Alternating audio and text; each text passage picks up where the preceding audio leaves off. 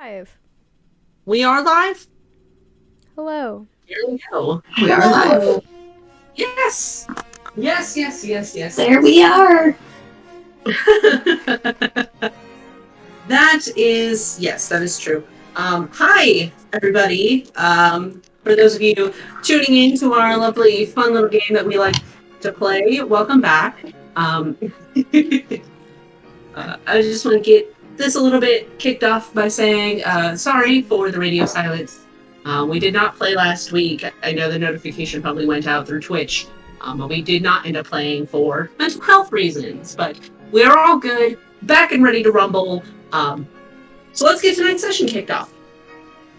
Do we have any announcements with immediacy?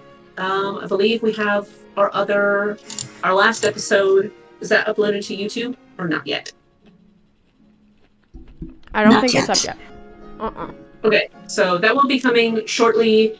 Otherwise, the VOD is still up on Twitch for you to access if you want to go back and watch and catch up for what happened 2 weeks ago. Now, other than that, I don't really think there was anything major. Sick. Don't believe so. Keep your eyes out. Keep them peeled on the Twitter page at Yondurian. Just for updates, stuff like that. We try to keep it posted regularly, consistently for updates and all that other good stuff here. So, shall we jump into tonight here with a character question? Character question. Character Yeah. question! We're jumping into that first. Okay. Yeah, why not? Think for a second. Yeah, that's Take a second. Take time. Yeah, the question tonight is, what would you wear to prom? Oh, whose turn is it to roll? It is Costco's turn. It is Costco. Costco. I haven't done a warm-up roll or anything. Well, while I get my dice out, Disco to prom would wear one of those super fun and funky, like,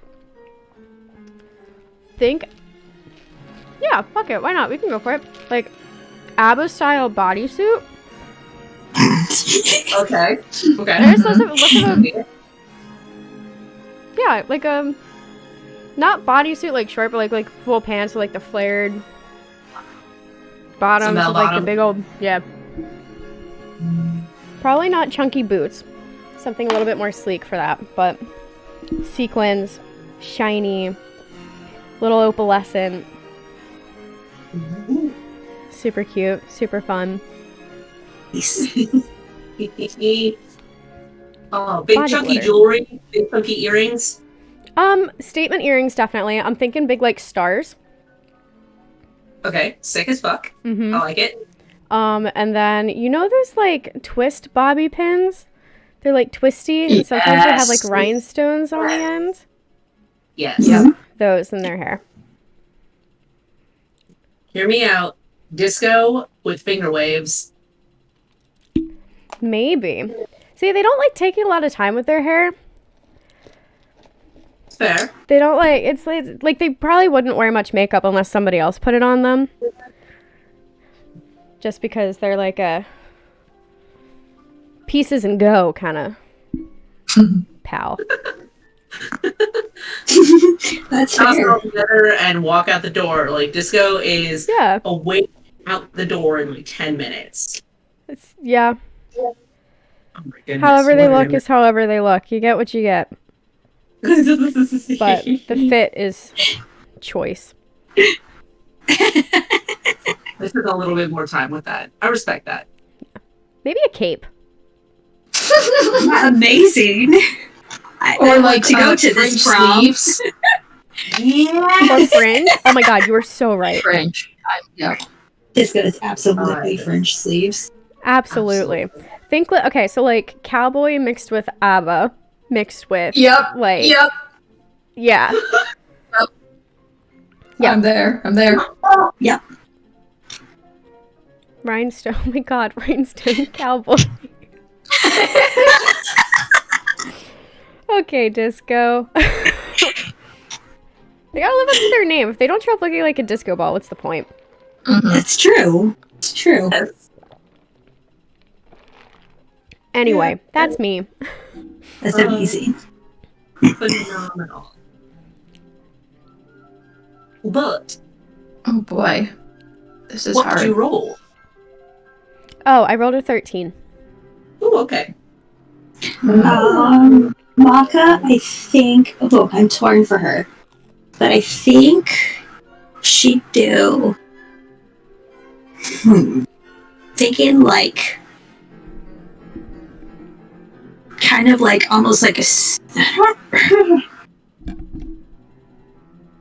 I had an image in my head, and now I'm not sure if it's right. I'm just gonna go with it. Like almost like a sweetheart neckline, but like off the shoulder sleeves, but like really dramatic, like, and then like long and flowy, but it slit all the way up the thigh. Not Like, I like it. yep, Hell yeah. in a like deep eggplant purple. Yes. Ooh. Is that dependent on season? Yes, the exact shade of purple would depend, but it would be some kind of, so like it would be either like a dark deep purple or like the brighter magenta kind of purple, or like the more royal bright purple, like similar tones, Mm-hmm. like similar kind of color, but yes, different kind of tones and slightly different for depending what season she's in. Wow. But purple and dramatic, and of course a flower crown with, you know, some gems in it, then just like flowers all over. She has a flower tiara. Yes, she definitely has a flower tiara. Yes. Ah.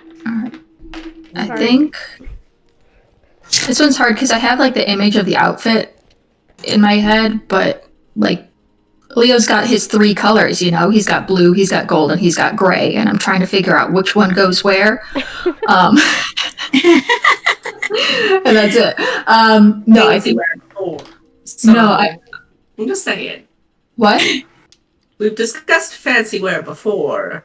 Yeah, but this is prom. It's different, you know. It's You different. can't tell me Leo It's would not different. show up as that bitch. No, he is. I mean, so he would wear the most perfectly tailored, like.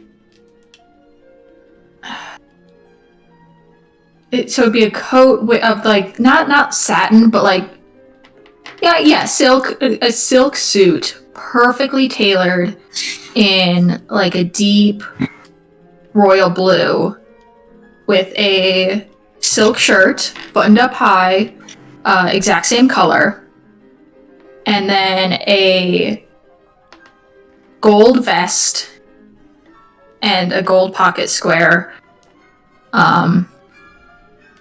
And it would definitely be a tailcoat. I've just decided. Oh, of course. Um, I would be disappointed if it wasn't. yes, Wow. and just be like the fit would be everything for him. It would have to fit absolutely perfectly.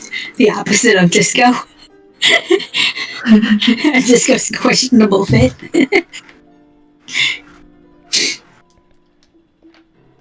Yeah, like get it tailored, everything.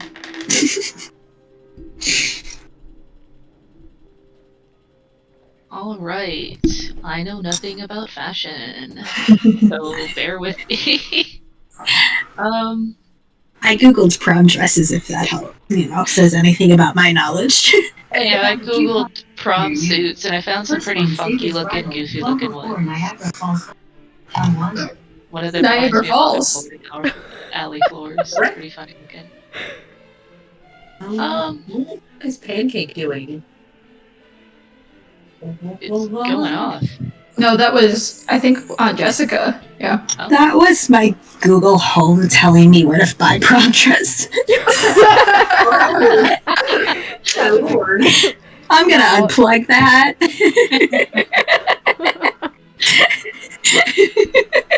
Anyway.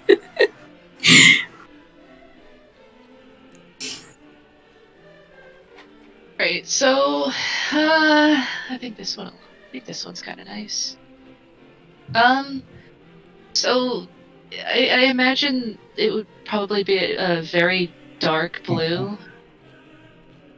and the suit itself would. How do I describe like? Hold on, I have an idea. Somebody help me put the pattern into words. Paisley? What kind of? I would say that's almost a jacquard.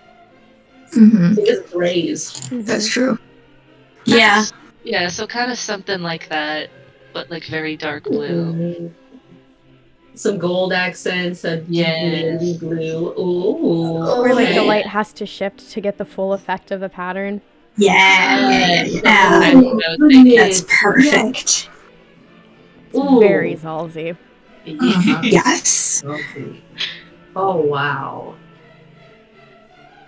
Ooh. So a light refractive jacquard suit and tie, bow tie, Yeah. in a navy blue. Oh yeah. That's handsome, sir. Wow. Very handsome. Very. My goodness. Okay. Oh shit. Yeah, I guess that's everybody. So it's my turn. Yeah. Cool. So this is an NPC that you guys have not met yet. Oh. I always throw a couple of surprises in there for you guys. So this is the lovely Lady Akabne Arston, who you have not met yet. That was really dramatic music. Yeah. But you have not been that.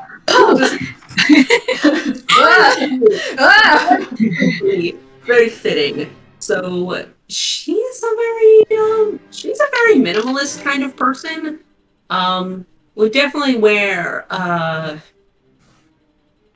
very sort of deep mahogany, very fitted dress here, probably spaghetti straps.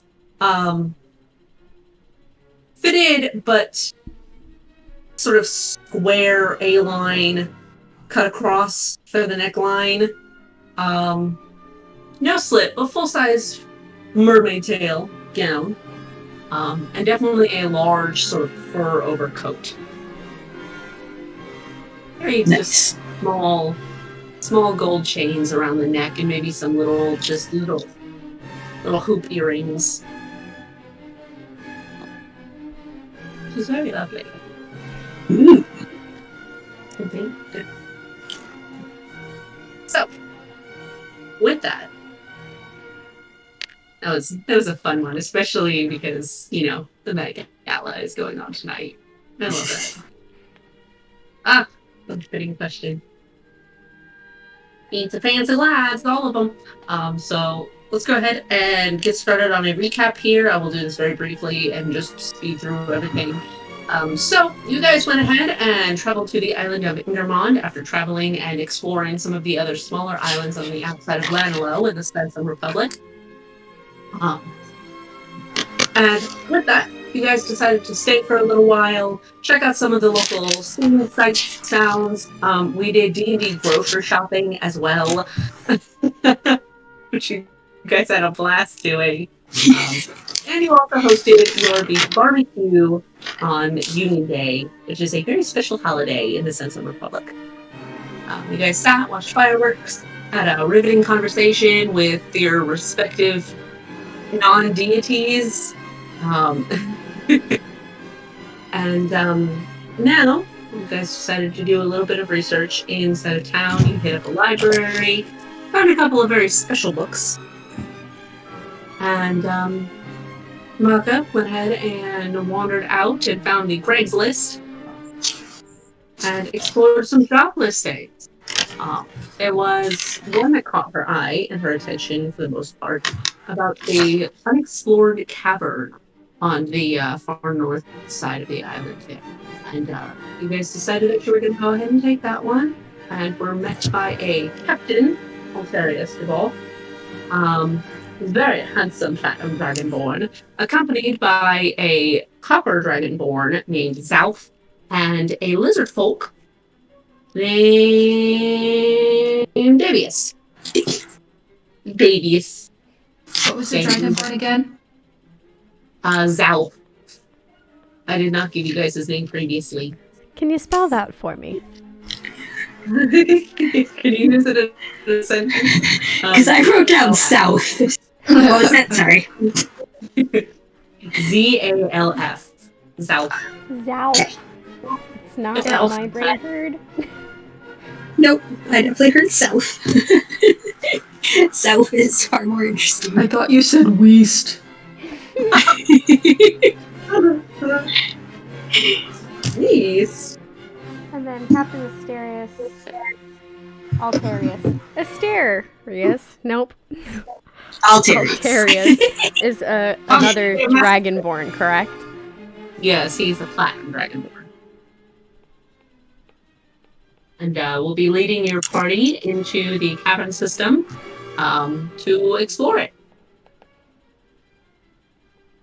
Which is very cool. Indeed.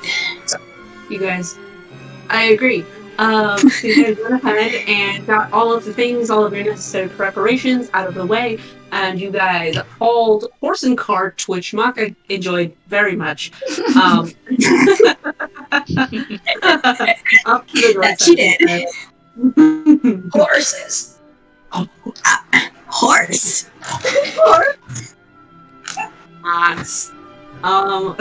To where you guys stopped, and that's where we left off last session, is you guys at the mouth, is to the maw of the cavern system here. So, you guys were getting your last minute preparations and jitters out of the way here.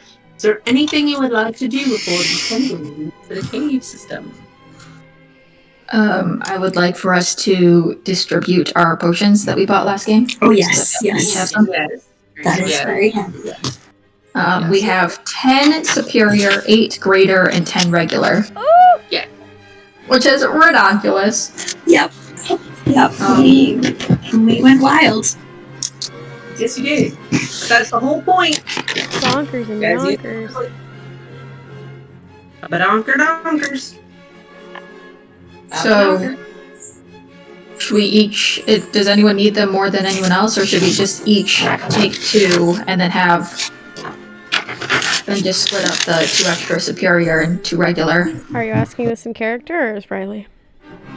Riley was asking, but I can't ask in character. So, I think I'm getting a cold, but... Well, get warm.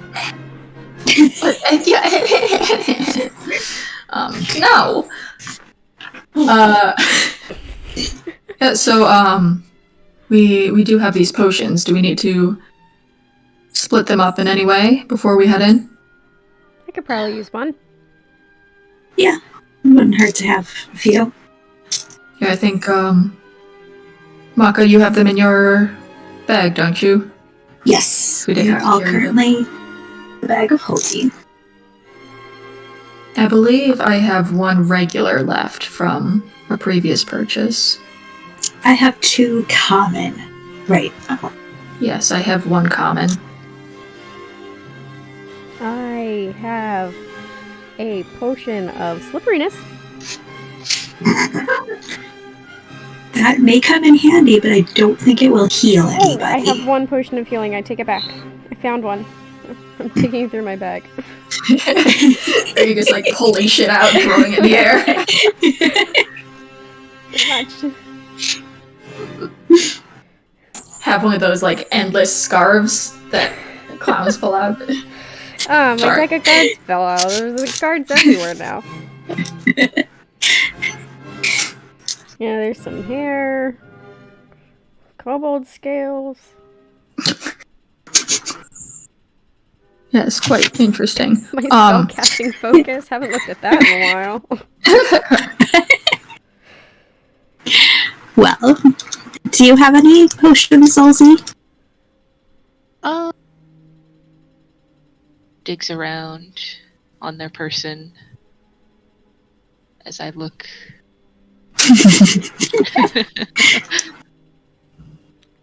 Equipment. I don't think that I do, actually. Well then, Zalzi should get at least 1 or 2 extra. If we have some to spare. Each get 2, and then we have a couple extra. I think we have lots of extra. plenty. So we can each take 2 superior, 2 greater, and 2 regular. And then we would have 2 superior and 2 regular left over. I will take 1 superior, 1 greater. I don't think I'm gonna need more than that. Well, we Are you might as sure? well split them up evenly between Yeah. us. Because you never know. It's a lot to put in my bag, but okay. I mean, I can keep the extras in the bag of holding, as opposed, like, if we want. But, and then redistribute them How would I put if we use. You go to inventory, and then next to like the search bar on the right side, it says manage inventory. Yeah. And then you can just filter and you can search potion of healing. Potion of heal. Oh! Ooh. Yes. And how many did I get, and of what kinds? So you are getting. Should we give Zalzi 3 superior? Yeah. Okay, so you get 3 superior, 2 greater, and 2 regular. These. And then 2 regular? Yes. 1, 2. Alright, excellent. So then we have, what, 2 regular and 1 superior extra? Yes. I can leave them in the bag of holding for now, and then if we use any, distribute them, as needed. Because I would hope we wouldn't need all of them in one battle. I should hope not. Are we battling? Well, I mean, it's a cave. We don't know what's in there. If they needed extra people in the party, they're just good to have on hand. Fair enough. I would much rather have too many potions than not enough in this case. Same. Hey, Well, we'll give Zalzi an extra regular as well. So then we should all have 3 of the regular. And then Maka has 4 because she already had 2. Oh, yes, because we already had. Yep. Okay, so I'll put 1. So 1 superior and 1 common will go into the bag of holding. And if needed, we'll go out then. Yeah, I'm only gonna take 1 superior and 1 greater. You can keep the rest in the bag. Okay.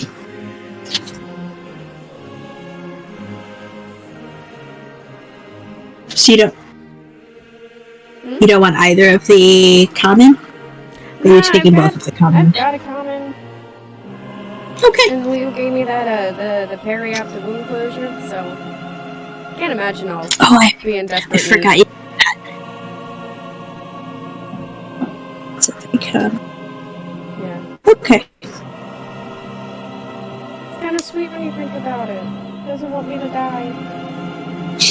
I can honestly say I do not remember doing that. I honestly don't. I don't remember buying you that. It was, you guys went shopping. Oh, right, and you after I went to bed. Yes. Yep, okay. Yeah, You got the amulet of health and gave Yes. Isco the... Yes. I recall now. Yeah. Yes, I definitely remember doing that. Maybe it happened in your dreams. Well, you have it, so certainly didn't. Dreams do come true, Leo. They do. Right. Okay. Maka's Shall gonna we? say goodbye to the horses before we go in. Just a couple little pats and those, scritches. Valid. Sorry, I'm just finishing setting up your cave system. Ooh. Yes, because I did not prep the map ahead of time. That's on me. That's my bad. I'm a dumbass. Nah. Life. Yes. I was engulfed in pasta heaven.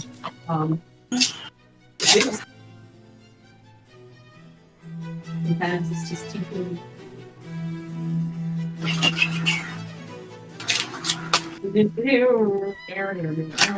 You're asking Zelzy something? Alright. Leo? I was not. Oh. Never mind. Okay. Function. Yes. I am tweeting our link. Tweet, tweet. Tweet, tweet. Can you speak a link?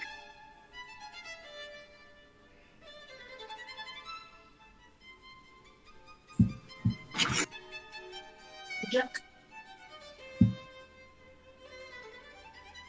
Very quickly. Running out of map room. I get to use a cool coaster that I have, that I bought, that has, I can put my drinks on there, I can write how much damage I deal, and heals, and how much damage I take, and my kill count, keep track of death saves. Oh. Pretty nifty. Mm-hmm. Yeah. I would say who it's from, but we're not sponsored. But it's from Cantrip. It's from Cantrip Candles. Not sponsored, but an amazing company.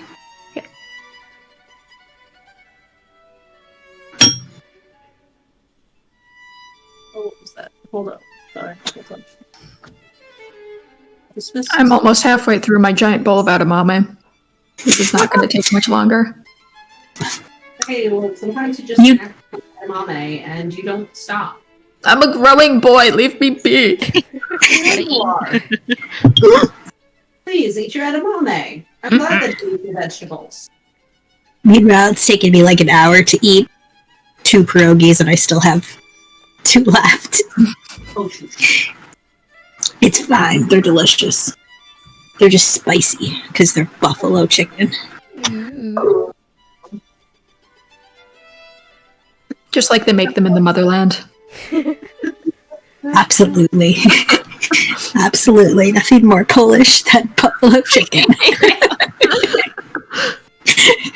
I love how Connor and I just both collectively immediately went, We fucking know. Well, we know what's good. We know what's good. Okay. I'm almost done. I promise. I'm almost there. At least for the first 4 of all of this.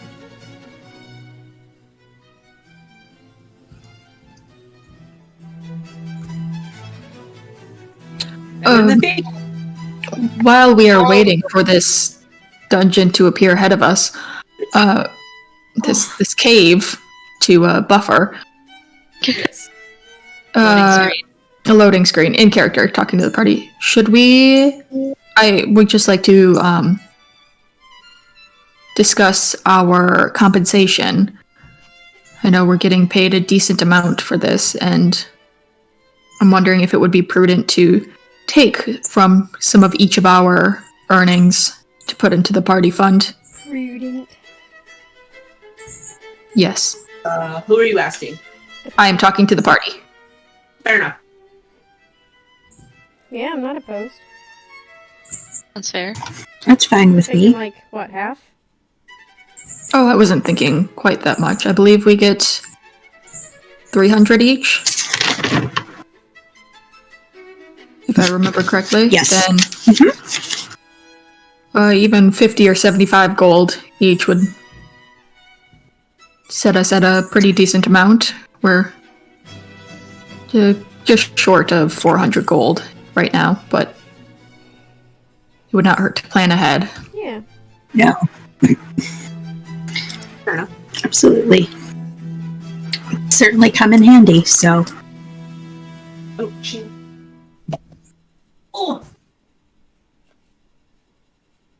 Who's hoping Jessica, updated Zal's Yes. with fun time? out of character, Mhm. Jessica, did you buy the bag of holding with your own money? Yes. Would you have been wanting to have been Yep. Would I want it to come out of party funds? Would you have wanted to be compensated for that? Because if you had mentioned, like, you could have just taken the money from the party funds. I'm going back to try and figure out how much it was, because I know we got it for really cheap. I think it was only like 200 gold or something. Yeah, so it'd be one of those things where she wouldn't ask, but if it was offered, It was kind of a probably thing. offered, yeah. where the heck?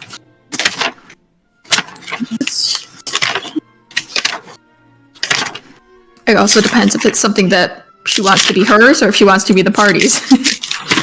It's kind of a little bit of both, because she's holding a lot of party stuff in it. Like, she's got the tent in there and all that stuff, but she's also got her own, Right. project stuff in there. So, Right, I mean,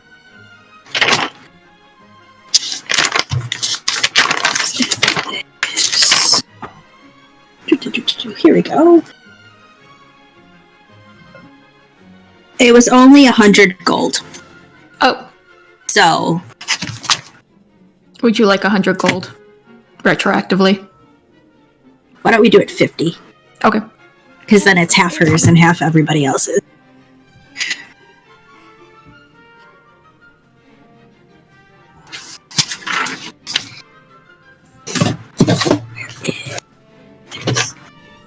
Thank you.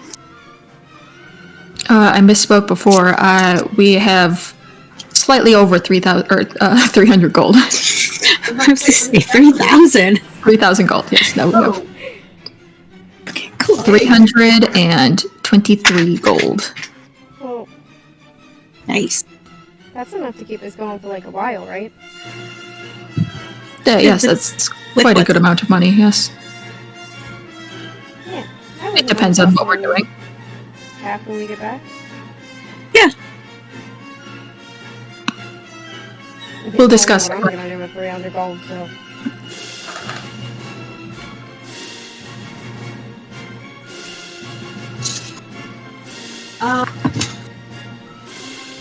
Damn, Pancake is jamming.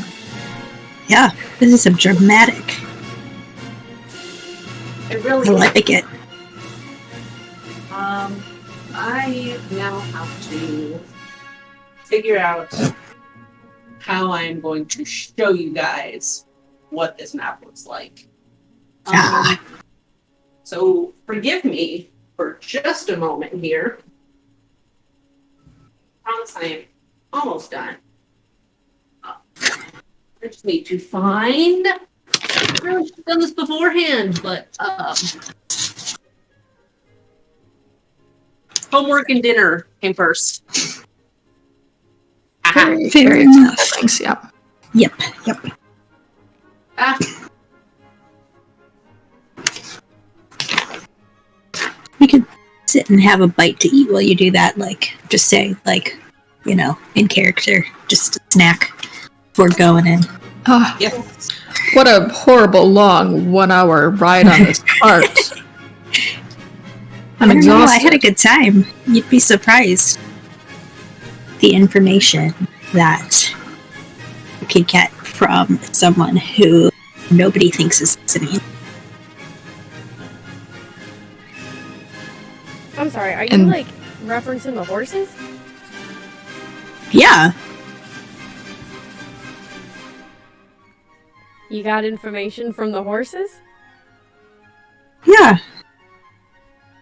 What do they have to say? I can't say I've ever talked to a horse before and had it respond. just, who's kind of, who's the worst ones to be around, who, the nicest to them, and just like stuff that they've heard, because people talk on trips, so they've overheard a lot of local gossip, and we're very happy to share it with somebody, because usually nobody asks. And they shared this with you how? Talking to them. They just spoke back to you. Yeah. I look at the horses. Oh. Hello! How are we doing today, fellas? I'm not getting any words, Maka. Well, it might be because you don't have this, and she'll hold up her hand and point to the ring. Oh. Is that like a horse decoder ring? Decoder? That's exactly what it is. Are the horses telling you to be sure to drink your Ovaltine? Eat my apples. An apple a day. Keeps the horses at bay. Yep. Or does it make the horse bay? That is the question. That is a very good question.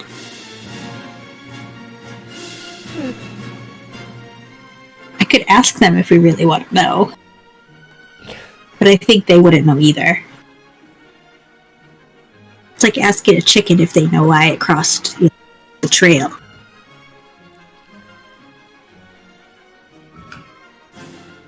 Ask the chicken if it crossed the trail? It was supposed to be a more existential question. Oh, Sorry, my video keeps cutting out. I think I have bad connection today. oh no. Adam. Alrighty. So, here we go.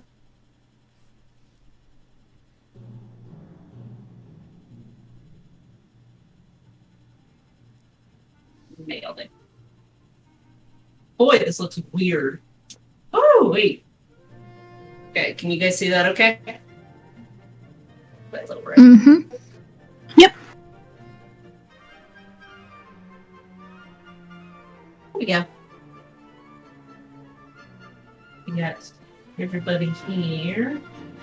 Actually, can I have as you guys go ahead and wrap up your little bit of afternoon snack there, before you descend into the tunnels. Cheese. May I have, We cannot hear you super well. sorry, I will move closer. Thank you. May I have a marching order for who's going in?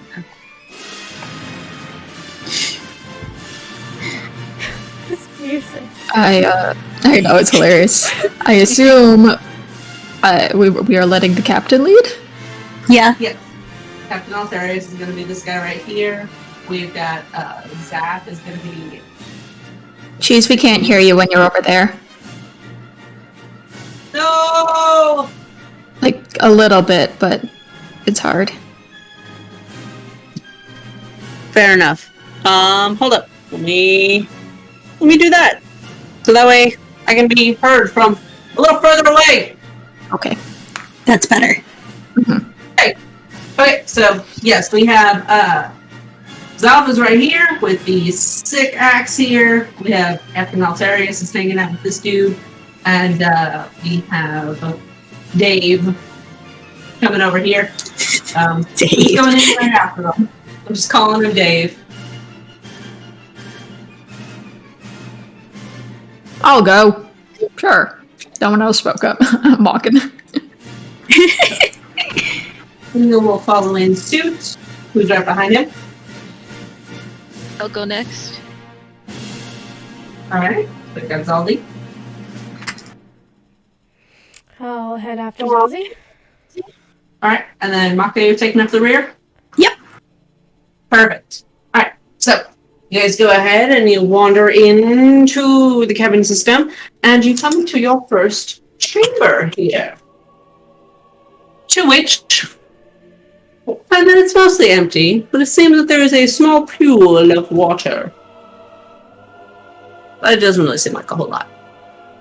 It's not sparkly. I don't know. Is it? I will look at the pool to see if it looks like an ether pool. Yes. Alrighty. Just go ahead and make a quick perception check. Can I also? Yeah, go ahead. Wow, we're starting Oh. a great night. Oh? That sounds like sarcasm. 8. 1. Oh.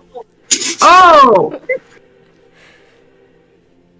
Ouch, buddy. Buddy. That's brutal. It's going in the jail. Yeah, that's fair. So you guys both like kind of take a quick peek at the pool as you're walking by, but no dice. Literally. You kind of look and it just looks like normal water, and you're like, not worth investigating. Cave water. Cave water. I probably wouldn't drink it, but maybe. That's probably a bad idea. It might be stale and still. That's okay. I've had Oh, you want to super quick still stale, water. stagnant water living underground. Oh, stagnant water. La, la, la. Oh, that is ugh. Ugh. Yuck. I've had worse.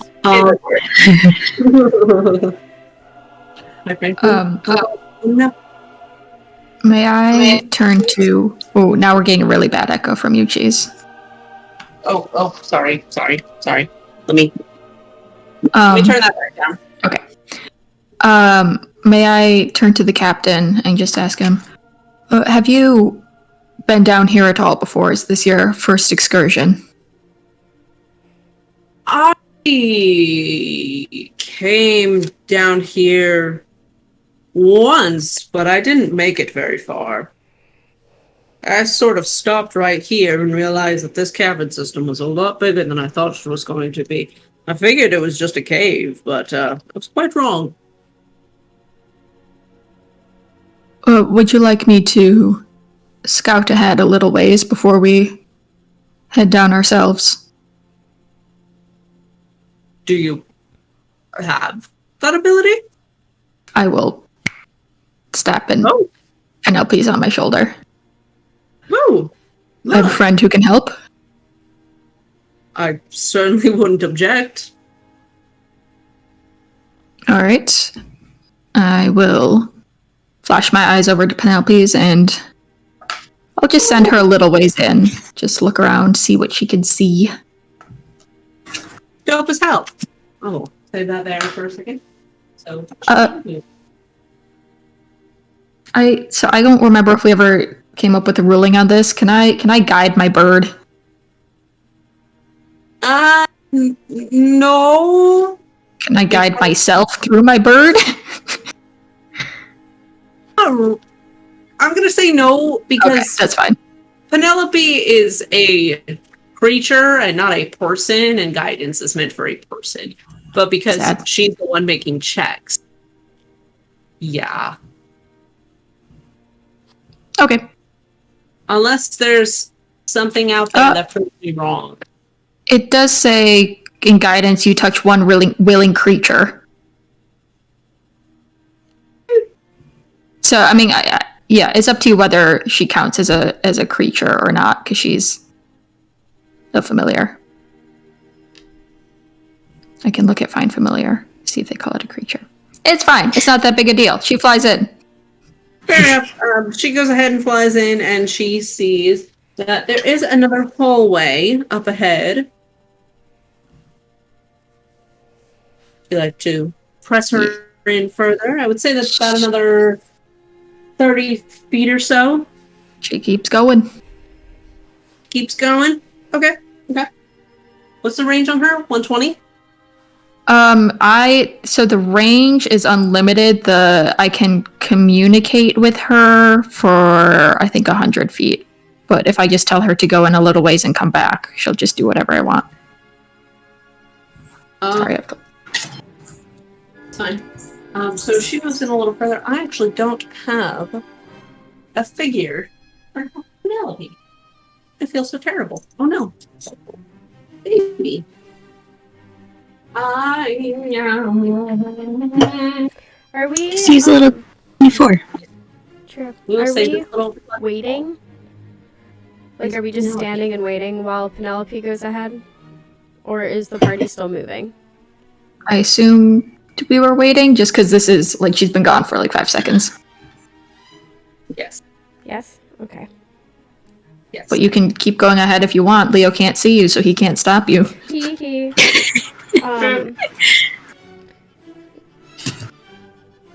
No, I was just curious.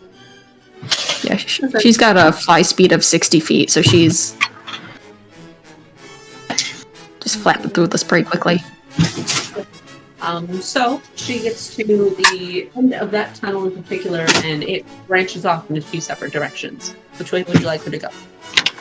North. Do you know what one? Northward. She goes in about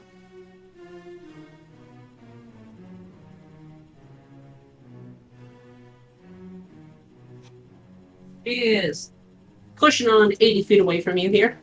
Okay, you're off camera, so I can't see. Oh, yes.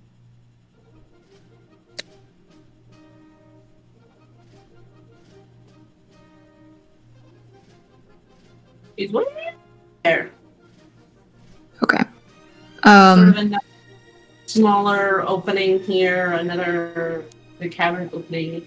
If you go ahead and make a perception check through her eyeballs. Penelope gets gray, so I'll use my gray dice. 30.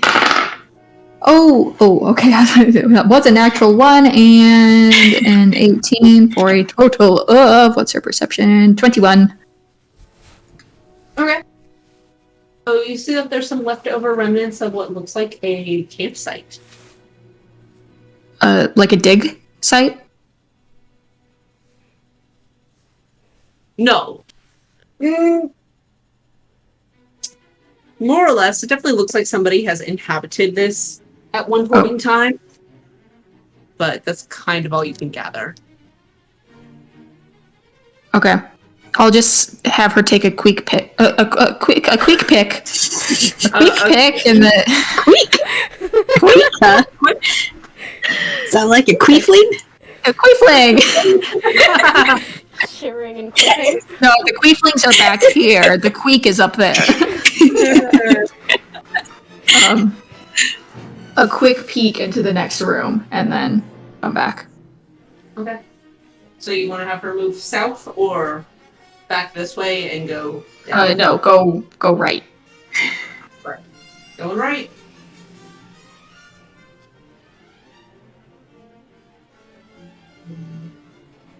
$100. So pushing on here a little further, and you see that it just continues to be open space to stuff until it comes to an end. Okay, I'll drop my vision from hers and bring her back. So it splits into 2 up ahead, and I took the path that went left, and it just seems to come to a dead end. I didn't explore down the other path. Was there anything at the dead end? A wall. There wasn't like In all honesty, yes, there was a wall. there wasn't anything like along the There- path that you took? It looked like someone may have been there at some point. There were definitely signs of some life, but nothing active. So there was more than just a wall at the end of the dead end. No, the other things were ahead of the dead end. That makes sense for there to be sign of people down here, Captain? I can't say for sure. As far as I know, this was unexplored territory. I haven't really delved super deep, but it seems strange, yes.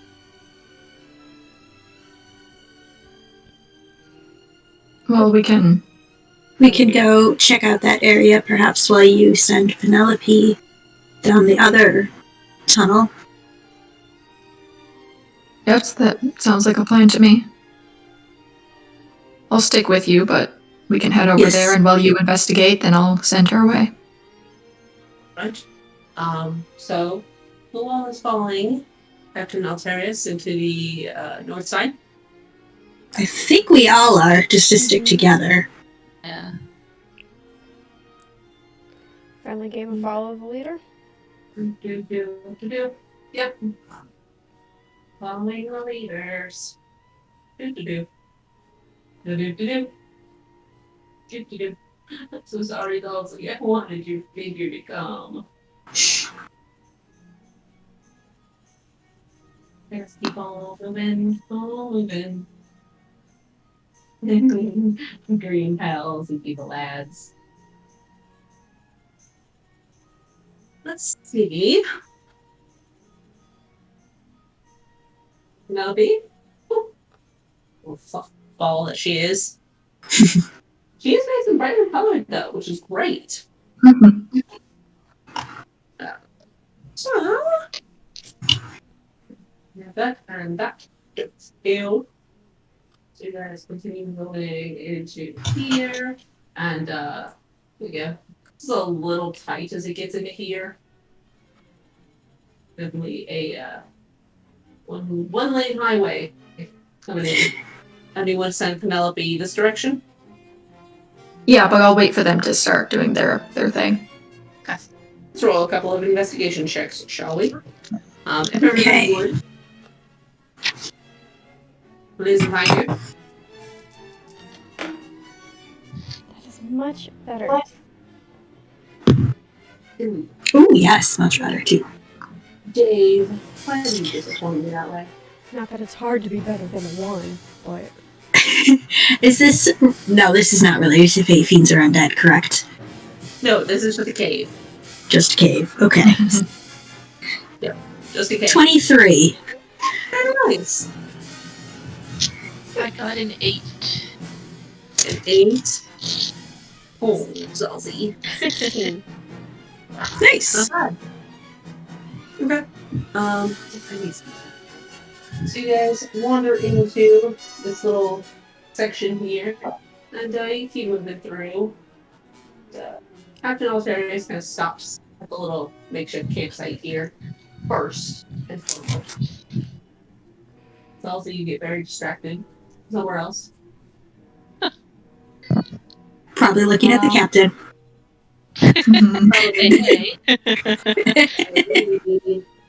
And you like call back. So you guys that are looking over the campsite here, you notice that there are some leftover furs. There are some discarded broken weapons. It looks like there's a pickaxe that is stuck into the wall on the far side. You see that there's a little campfire that's been scattered and put out long ago. It definitely does not look recent. The furs are matted and dirty and nasty. They got some cobwebs on them too. And they're kind of gross. Guys, just go. I imagine you would curiously peek inside of the cavern a little further here. You notice that there are large, sort of side-growing mushrooms that are all sticking out of the wall here. And it looks like they're growing in between all the little cracks and crevices and broken pieces of stone there. And they just kind of reach all the way up to the ceiling there. So I would say about 10 feet tall. So they're like pretty big. They're pretty big.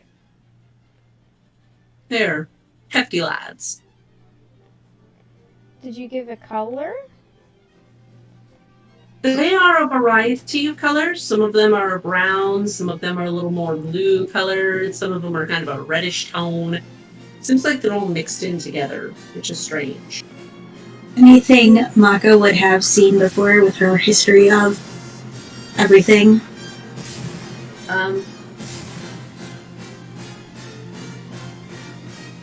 Say, wandering over that direction as well. Especially with my 23. Especially with your 23, which is sick as hell. So you look, and you kind of look at one of the bluish ones in particular.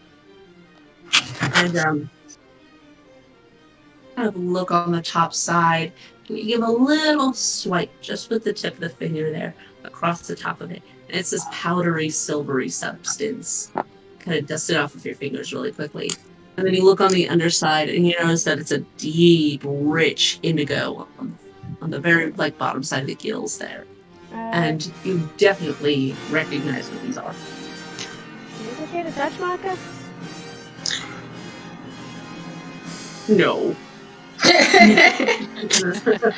They are not. No. But They I are not. imagine, I think Mako wears gloves, doesn't she? She has archer's gloves? Or no? And she's got fingerless ones, so. Oops. Yeah, so I would imagine you probably dust that off your hands really quickly. Yep. It's mostly the undersides if you don't want to get on your skin. Yes. Just stay away from the bottom of it. That's where it's bad. Bad news. Stay away from the bottom of it? Like the underside of the cap there. There. She kind of points to it without touching it. Like jellyfish. Exactly. These are So definitely no touching. These are known as iron caps. And they grow in mineral. This fucking music is sending me right now. It's so funny. I love the Candace in the background. It's making me so happy. Yep. It's dramatic but lighthearted. So yes, Maka, you do recognize these in your many excursions. You did not know that they grew in cave systems, but they almost exclusively grow in decaying areas and very mineral dense areas. These are called iron caps, and they are an incredibly toxic, highly hallucinogenic mushroom. So like what happens if I touch it? You have to make a con save. They're very. Basically, they're hallucinogenic.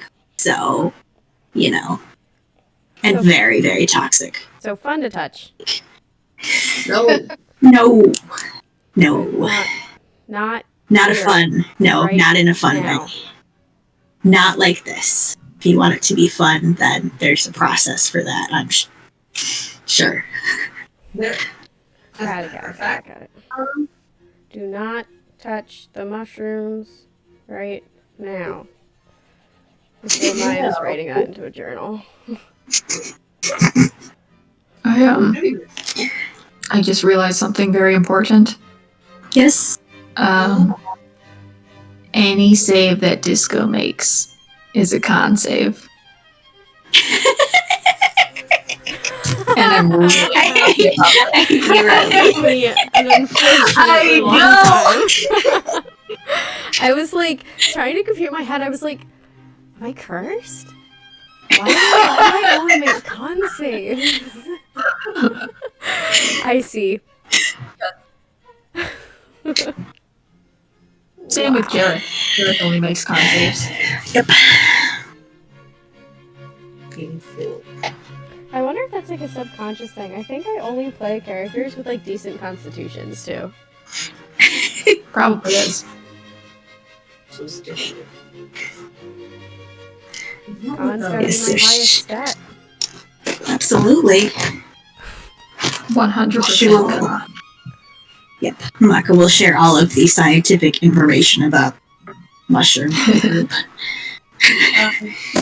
I I can find it because, again, I have specialty notes on these. In particular, you do know for the multiple runs that you have done with your previous employer, is that nope. Nope.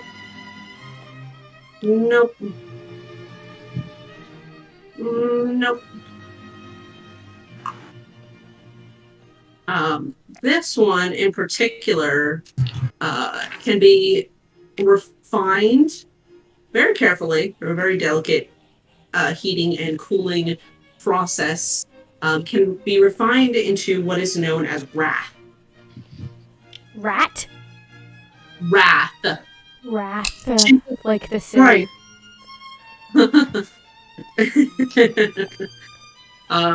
Closer to RAITH.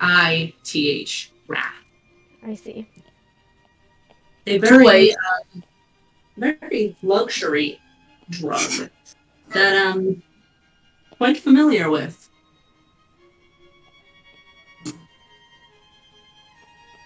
None of you are familiar with it, except Maka knows what it is. Is it just the underside of the cap that's tough to like? Is it like you can take the stem? Yeah, the stems can be cut, and you can preserve it that way. And the tops can be touched. It's just kind of dusty. Okay. Yep. She will grab her little letter opener knife and just kind of cut one or two of them. I thought we said no touching. I'm not touching it. I told you where to not touch it. You don't touch it in the bad place. You can touch it everywhere else.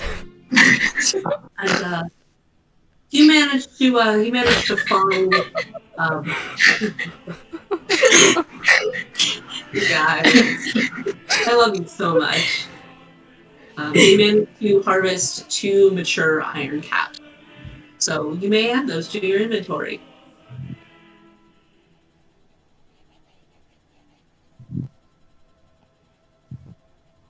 All right.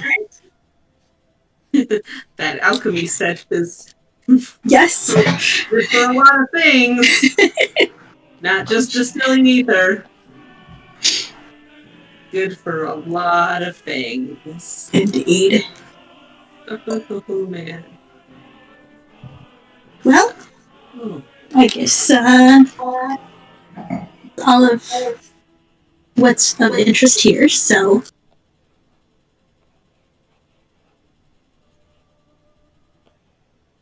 Nothing else?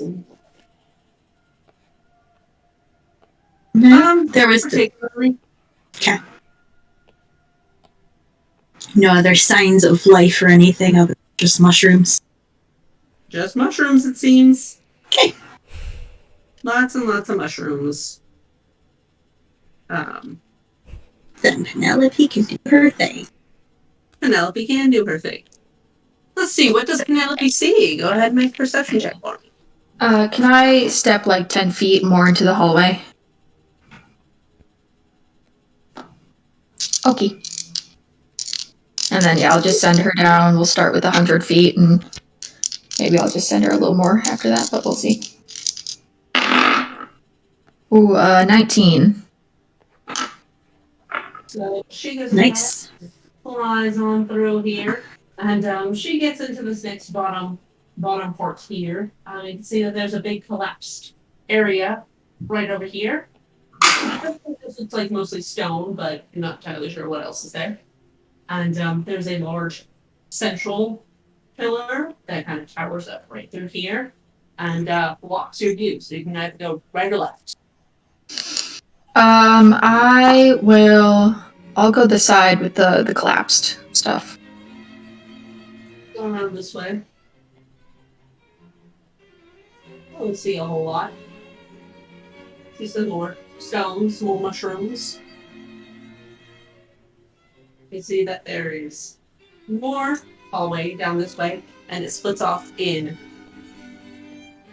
Yeah, thank you. Woo! Yeehaw!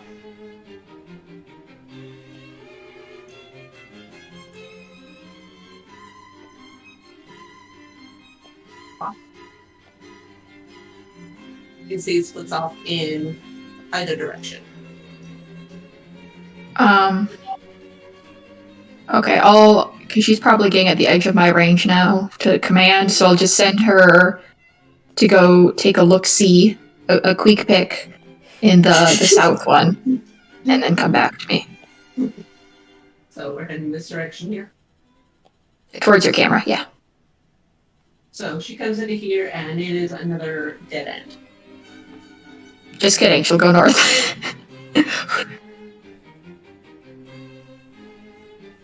You can see that here is another long stretch of hallway that continues on. Can you move the camera up again? Thank you. Okay. As we've explored the first. Yeah. I'll bring her back and just tell everyone, there's another small area with some collapsed rubble, it seems, and one more dead end, but then a hallway that seems to continue on. Nothing much of note, though. Alright. Guess we can continue on then. There's gotta be something down here somewhere, right?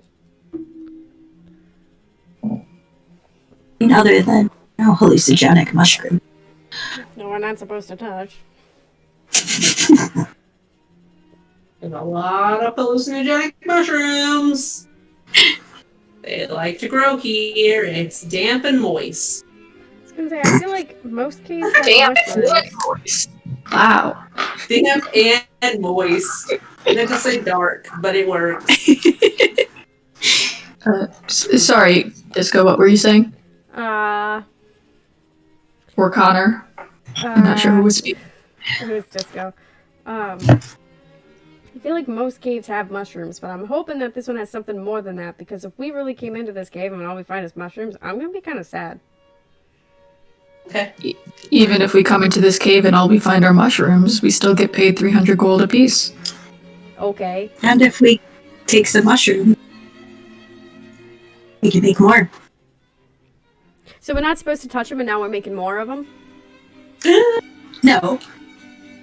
Make more money. Yes. Oh. Yes. I see.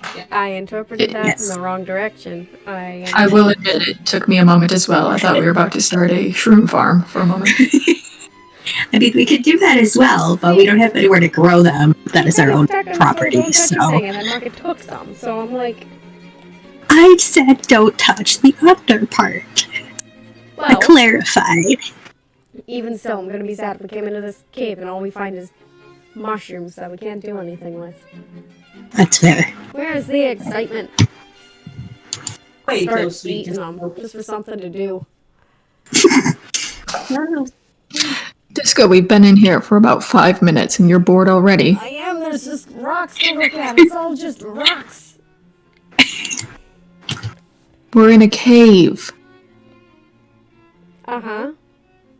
There are going to be rocks in caves. Well, yeah, but usually there's something a little bit more than just rocks and caves. Like, the other caves that we've been in recently have had eggs, sparkly water, I mean, other memories to There's- consume. there's a pickaxe in the wall if you want That that. is true. I go over to the pickaxe. Try to pull it out of the wall. Oh. Okay, Crunchy. go ahead and make a strength check for me. Like, bracing my tail against the wall to try and get extra leverage. Excellent. Oh, okay. 15. Oh, okay. Not bad. Okay. That's pretty good. So, That's pretty good. with one good, solid foot up, arms out, tail pushing against it, kind of go and pull it out of the wall. You now have yourself a very rusty pickaxe. I hold it up and go, yay! You wanted a souvenir. Hit You have a rock. souvenir. See, the exciting thing about pickaxes is that you can turn rocks into more rocks. I'm so excited. I thought you would be. Think of the wall, though. If you think about it like that, like if you make it smaller rocks, you're changing how the wall looks. So it's already more exciting. Yes, this is true if we're talking in terms of entropy. Disco slow blinks. Oh, Disco. You got the nerds going. Does the worshipper of chaos incarnate not know about entropy? Oh, did you interpret that as though I didn't know what you meant? Yes. Oh, no, I know what you meant. You're just unenthused. Yes. Understood. I turn around and I chuck the pickaxe as far as I can. I don't know how much space there is, but I want to throw it really, really hard. You're at the dead end! I'm gonna... I can step out into the hallway and chuck it down the hallway. Leo's in the hallway! I will, you know what? I will chuck it directly at Leo. Oh my god. We're gonna have to use our potions. I would lean Because around of Leo Disco. and chuck it as hard as I can. I don't want to hit Leo with a pickaxe. I'm just being a brat. Are you sure? Yeah, because then we're gonna have to go and get you like a tetanus shot, and it's just not worth it. So, go ahead and make another strength check to see how far you throw it. 5. You kind of like go, huh? And it mostly just falls to the ground like 5 feet in front of you. Yep. Stupid ass. You good? Pickaxe. Pickaxe. You good to keep going then? Yes. Me? I'm ready. Okay. I have been very much ready. I am just waiting.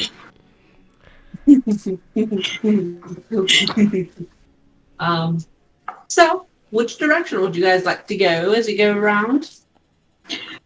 Is that like... Oh, go ahead. Nope, you go. If you have a I was question. just gonna say, is that like an actual pillar there? Or is it like just... It's Like, just stone column, like... It's not like a pillar that's been like carved out. no, it's just Natural. Okay. Kind of, this is what I had to work with here. So Okay, no problem. Just wanted to... If there was anything on it, I would have expected it. But if not, then... That's all. dope. Yeah.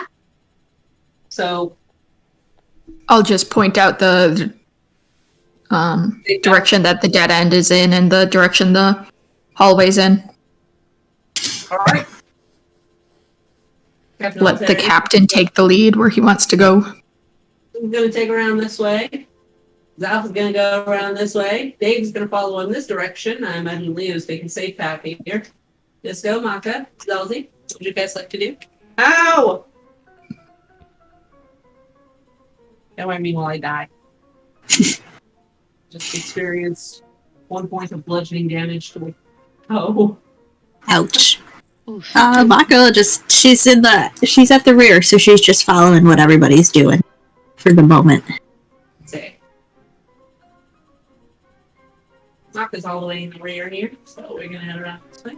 Hey, Disco, you wanna check out that rubble pile?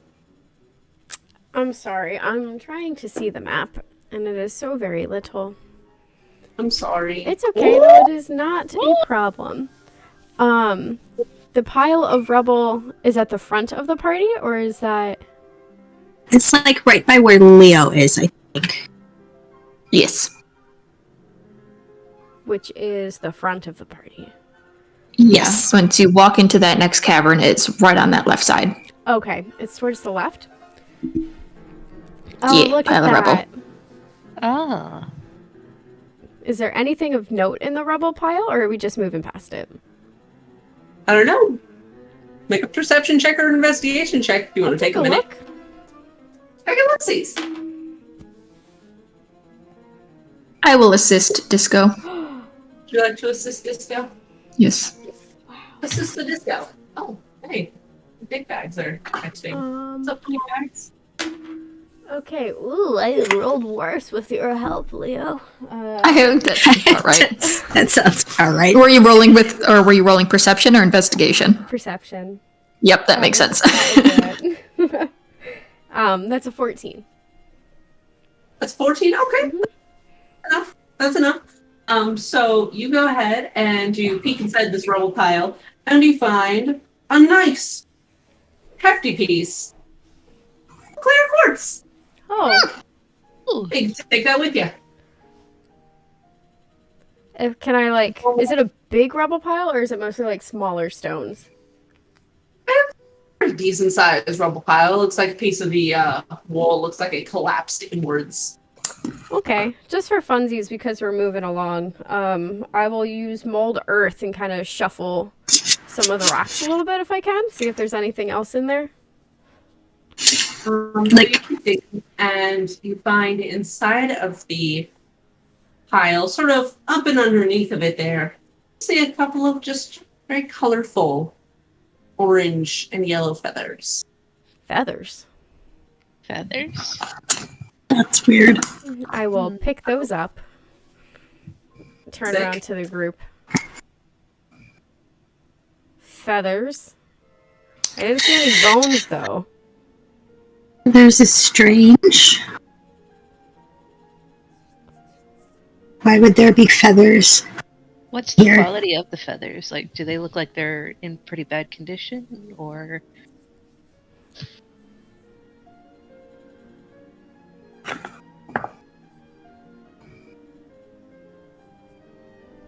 Did you hear Zelzy? No, I did not. What was that? I asked what the quality of the feathers look like if they were in pretty bad condition, if they looked really old, or. Kind of look at the feathers, and they still pretty decent. It looks like they kind of settled into this rubble pile. But they're still nice. They're still smooth and silky. A little frayed on the edges. But mostly. But mostly good. Pretty. Do you want them? Zalzi, do you recognize what sort of bird these might be from? I know you're rather acquainted with nature in the area.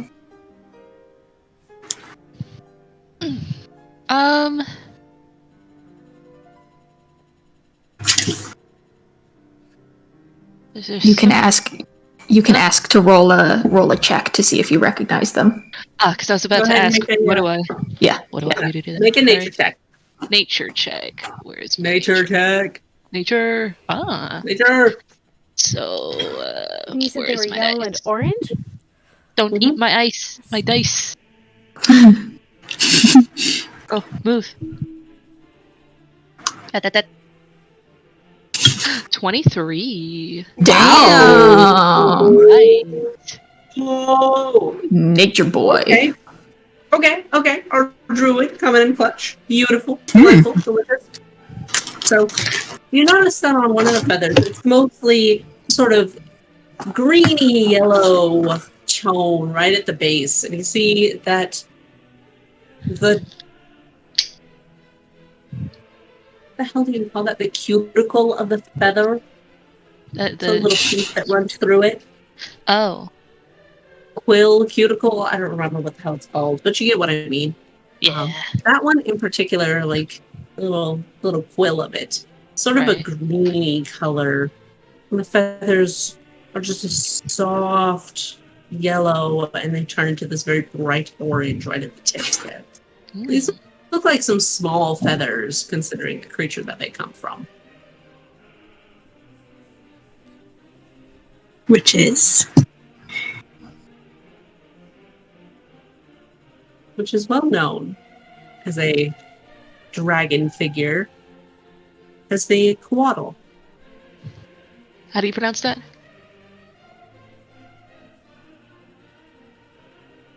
Oh, we Wait. cannot read that. Coatl. Oh. See them. Ooh. It's one of those. Very pretty. Biggie lad with wings. Oh, okay. So I relay that in a bit of a simplified version to the group that these are small-looking feathers and that they belong to a quaddle. Is that something we need to be concerned about? I would say we keep our eyes peeled. Yes. Coming from Dave. Captain Altarius turns around and goes, agreed. We might be deeper below, but still. All right. Good to They're know. known to be unfriendly. Can't say. Never met one.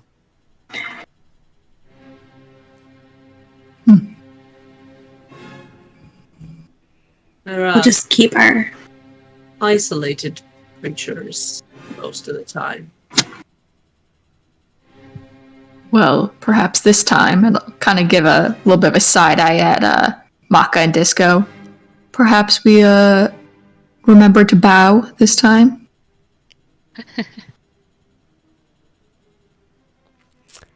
I look at Maka. I look up at the ceiling.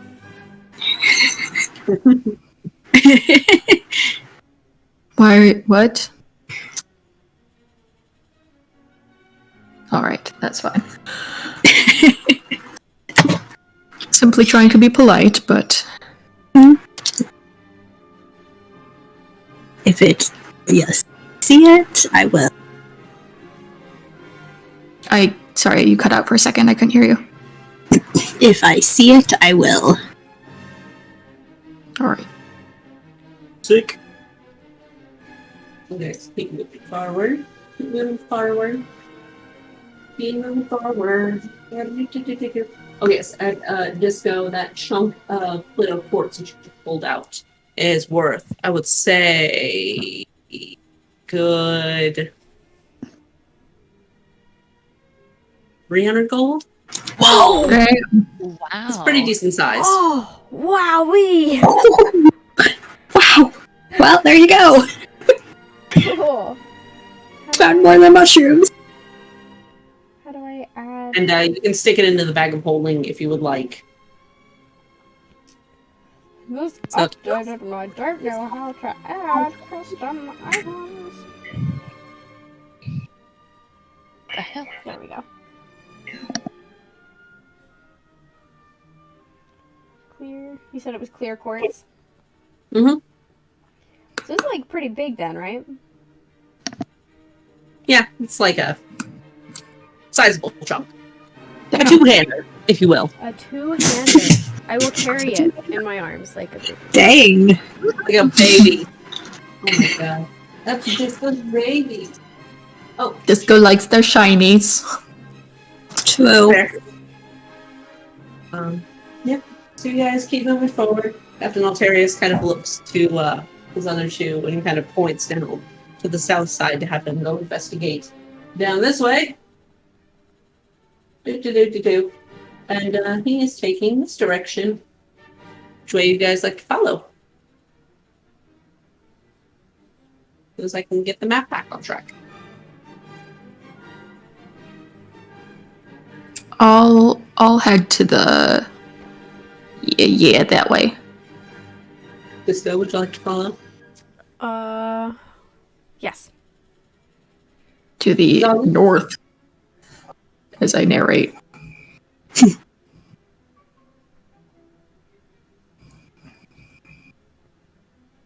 Zalzi, which way are you going?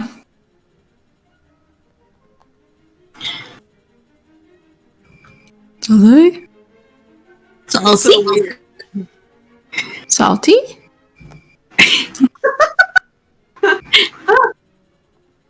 We lost Salty. Oh no. Salty! Oh no! Salty! Salty! He may perhaps be grabbing a snack. Yeah. Yeah. She'll kind of go in kind of the middle, kind of like a a little bit closer. She's not going to go into that dead end with the other two, but she'll kind of hang with them just to kind of like glance in. Hang on. Hallway area right here. Yep. And as they're gonna go ahead and make some checks. Let's see if they find. Oh boy. Can I assist them, or are they already assisting each other? They're already assisting each other, and they didn't roll very well. Oh no! Yep. So as they go ahead and look inside of there, as you're peeking in, go ahead and make a perception check. Okay.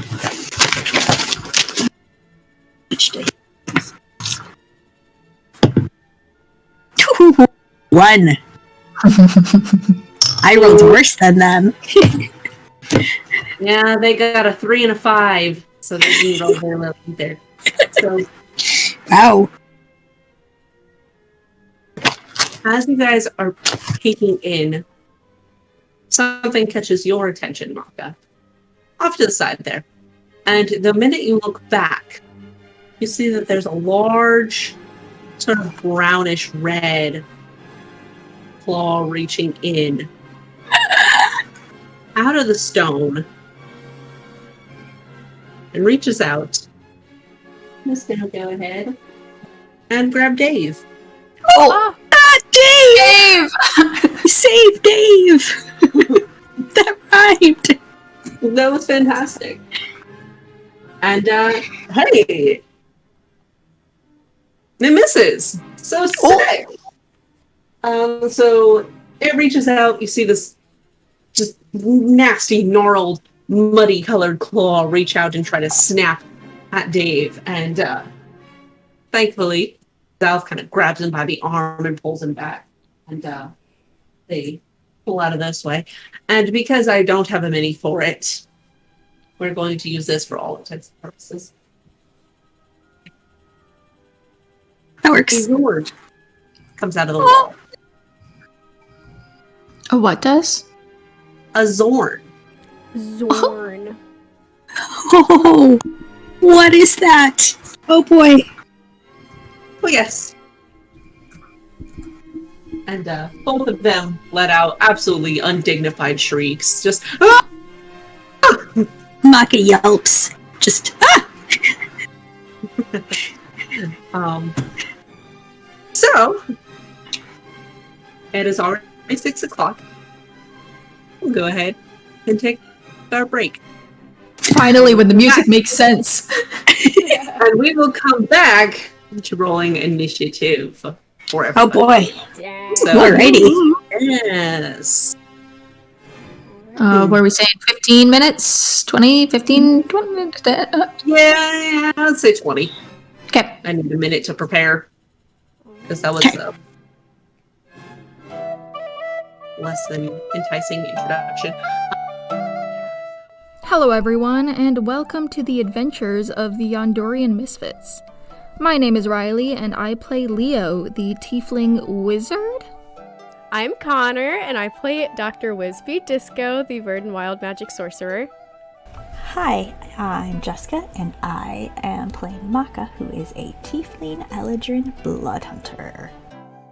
My name is Zalzi, and I play the dragonborn druid of the same name.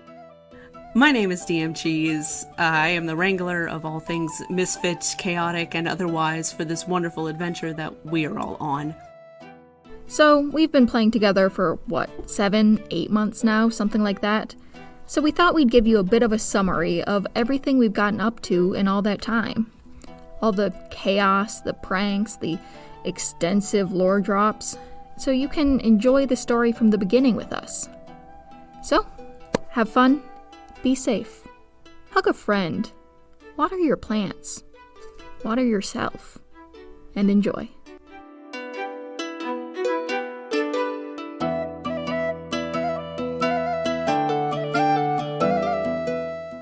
Disco, a curious bird and sorcerer with an open heart and eager imagination, has spent their life wandering. Born and raised in a small Verdant clan on the continent Astriv, Disco spent much of their youth learning, interpreting, and following the teachings of an entity known only as That Which Endures. After reaching adolescence, the young acolyte set off into the world to follow the directives of their chaos-based entity, who began reaching out to Disco directly under the more friendly name Malduk. With new friends at their side and That Which Endures to guide them, Disco seeks understanding of divine plans past and present. Galileo Monte, or just Leo, comes from the city of Kaldev, a center of magic and commerce in the tiefling country of Hussar. There, he studied under the esteemed Archmage Ren Aland, and he quickly became one of the most promising young mages in the area. However, much to his chagrin, Leo reached a point in his studies where it was necessary for him to leave the comfort of his libraries and books and head out into the world to gain practical experience with his magic.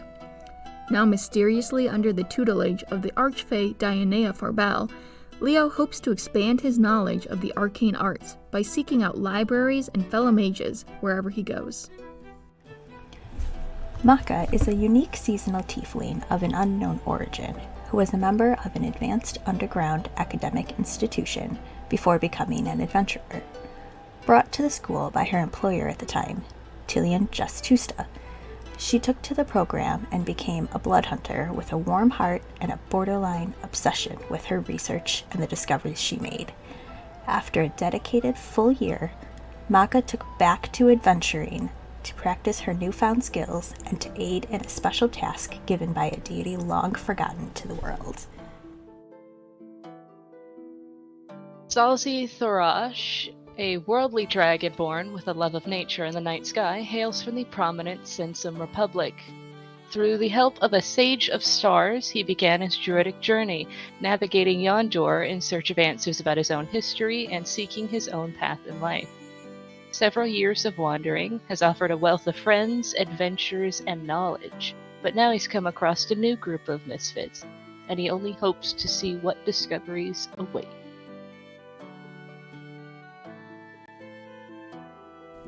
Our story starts, as D&D campaigns often do, in a tavern.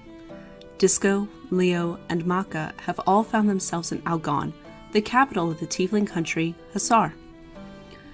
When a bar fight breaks out among some patrons at a local inn, the three of them, joined by former pirate and cleric of the Moonweaver, Colby, work together to bring the room back to calm.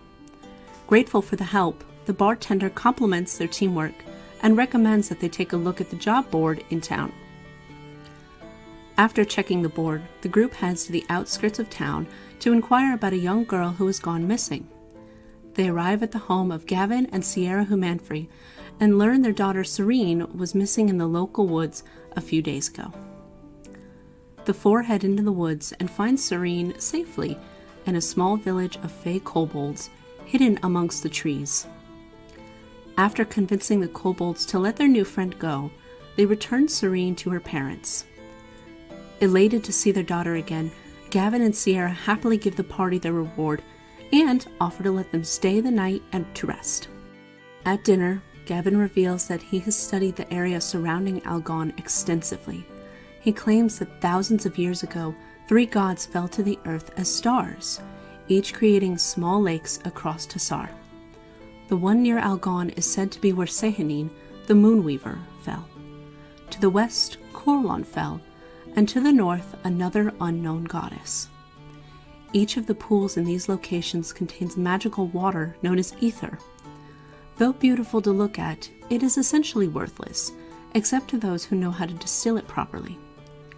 Colby, having been gifted a magical vial from the Moonweaver, immediately goes to collect the water. And so, the party obtains its first vial of ether. The next morning, Disco, Maka, Leo, and Colby head back to Algon and spend the day stocking up on supplies. They visit a local magic store owned by the enchanter Darla Giovanna. She offers them a large discount in exchange for a task. She needs platinum dragon scales, which can be found in the Sensum Republic, the land of metallic dragons to the far south.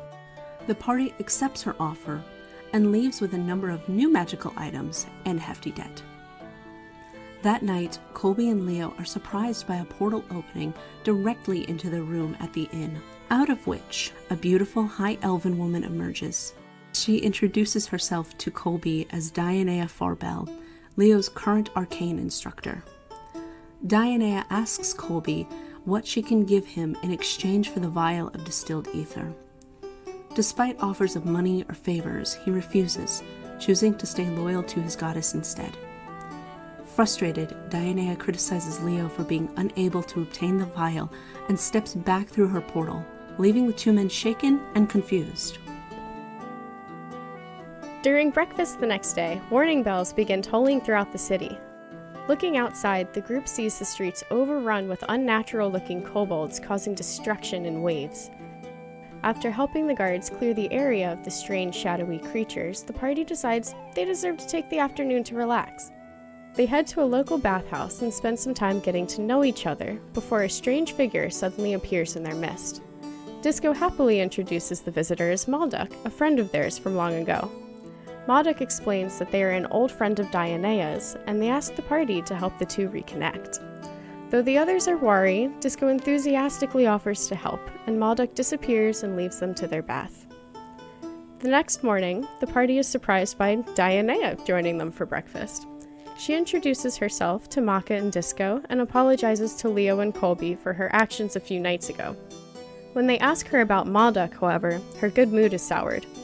Though she doesn't go into much detail, she explains that they have a complicated history, and that both Coralon and Sayanine were involved with some mistakes she and Malduk made in the past.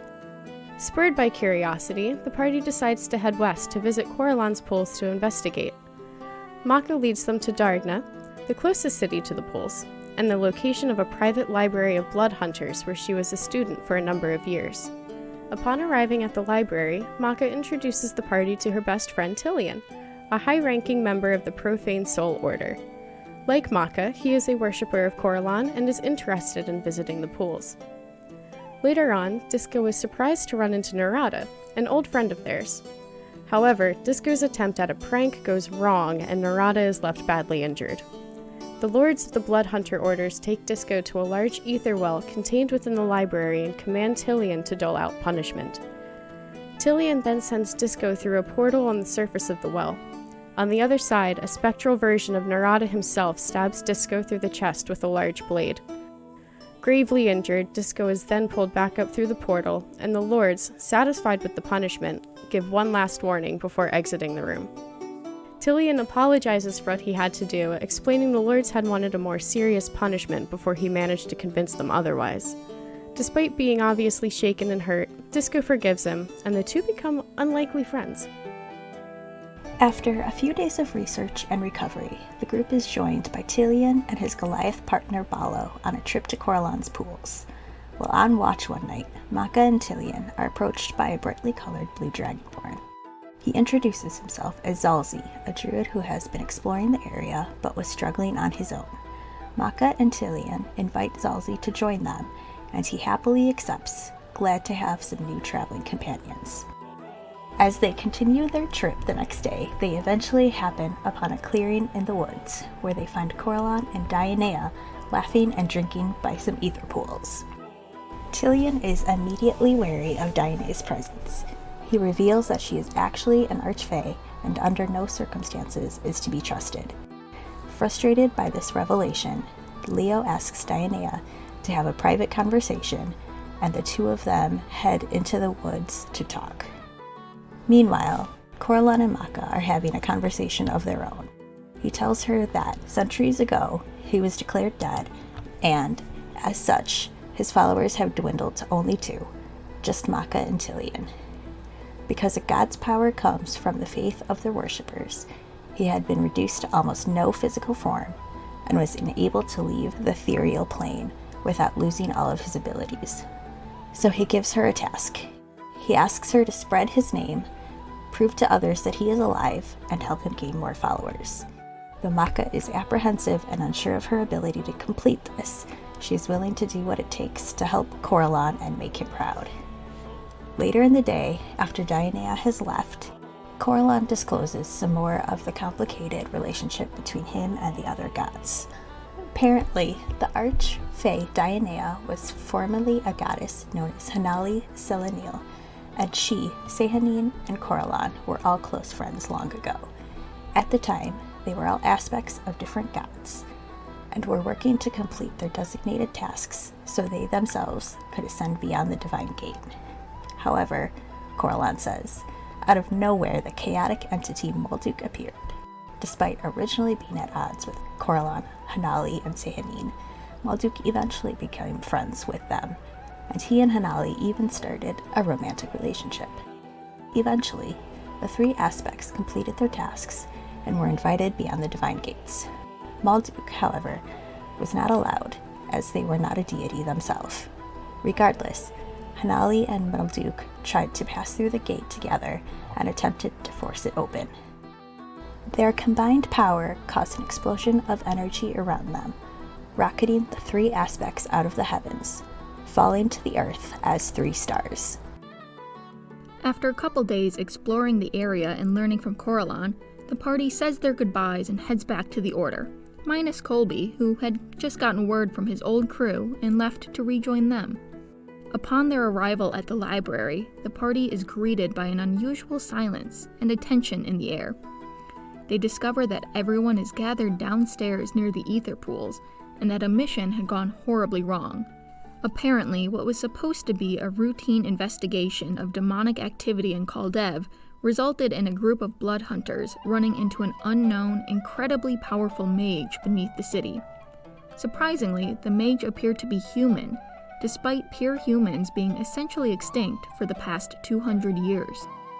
After a confrontation with the mage, the group was left petrified and were only able to escape due to the sacrifice of one of their members.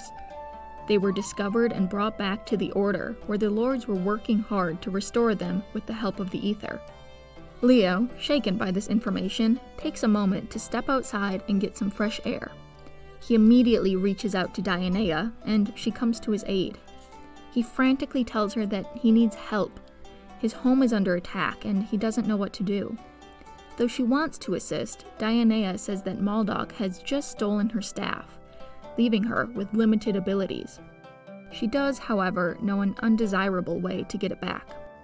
Dionea calls out to Maldok, and he steps out from behind the nearby trees, having been listening in on their conversation. She angrily asks them what they want in return for her staff, and Maldok says they just have one simple request: a kiss. Begrudgingly, Dionea grabs her staff from Maldok and gives them one small kiss. As she does so, a giant shockwave of energy bursts from around them, and Leo realizes their eyes have changed color. Maldok's red and purple eyes have taken on portions of Dionea's gold, and Dionea's have changed to match. Unhappily, she sends Maldok away, and she teleports to Kaldev to investigate on Leo's behalf. The next day, the party heads back into the city of Dargnay to stock up on some supplies. They manage to acquire a second-hand bag of holding, within which they find a large chunk of a delicate gold material with engravings in Celestial. Disco and Maka, after some investigation, are amazed to realize that this could be a chunk of the Divine Gate itself. Also in the bag is a small card written in an unfamiliar language. Zalzi recognizes some aspects of the writing to be similar to Draconic and believes that this is ancient Draconic. Though he cannot make out what it says, the party holds on to the card in hopes that they can find someone to translate it. Later in the night, Dionea returns to share her findings in Kaldev. She says that although the city is safe and now back to normal, the true threat had been covered up. Shaken, she explains that the mage was more powerful than anyone she had ever encountered, and that he was still free, unable to be found. After spending a few days doing some odd jobs for the Order to make some money, the group decides to find a way to get to the Sensum Republic to complete their task for Darla. The Order has a ship that they could use to make a sea voyage, but they manage to convince the Lords to let them use a teleportation circle instead. The Lords agree, but on the terms that Maka uses the trip as a study mission, and Lord Baron of the Ghost Slayers joins them. The party bids farewell to their friends at the Order and teleports to the beautiful Sensum Republic. They arrive in the Temple of Bahamut, where they are greeted by Geldnar, head priest and friend of Lord Baron. Geldnar welcomes them as members and friends of the Order, and offers them access to the temple as needed. Thus, with Zalzi at the lead, the party heads out to explore their dragonborn friend's home and complete their designated task. And there we have it. So, thank you for following along. We hope you enjoyed, and we hope you're excited to stick around and see what happens next. You can follow the rest of our adventures at our Twitch channel, Yondurian Misfits, our Twitter, @Yondurian, or our YouTube channel, The Adventures of the Yondurian Misfits. We'll see you soon.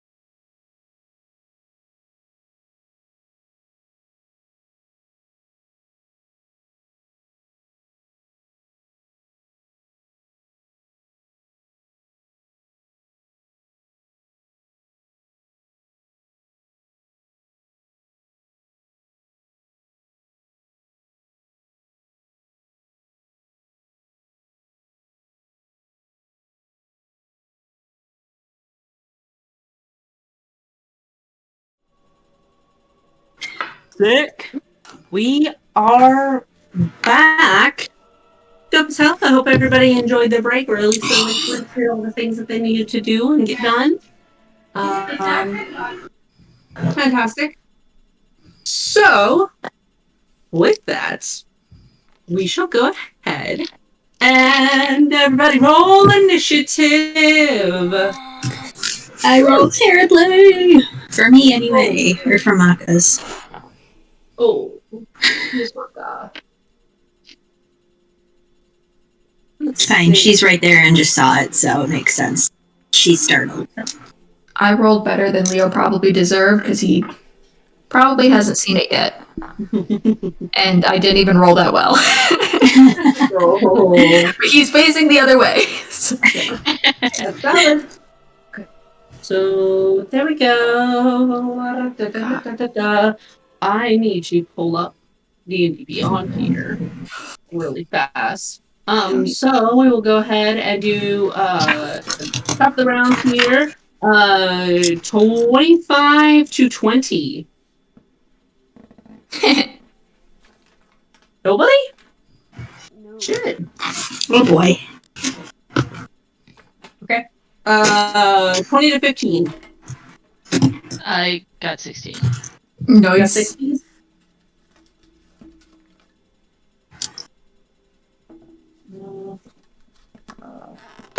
Yeah. Ballsy. Okay, 15 to 10. 13. 10. Oh, Maka, you're 13? Yep.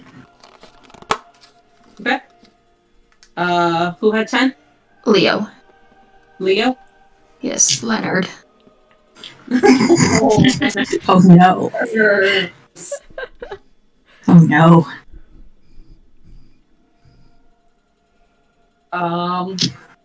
Okay. And then, 10 to 5? 8. No. And 5 to 1? That's everybody. Sick.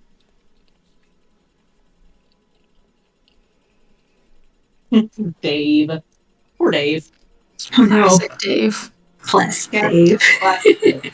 Go ahead. Pull up D&D Beyond here really quick so I can look at their sheets. Woo! Where, Where's my shit? There it is. Cool. So, top of the initiative order here is going to be the captain. Fitting. Budding! Okay, so he is way over here. And Leo, you are directly in the way here. So Yep, sounds about right. yeah, he's pretty much just gonna look back and around you. Can't you move? Going on. You can't move No, through not like outside. friendly space. Or is it too tight? It's too tight. Ah. And he notices and like whips his head around and goes to look through everything here. Oh, whoops. Thank you, Alarm, for telling us that we're back. He goes ahead and tries to turn around and tries to look at to see what's happening using his action to perceive. But we can't really see much from the gable of bodies, so he's kind of stuck right there.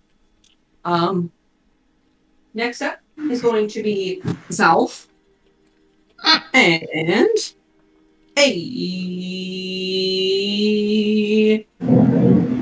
he is going to attempt. Well, first of all, he's going to scream in an undignified manner. Ha! And going to attempt to attack it. Hey, not bad. And he's gonna do. What is that?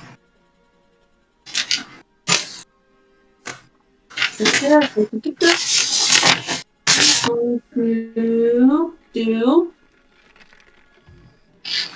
He's only gonna do 2 points of damage. Oh, buddy. Poor buddy. Okay, and then after that is going to be Zelzy. You are up. What would you like to do?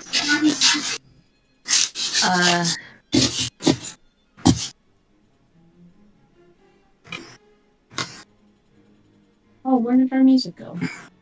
Uh-oh. Weird. So we're definitely fighting this thing, it seems, yeah? Yep. Yeah, y'all are kinda stuck. He got it. He attacked us first.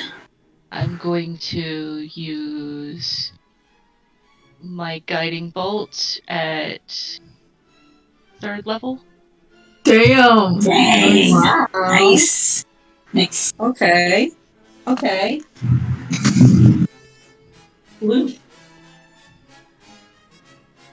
We're kind of now right here in the middle here. We do have Maka and the other two directly in your line of fire here. Oh, You want to try to move closer? yes. Okay. So, 3, 5, 10. Squeeze in right behind Maka there.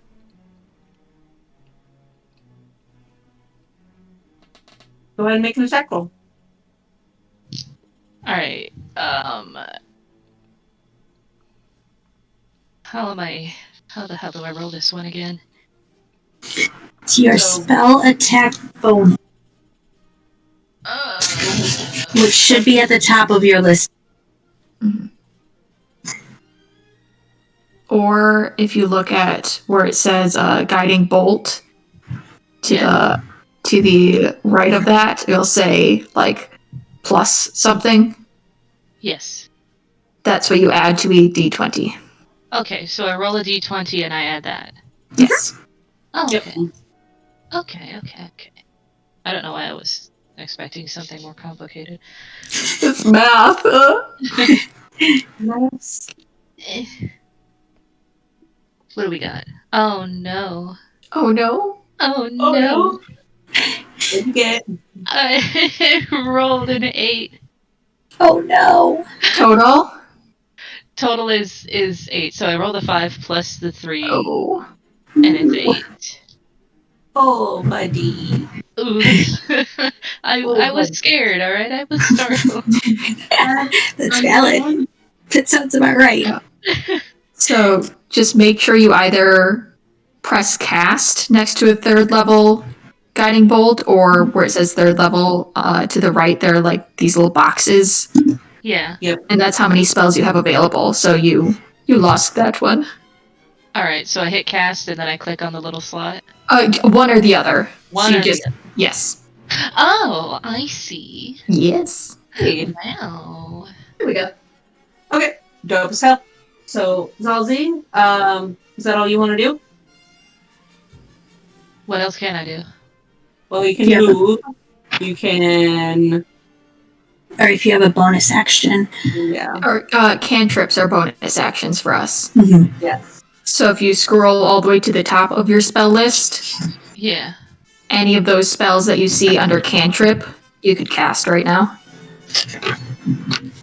I can guidance. Touch one willing creature. Target can roll d4 and add the number to an ability check. Ah. So ability checks are things like, rolling for nature or Ah. So Yeah, probably those- not great for this then. No. Investigate. No. couldn't hurt, but Yeah. it's up to you. Exactly. Doing a skill check is an action. Yes. And you've already done one of those. Yeah. Alright, then I think I'm good if that's all I can do. You want to stay there? Yeah, I'll stick with I'll stay up front. Okay, fair. So that's going to end Zali's turn. Maka, you are up next. What would you like to do? Alright. If I go up and kind of around that little corner there, will I still be able to see the creature? If I go up, behind Dave there, yeah, up there, just a little bit, would I still have sight of it or no? You would have 3/4 cover just from that corner side, sort of sliding into there. Okay, then I will not go there. I'll go down instead. Okay. Just so that I can get a good view of it, but am far enough, and then I'll back up a little bit. Cheese, can Yeah. you tilt the camera more towards the creature? Because we can't see the creature right now. Perfect. Okay. Yeah. Okay. Perfect. Okay, so bonus action. She is going to. She grabs her bow. She's going to reach back for an arrow, and as she does, kind of drag it along the back of her neck, and the bow will light up on fire. So I take 4 points of damage. Ooh, ouch. Yep. Alright. And then I will attack with the longbow. Attack! Go ahead and roll an attack roll. That should hopefully hit. Let's try. Oh, yeah. 26. Oh, yeah, that is. I rolled a natural 17. Yeah. So that is 1d8 and then 1d6 for the blood. So 2 piercing and 5 fire, if that makes a difference. Oh wait, no. 6 piercing and 5 fire. Okay, so that's going to be 11 total. alright. Okay, cool. And Go ahead and That's fire your- off your. and I'll back up one more spot, actually, to kind of give people good. Just backward, yeah. From where I was, just back one. Just Well, step that's a back. hole, That's right? perfect. Oh, it's a hole? Okay. Then yeah, up and where you moved me was fine then. That like kitty corner from Dalsey. Perfect. Yeah, because like I don't know if you can tell from here, but yeah, that's Oh, yep. Now I can. There was a glare on it. yes. That'll be my turn. Sick. So let's mark off era. Do that because I think there's still enough natural light that you guys can see. Yeah. So that ends Maka's turn. It is now the Zorn's turn. Okay, so it is going to go ahead and try to take its multi-attack here, and is going to attempt to grab Dave again. Save Dave.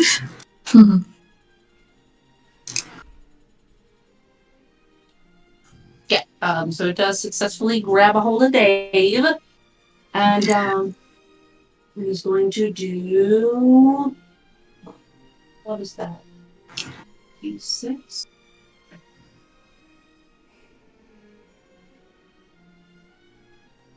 See, please.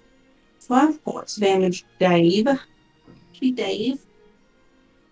He's doing all right, and is going to attempt another claw attack towards Zelf. And unfortunately, that one misses. So he does have Dave, and Dave is currently grappled. Dave. Oh, Dave! Dave cannot move. He is stuck. He is held like a baby. like Disco's quartz. Yes. And it's going to move a little closer to the exit here. And that is going to end its turn right there. So, Leo, you are up next. I would like to head towards the pillar.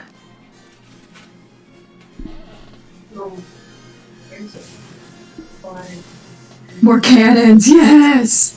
No, not in that side. Like towards the camera. Yeah, like right there. Okay. Yeah, that's about 20 feet.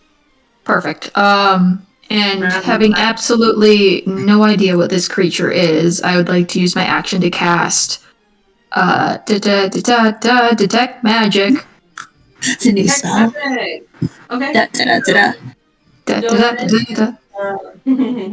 You do detect magic, and there's nothing magical about this creature whatsoever. Okay. Then I will go ahead and bonus action send to Arcade Blast. Okay. Pew pew pew! Go ahead and roll your attack rolls. What is these guys? Oh goodness me. Well, the first one's a math amount 24, Definitely hits. and the second one is a 17. That one does not hit. Oh! Oh. Oh yes. Okay. Oh yes. Oh yes. So you line up your first shot there, and you go "Achoo!" with your little finger guns, and it looks sick as hell. And the second one, you see this absolutely monstrous creature holding one of your traveling companions, and you go, "Ah!" Oh, and I didn't roll very well for damage either. That's almost 7 damage. Hey, 7's pretty good. Still counts. I rolled a 2. It's fine. It's fine. 17 doesn't hit! Ah! Oh god. We're level 5! I know. We got this. Yeah, We got yeah. this. It's a good thing I'm really good with my to hit, I guess. There's a lot of us. Yes, there's a lot of us. We're good. We have our Maybe. meat shields, we'll be fine. Yeah. And that will end my turn, yes. Okay, dope as hell. So now, Disco, it's your turn. What would you like to do? Oof. Somebody is being held within this creature's grasp, yes? Yes. Correct. Not being munched yet? Or is Not it... yet. Okay. I will set my quartz down. And I am going to... I want to get... Who is that to kind of the right of me? Close to the pillar. Is that Leo down there? It's Leo. Leo's Yep. by the pillar. I want to get kind of like between Leo and Zalzi's. Kind of scoot by them. Is it possible to go 1 square more forward? So I'm like, yeah. And I'm going to use the Wand of Wonder. And I'm going to take a shot at that. Okay. Yes. Yes. I don't know what else. Yes. What does it do? Give me a roll. This is the first time you've aimed it at an enemy. Please do something worth it. Okay. Okay. What'd you get? I need to check what level these cast at. 3rd. Okay. I cast Lightning Bolt. Oh, nice. That's a familiar one. Nice. Hey! I rolled a 44. Okay. So, I'm looking up the spell.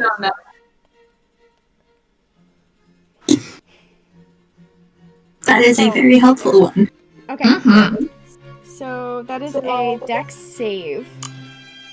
It is. You did not just fireball our new friends. This song's most fitting.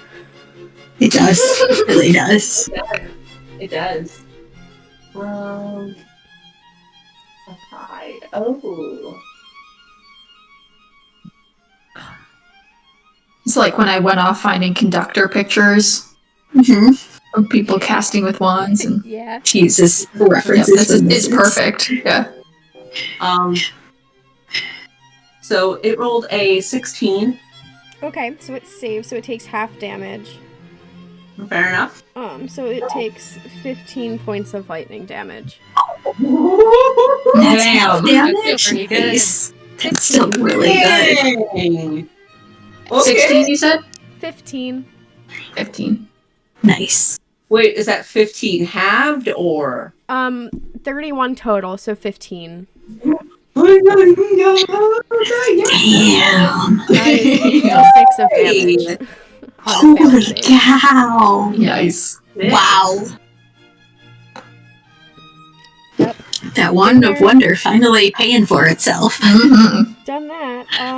Yeah. I mean, it has for amusement, but in combat. And I think...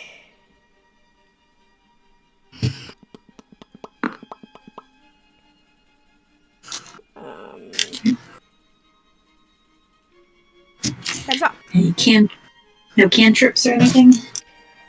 No, I don't think. Well, I don't know if you have any damaging ones. Are all cantrips counted as bonus actions in this campaign?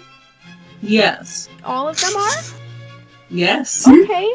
Well, yeah, I will do this then. I shoot off my little lightning bolt and I go, hey. And then I am going to, while I watch it get zapped, I will cast, True Strike. Oh. You point a finger at a target in range. Your magic grants you a brief insight into the target's defenses. On your next turn, you gain advantage on your first attack roll against the target. Nice. Provided I keep concentration on it. Fair. Nice. So, as you go ahead and cast True Strike, you peer in and you notice that because of its thick, rocky hide, considering where it came from, it is resistant to piercing and slashing from non-magical weapons that aren't adamantine. Neat. Oh, cool. So nothing I do is going to do anything. Cool. You do fire damage. A little bit. It is A decent. resistant, not immune. So it just takes half. Okay. Yes. It is resistant. That is the big thing. It only has resistance, not immune. That's true. Don't feel too bad because mwah. No, I don't. We're still level 5, so, I mean, makes sense. I don't have a magic weapon yet. Yet. Cool. So that's going to end your turn, Disco? Yep. It is now Dave's turn. Come on. Dave! Dave is going to attempt to break the grapple. Doesn't succeed. Oh, honey. Oh, no. He's stuck there. He can't do anything else. So back to the top of the order here is going to be the captain. And he's going to go ahead and use... That's a piece of the cave that just fell off into the abyss. It's fine. Speaking of lightning, it just started... So I don't think it's storming so bad that my power is going to shut down. But just in case, if I disappear suddenly, that's why. Okay. Oh, I don't think it's storming quite that hard. you should send some to me. Okay. Oh, we had the best thunderstorms last night. It was the loudest thunder I've ever heard in my life. We had it too. And then it started hailing so much that my cat thought there were birds at the window. Oh, no. Like, was freaking out and, like, trying to look out all the windows and see what was out there. And, of course, this was all at, like, 2 a.m. Of course. Send me your storms. I need it to cool off down here. Okay. So with this, Captain Military is going to move forward just a little bit here, and then he's going to pull up beside me, Maka, and then disappear. What? You said disappeared? Disappeared? Yes. In a smooth plume of frosty white mist is going to disappear and then reappear on the other side of the zone. Huh. Sorry, that's weird. And with that, I'm going to go ahead and attempt to take 2 strikes.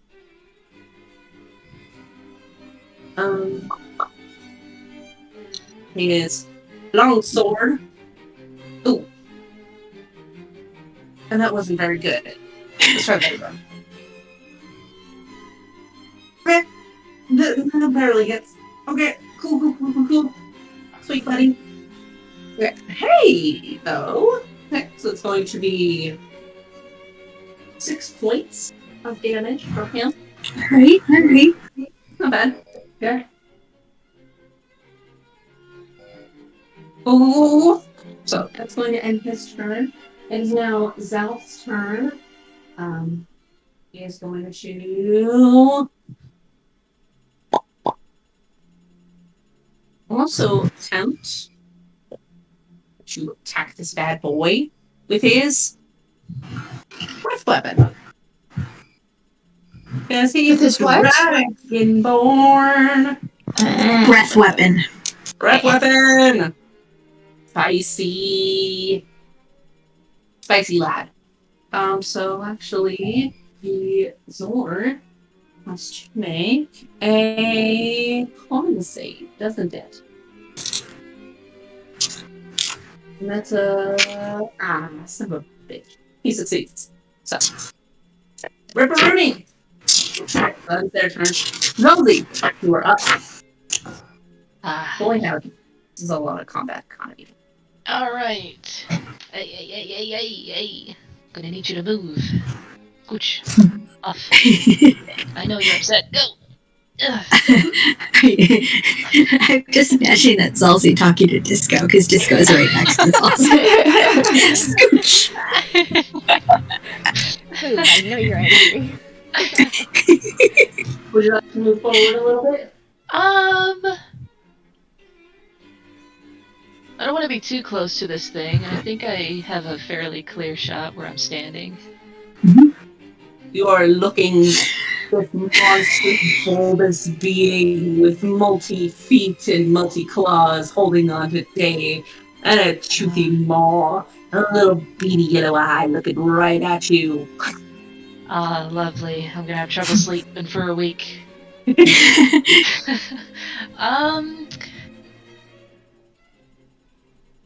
I'm glad I have Guiding Bolt, because I didn't really think ahead that I'd be fighting things, so we're gonna use Guiding Bolt again. Hey! We're going to be using it at... You know what? Let's use it at third again. Okay. So I will roll. Go ahead. Give me my orange ones, thank you. Come on! Fingers crossed.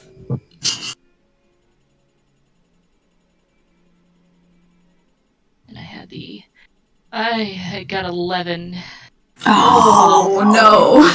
Lightly better than Nope. Justin, but I don't think it was enough, no. Nope. Does not hit. You go ahead and you try to fire it off, and it just kind of dissipates over the rocky hide of this beast. Damn. Does not do it. And as much as a Zorn can laugh, you hear it go.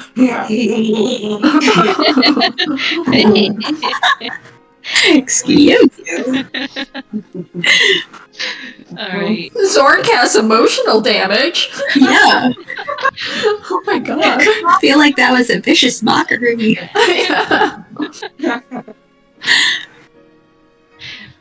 Granted, it can speak, just not common. It is Gotcha. an intelligent creature. It knows what it's doing. Alright, I think everybody else has a clear shot too, or you think Yeah. should move? I don't know. Yeah? Alright, so I Is think that all you want to do? Yeah, that's all I'll do. Okay. You want to move or do anything else? I don't think I'm blocking anybody's sight. I think I'm good. Miss Maka wants to move. She can. All right. Is it my turn then? It is. She'll move back 10 more feet. Okay. And, what do I want to do?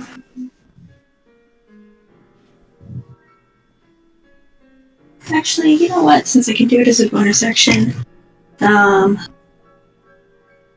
she's going to bonus action Mind Sliver.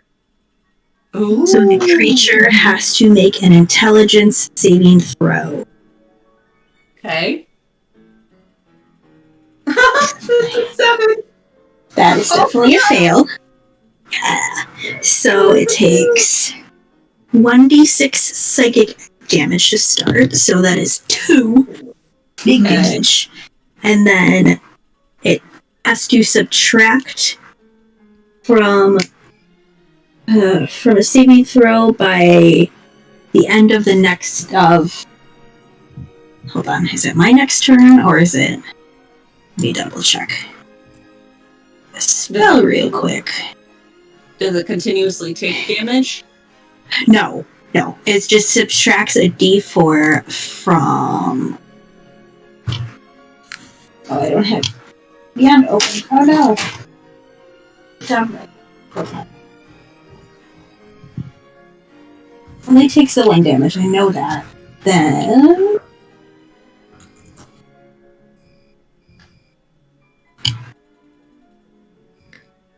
It's just the next saving throw it makes before the end of your next turn. My next. Okay, that's what I just have on the next turn written down, and I wasn't sure if that was my next turn. Yeah. So it's just so just one time. Anybody that anybody that makes saving throw. Yep. Before my next turn, the next one it makes will make it 1d4. Subtract a 1d4 from it, so it's kind of like Bane, just not as long term. Okay. So, and then I will use action to shoot another arrow. Okay, go ahead and make an attack roll. That is a 21 to hit. Plug in my phone. Oh yeah, that hits. All right. Oh. So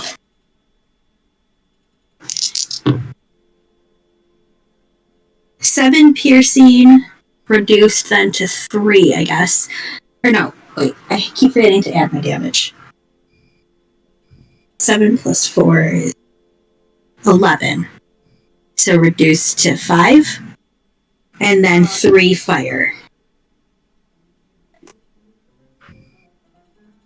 Nope. I mean, okay.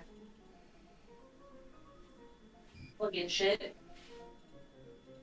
Because my shit's dying. Ah. There we go. Okay. You said how much? So it was 11 piercing, so I guess that would be reduced to 5. Yes. And then 3 fire. Okay.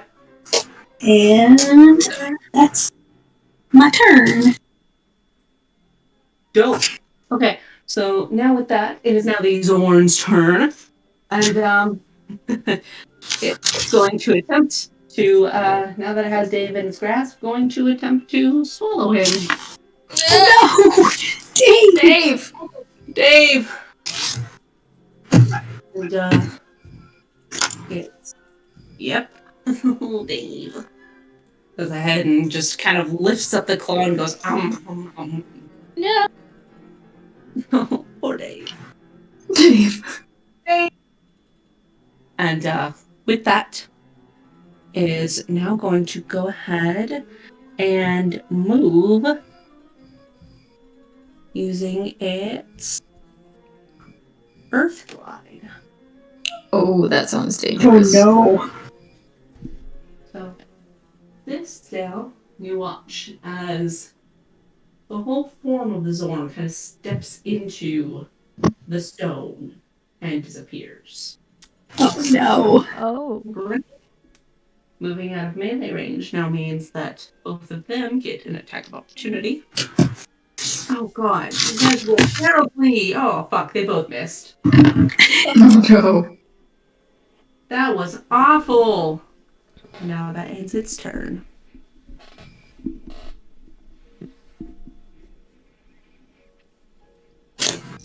Well, shit. So that was a dome? Leo, it is now your turn. It's my turn. I would like to move over to the other side of Zalzi. Staying, like, in the same line I'm in, just straight down. Okay. One more. Well, I can't move into that space. That's an empty space. Oh, I can't see that. Yeah, sorry. I know Okay. the glare is, like, right there. Oh, but- I understand. Okay, then I'll actually take one step back and towards Maka, like diagonally. And then up one. Sorry, diagonally. Yep, there. And what can I do? This ruins my plan. Okay, I will just hold. What am I gonna hold? Yeah, I'll just hold an arcane blast for when I can see it. Okay. Just summon some gold energy in my hands and wait. Alright, dope. So you go ahead and you hold on to your arcane blast. Does that end your turn? Yes. Fair. Disco, it's your turn. What would you like to do? Can you... Okay, you said it went into a dome, right? It went into the wall. It went into the wall. Okay, Yes. I see. That's unfortunate. It's got Dave. Okay. Yeah, it ate Dave. It ate Dave. It ate Dave. That changes things. I'm going to... Gosh, we'll see if this works. So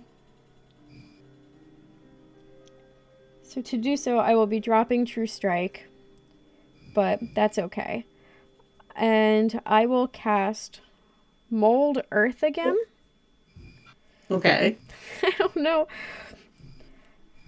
how it went into the wall or what, but I am just going to move a 5-foot cube of stone out of the wall. See if I can uncover any of it at all. You do so, and it's just wall. It's just rocks. I swear to God, this whole cave is just rocks. We found some feathers, Disco. It's fine. Some feathers and a terrifying creature that ate Dave. It's just rocks, and it's got Dave. Yep. Just rocks. And it has Dave. Yep. That is your turn, Disco, or would you like to do anything else? That's all I've got. Fair enough. It would be Dave's turn, but he has dropped off the initiative tree because he has been eaten. So it is now Captain Alteris' turn. Dave's like dead? Oh shit. Dead. He has eaten. No! He's not just... He didn't just get swallowed that we can kill him and pull him out? Probably not. No! Sorry. Dad! Or Dave! Poor Dave. Dad!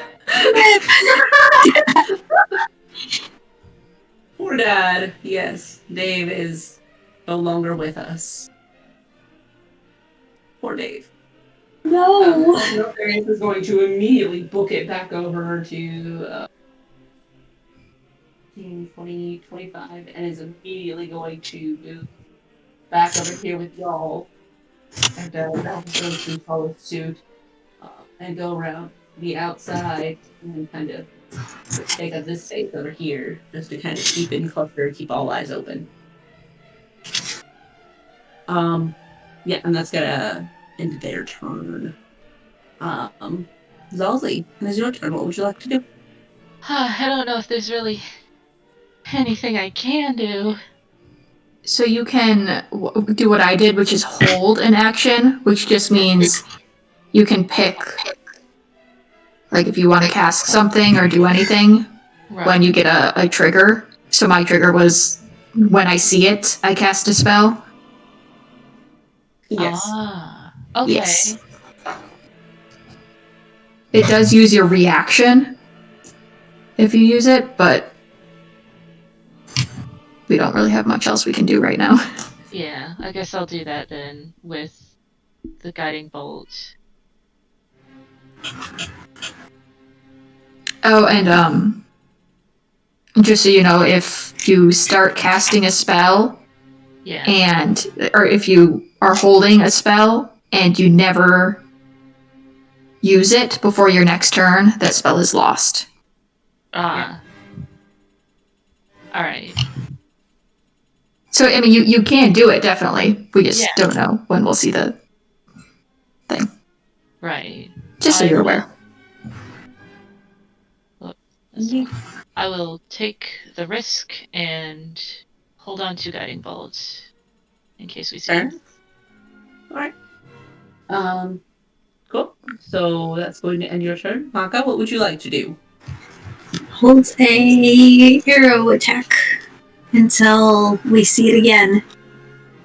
Alright. That is now the Zoran's turn. And We're all clumped, so it's probably gonna come right up. Oh no. so it's going to appear on this far side this way. Oh, what? And in one fell swoop, it is going to nab that quartz.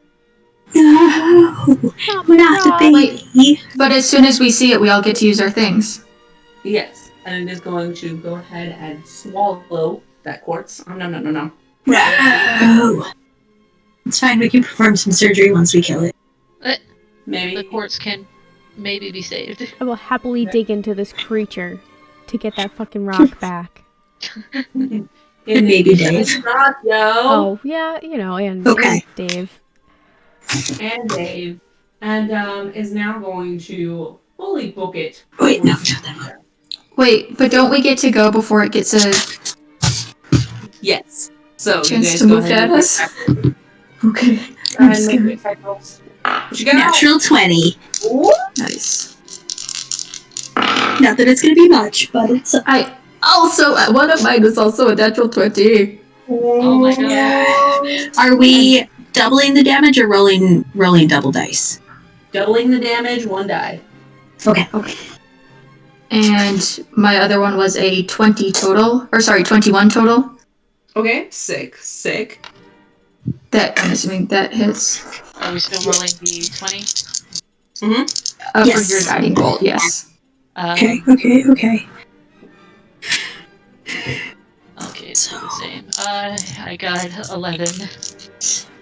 Doesn't hit.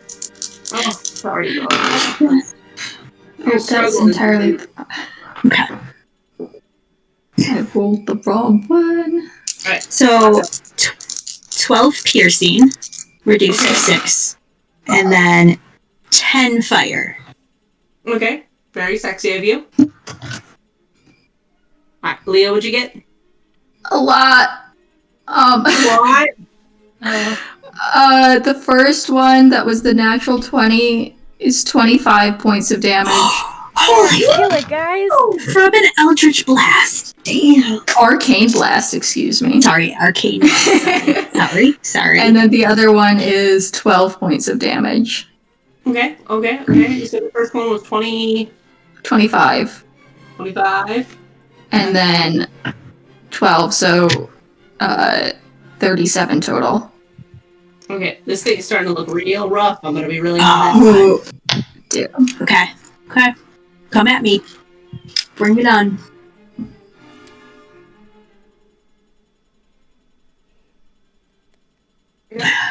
So that is going to end that. The Zorn back in its round here.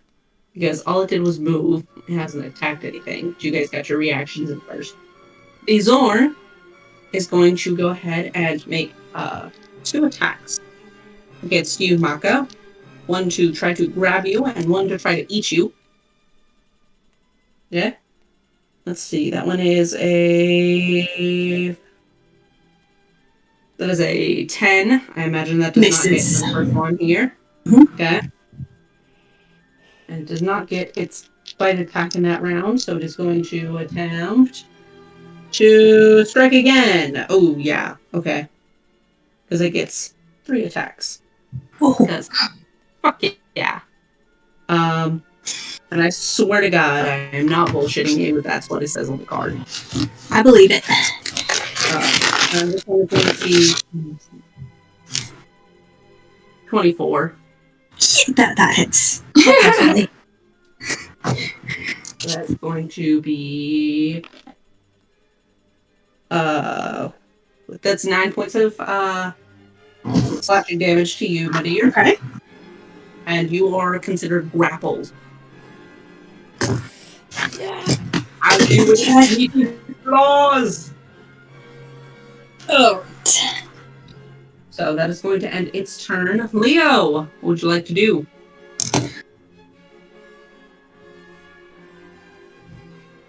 I would like. You said it's looking rough. It's looking pretty rough. He's got Maka. It does have Maka. Yeah. He doesn't care about Maka. I kid, obviously. Sorry, I'm just trying to decide. I'm thinking. Yeah, I'm just going to go ahead. Okay. I'm going to start with using my action to cast Tasha's Mind Whip. Ooh. So it must make an intelligence saving throw, please and thank you. Alrighty. That's a 2.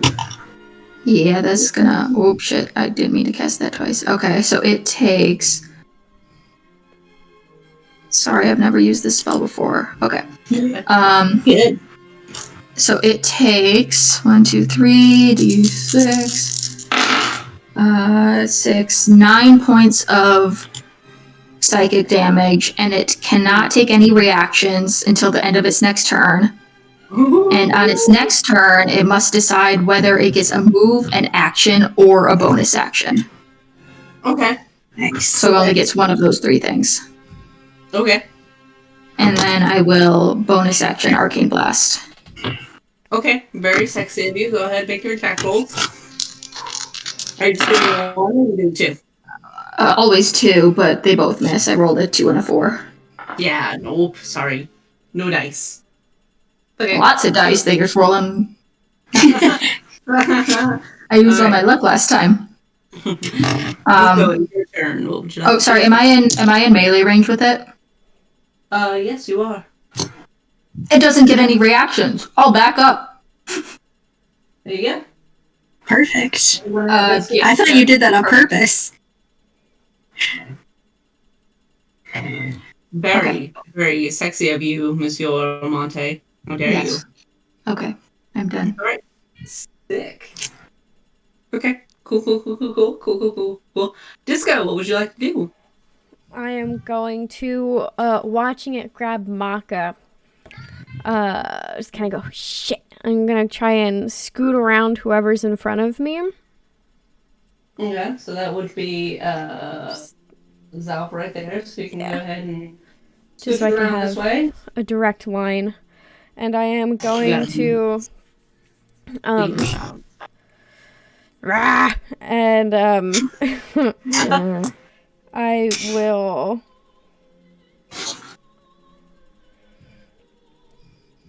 not use the Wand of Wonder this time because Maka is right there, and I am instead going to cast Chaos Bolt.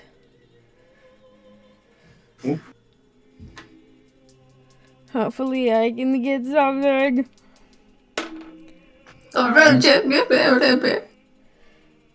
That is 19. Does 19 hit? I don't remember what this guy's AC is. What?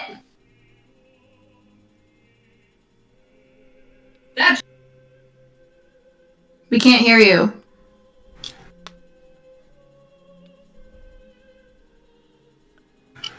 Oh no, now there's opera. This is ominous.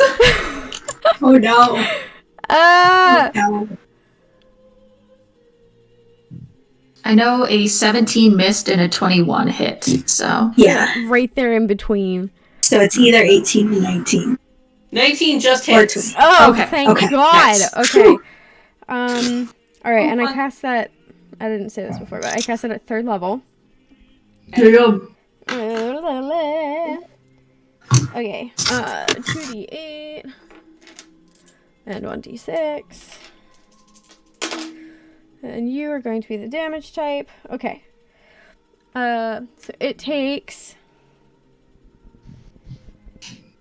12 plus 6 is what?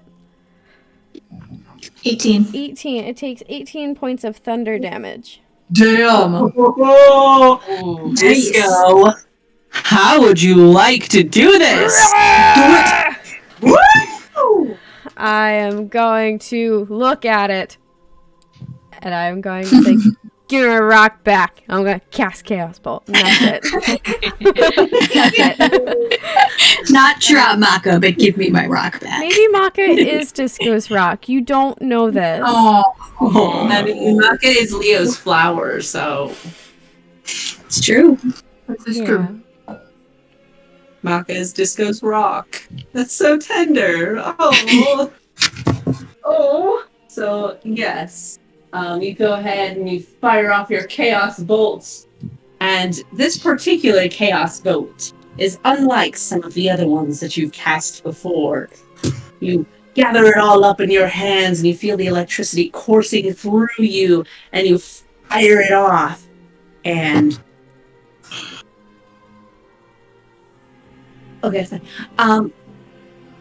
fire it off, and you see that it's mixed in this deep purplish blue and this bright shiny gold and this teals and oranges all combined all together, and it creates this just firework of lightning, and it just spreads across the beast and goes ah,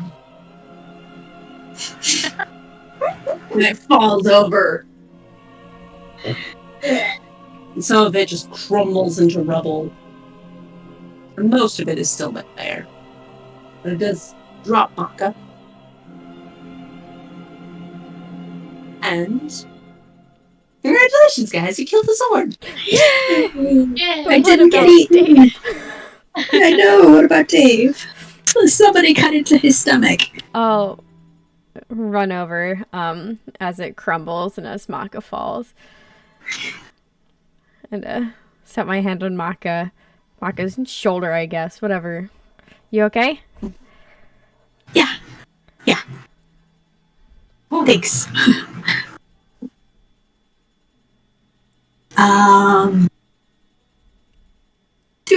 Can we get Dave out? Sorry, the obvious. Okay.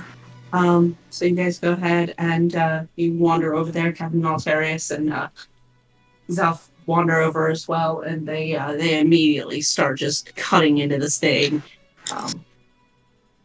Captain Altarius looks a little distressed, honestly. Just very upset. I'll give him a guidance to help him out. Thank you. Just tap his shoulder and give him a little gold sparkle. And he looks back and just nods in appreciation. He's going to go ahead. And that is what is that, a D4? Mm-hmm. Do I get to add to that roll? Yep. 12.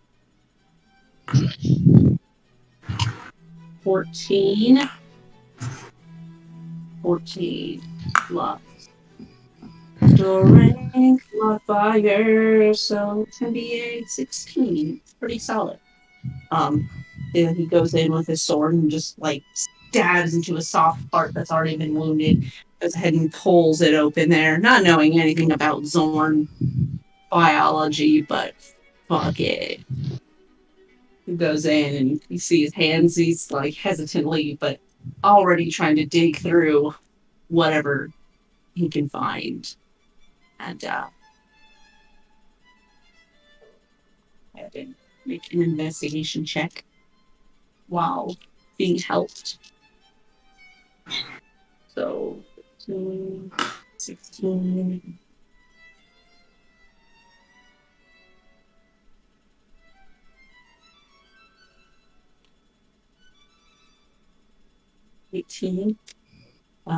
Digs around and kind of finds a lumpy piece of rock and pulls it out and goes, ugh. That's the quartz. Is that mine? Puts it up to the side. Well, found that, but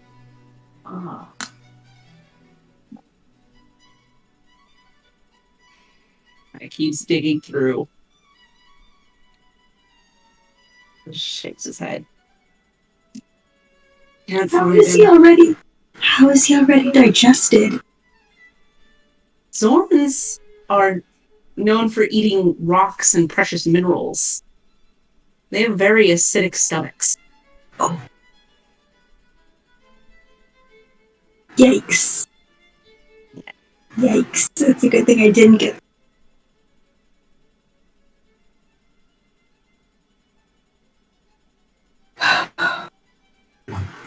Yeah.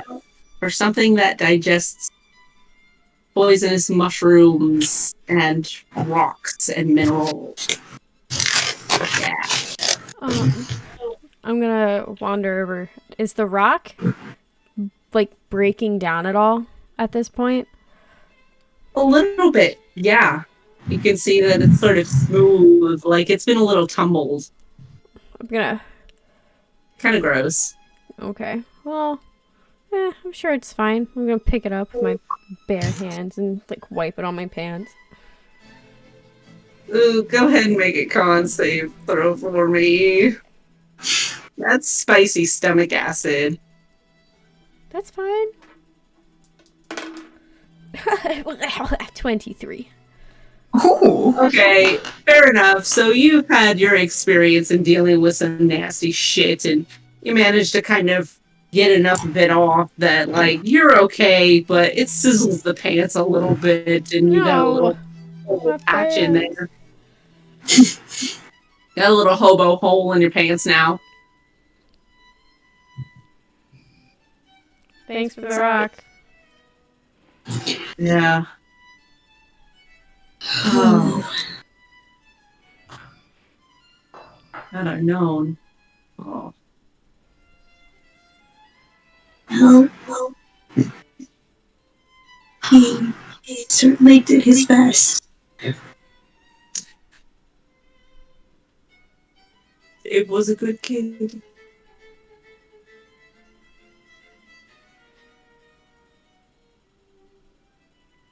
It takes a moment, just...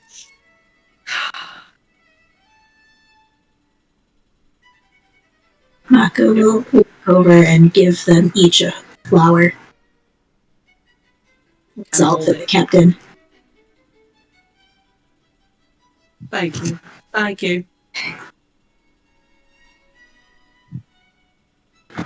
It's not the same as him, but... No. They fought bravely. Remember you, bud.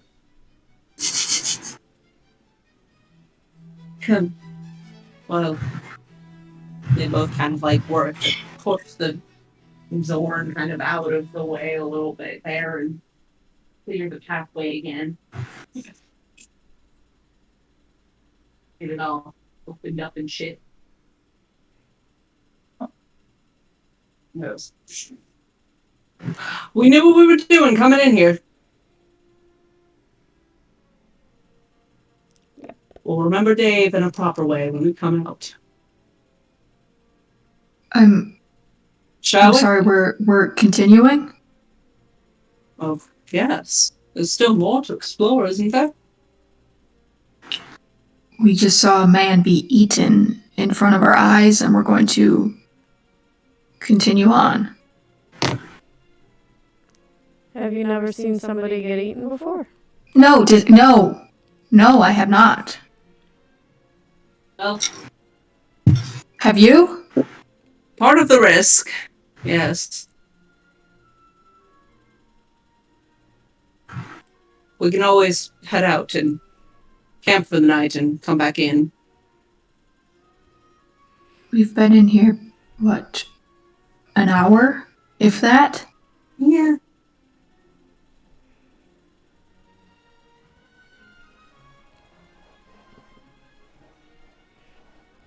Do you want to hold my rock? The stomach acid rock.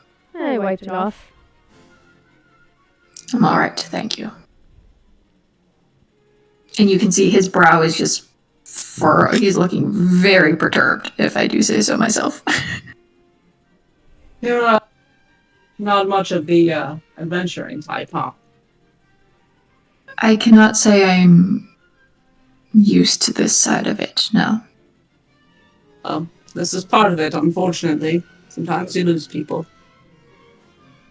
I know that sounds very cold-hearted of me, but it does happen to be occupational hazard. I just kind of look at the others with a very... kind of like a creepy, dead-eyed smile a little bit. It's like, this is our occupation now then, I suppose. Wonderful. Yep. You're gonna go diving into caves, expect to find deadly things in here. I'm not saying to get used to it, but like...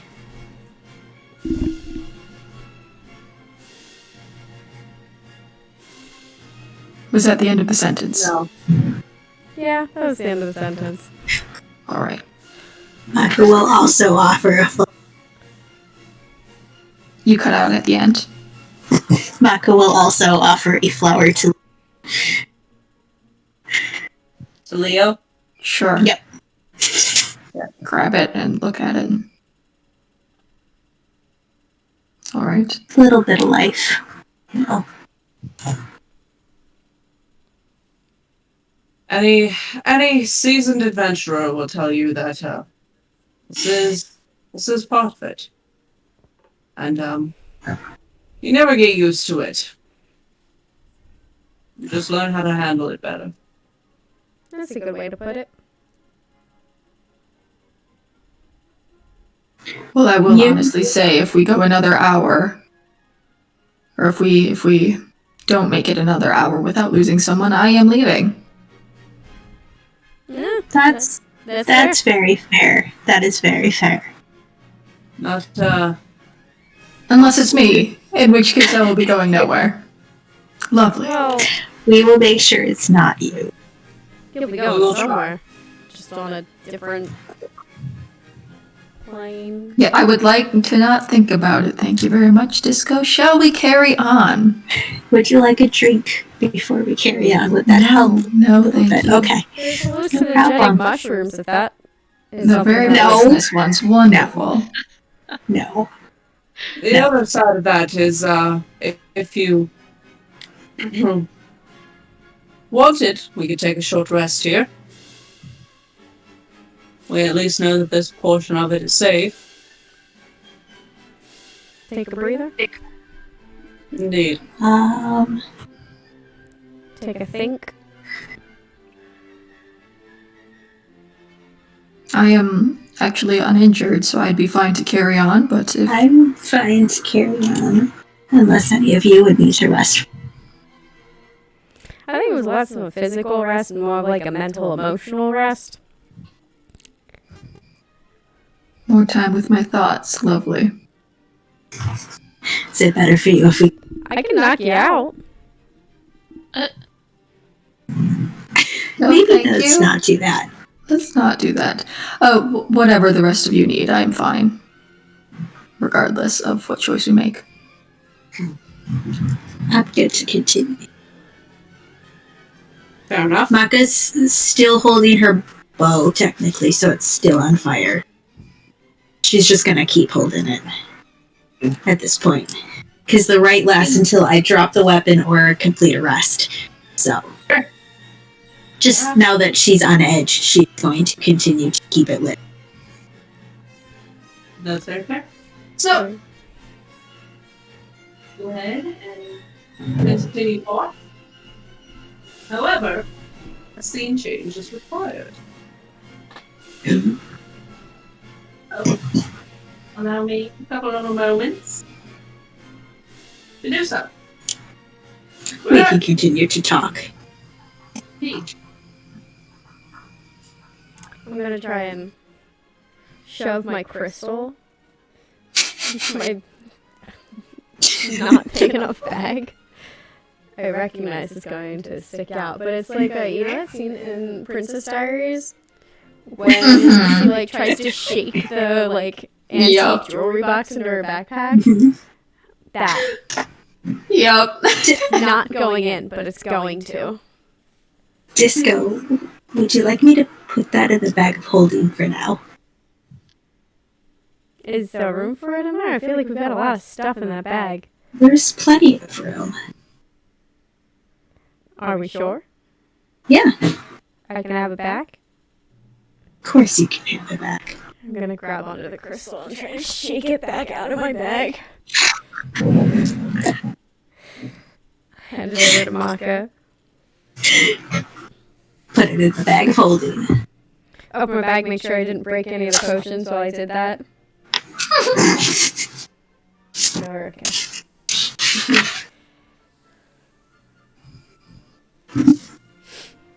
I'm going to put that under funky item. Bag of list.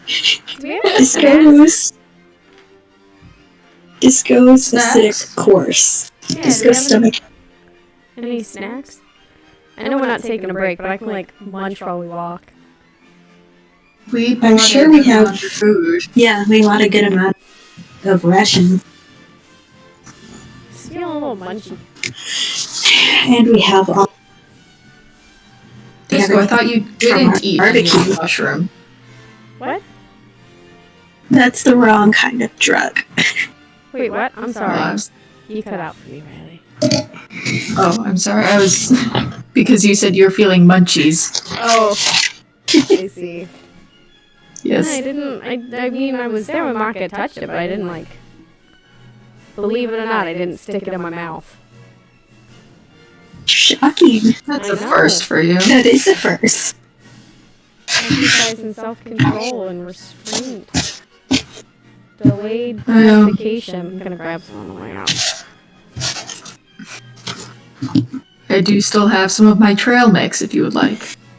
Plenty of walnuts for you. Cashews. Does that have raisins? It does.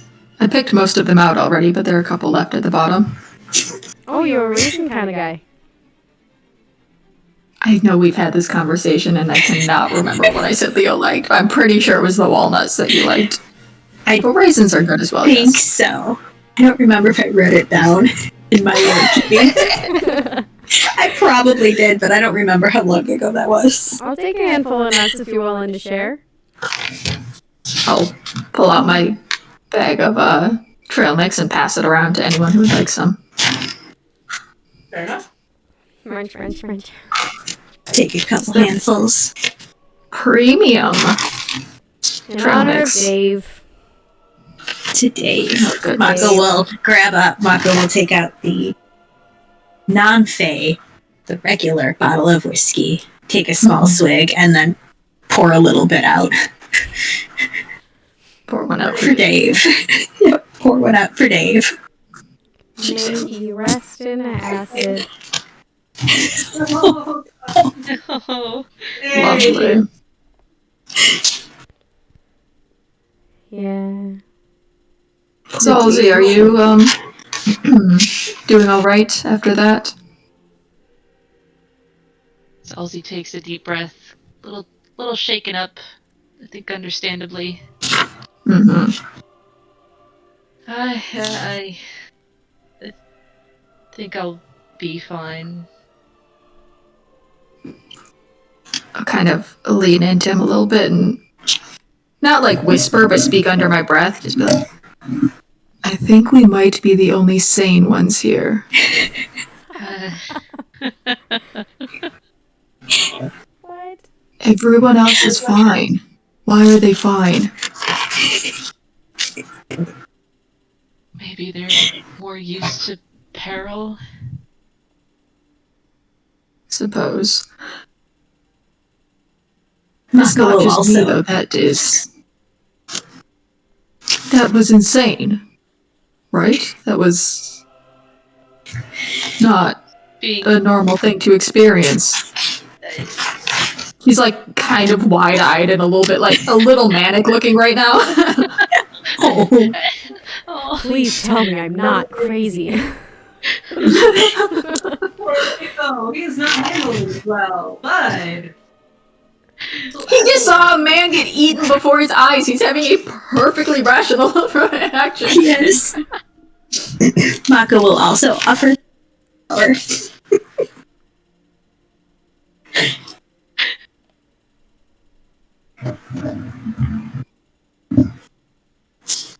Are we going to get used to this, Zalzi? I hope not. I hope. I agree.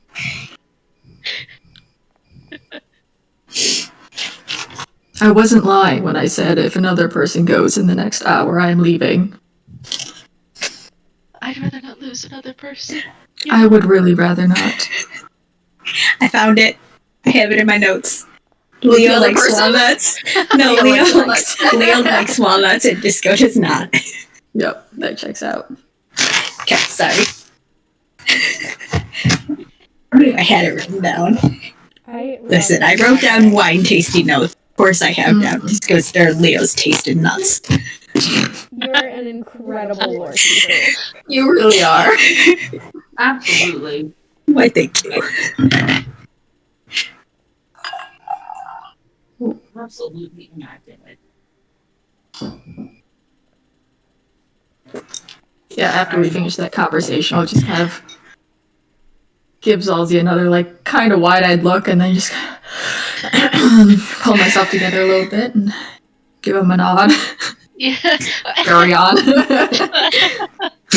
Mako will kind of hold out the bottle of whiskey, like, in an offer to anybody who wants just a little bit to, I'll take a little sip. Just a little. little one. Lethal one.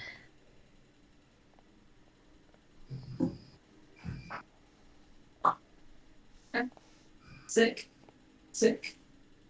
Okay. Sorry, I'm still deciding on shit here. You are good. We can keep talking about. We can have some more existential crisis. I just got it together. Someone else's turn.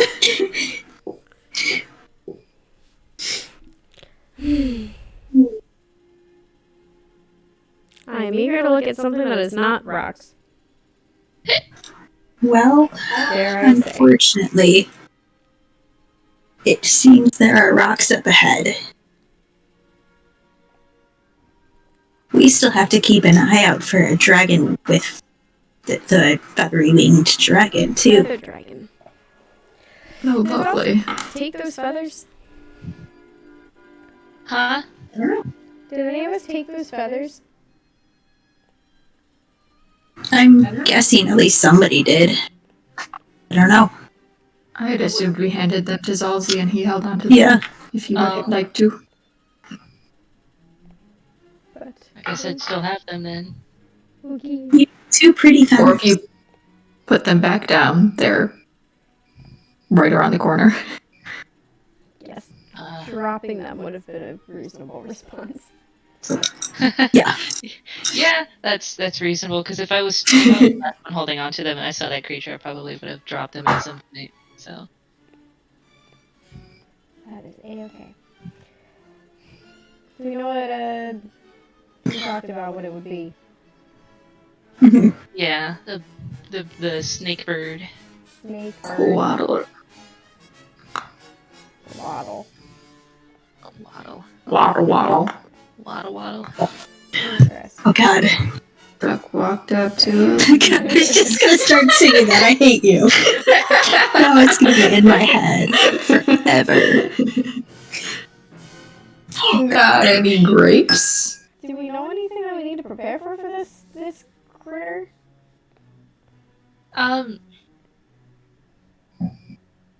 It'd be a beast, yeah. I would assume if it's related to a dragon, this probably won't work on it. She kind of motions to her flaming bow. Well, I think it depends on what sort of dragon it would be. That's true. That is very true. Maybe it's not even here. Maybe it went out for a snack like all the other dragons we keep running from.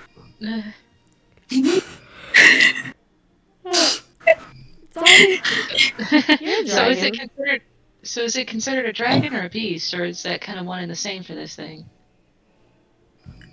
They are different things. So it's a dragon and not a beast. We don't know. You might know. Okay. Just out of curiosity, Zolzy, you're a dragon. Have you ever used a breath weapon? Have I ever used it? Yeah. Um, Do you have one? yeah. All Dragonborn have a breath weapon. Breath. That's pretty neat. Yeah. What does yours do? That makes Well, as a bronze dragon, I should be able to spit out lightning. No way. Yes way. Bronze, you said? Mm-hmm. Forgive me for saying it. I don't think you look very bronze. Sure I do. I got some orangey, close enough to bronze. It's a warm color. Yeah? I mean, Yeah? I can't tell you what you are or what you aren't, but... That's cool. Yeah.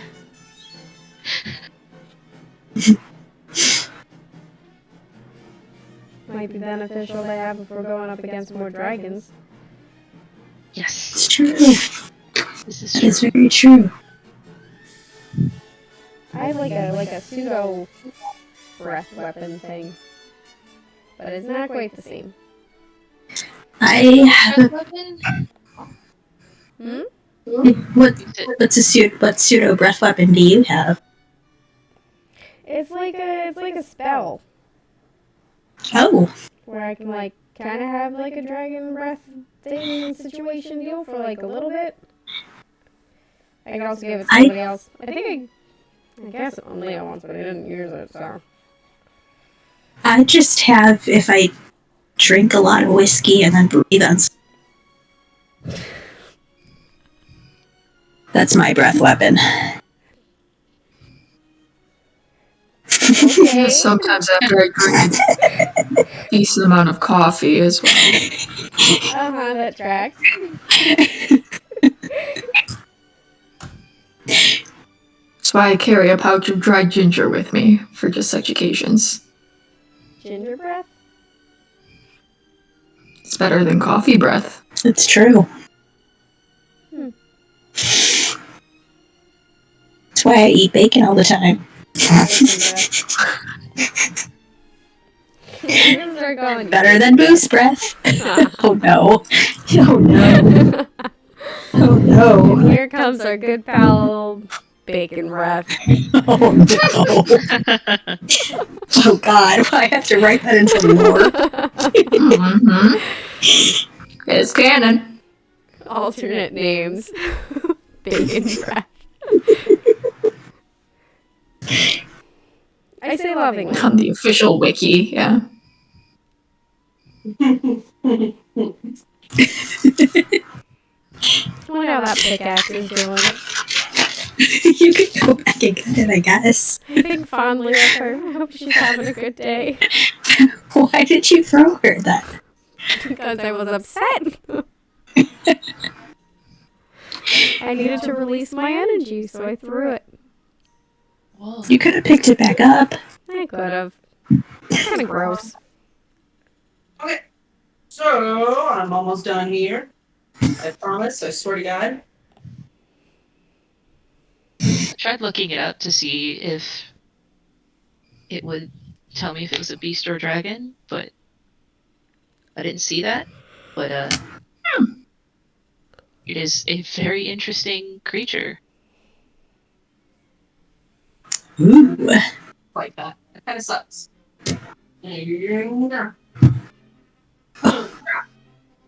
And it says it's intelligent, so even if it was a beast, I don't think my plan would work.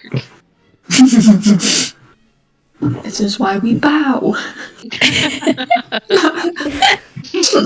I bow to no man. What about bird snakes? Depends. I will ask their pronouns first, and then I will make a decision. Yep. The pronouns determine whether or not you bow. Well, I bow to no man. Is the pun. I'm gonna get the next and I'll be right back in like 2 minutes. Okay. Be safe. What are we doing? What? Releasing liquids. Okay, fair. I'm just trying to find where the hell I put my scissors at. Oh, we're going arts and crafts here? Nice. For a second, anyway. Not that I really have any intention to, but apparently I need to because I gotta hide something from y'all. But it looked weird as hell when I put a piece of paper over it. It looked stupid. Ah. So we're cutting paper. We're not cutting out dungeons. Yeah, no. I would not damage these tiles. They were fucking expensive.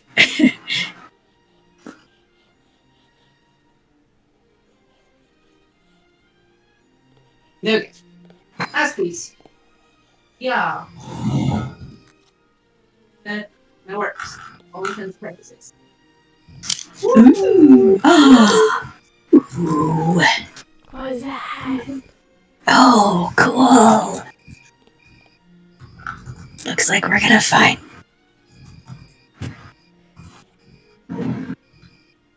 About a no man, beast, creature of any identity ever. You won't catch me bowing. Shake my fist. I'm kidding, but we'll see what happens. You know, sometimes you're faced with those kind of situations and all like thought leaves your head? Yeah. Yeah? That's kind of what happened last time. Not gonna lie. That's fair, I suppose. Really fast.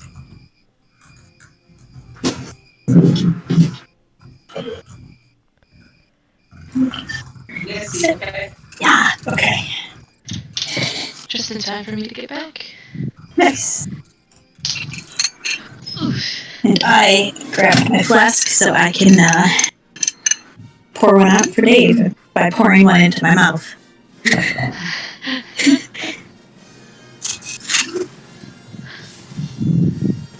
The cannons! Yes!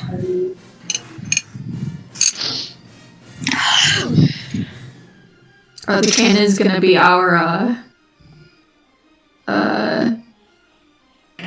what? I forget the name of the song, but or is it just the cannons? It's I missed it the first time. Can you sing it again? Nope, I'm not gonna No, that one song. Horns. They always do the fight song. What the hell is it called? Like, I think I know what you're talking about. Hold on. Yeah. The one that happens every fight and they always sing along. Yeah. I just wanted to hear you sing it again. Nope, I knew it, and I wasn't gonna do it. I regret doing it. Ooh, this is fancy. Oh, regrets? Is it, oh, it's so pretty. I don't know if you would recognize the song. I think you're thinking of Immigrant by Led Zeppelin. It was like in the Thor movie. No, but fantastic song. And yes, well, yes, the exact same screech that I would make to imitate the Immigrant song, and a fantastic song, but not the one I'm thinking of. All right. But yes, you are correct that that's what that sounded like. Because when you said that, that's immediately what I thought of. Come from the land of the end. That's all I know. I need to get you guys. Now. The Immigrant song? Yeah. It's better than Got Any Grapes? Oh god. Yeah.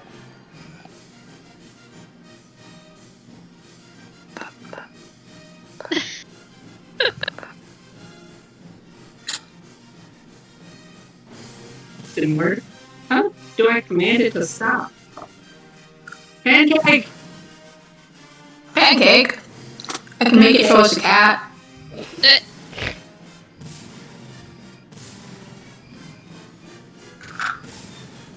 Stop. There we go. Okay. Thank you. That's a good cat, too. That's a good kitty. 2 cats and a cow in the background. Something a little less dramatic for this moment in time. So, can you just stop? It did. Oh, I was going to say, where is it? Because I was going to turn it up a little. He joined. I think I keep putting in Groovy's like little slash command thing, and I can't do that.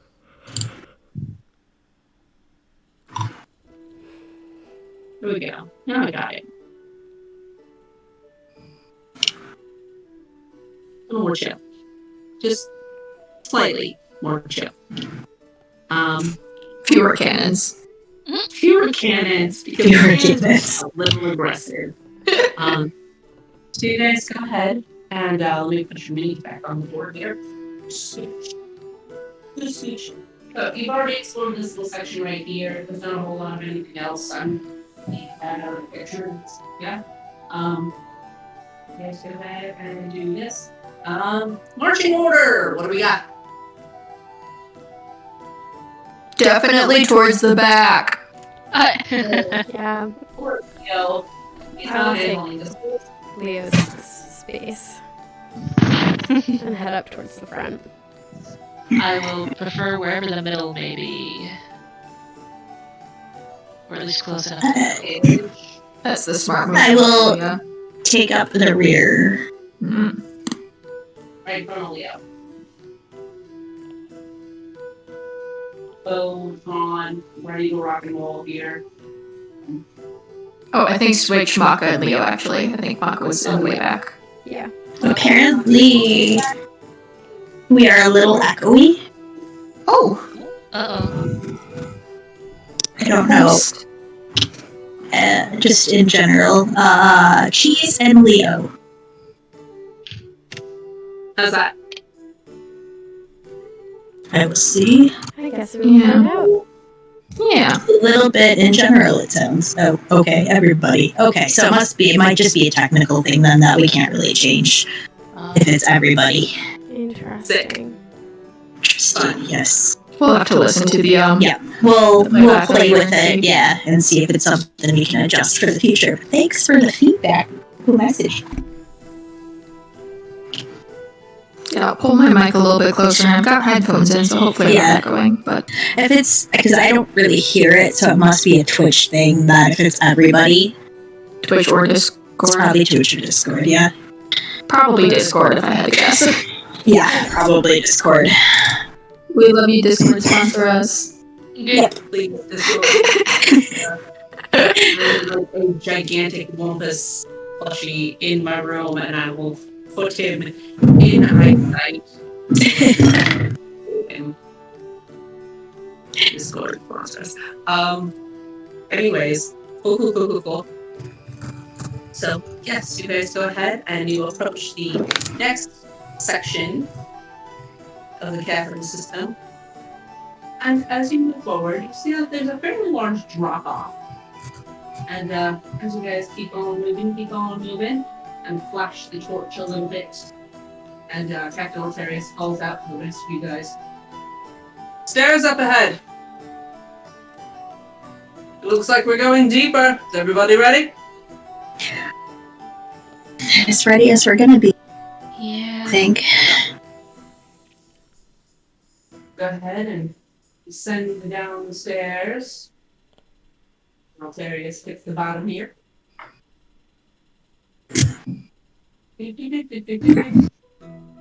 So, around this way. Up there, we got this wing. Head up right here. Just go. Go ahead and head downstairs. Yay!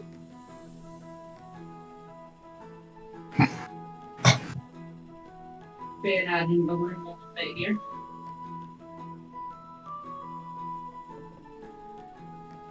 Watching the stairs. Hey guys, open up. Into full bricks. of a chamber.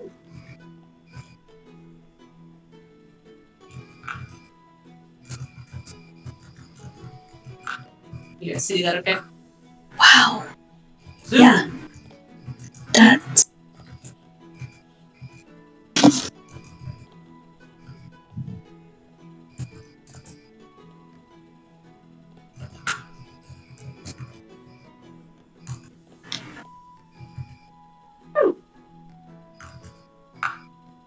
Just nice. Just overhead here.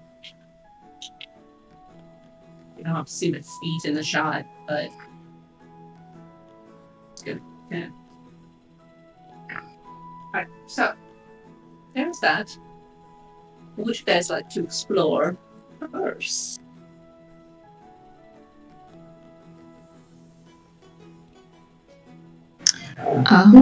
would you like to describe what we see for the people who cannot see the map? Yes. Oh, good call. That's fair. Sorry. Forget that. No, you're good. Yep. Battle map. We don't have a Yeah. we will have a battle map cam eventually. We are just still working out all of the kinks. Right. Technology. So you guys go ahead and you walk into outside of the cavern halls. You guys walked into this almost man-made structure where you see these stone tiles that are laid out over a pattern. You see this column that kind of dips down and looks like it travels even further below. You see several standing tall pillars that support the weight of this room that has been carved out. And you look around and you see that there's still mushrooms and cobwebs and beaten up old books, a table that's decaying off into the side over here. So there's a couple of these sort of blue Everlight torches that are resting in sconces. So the room itself is actually lit. It's lit! This faint blue glow surrounds it. Inside of the chambers, you see that there's a couple of drop-off points back into the rest of the cave system, like it's been built into this area.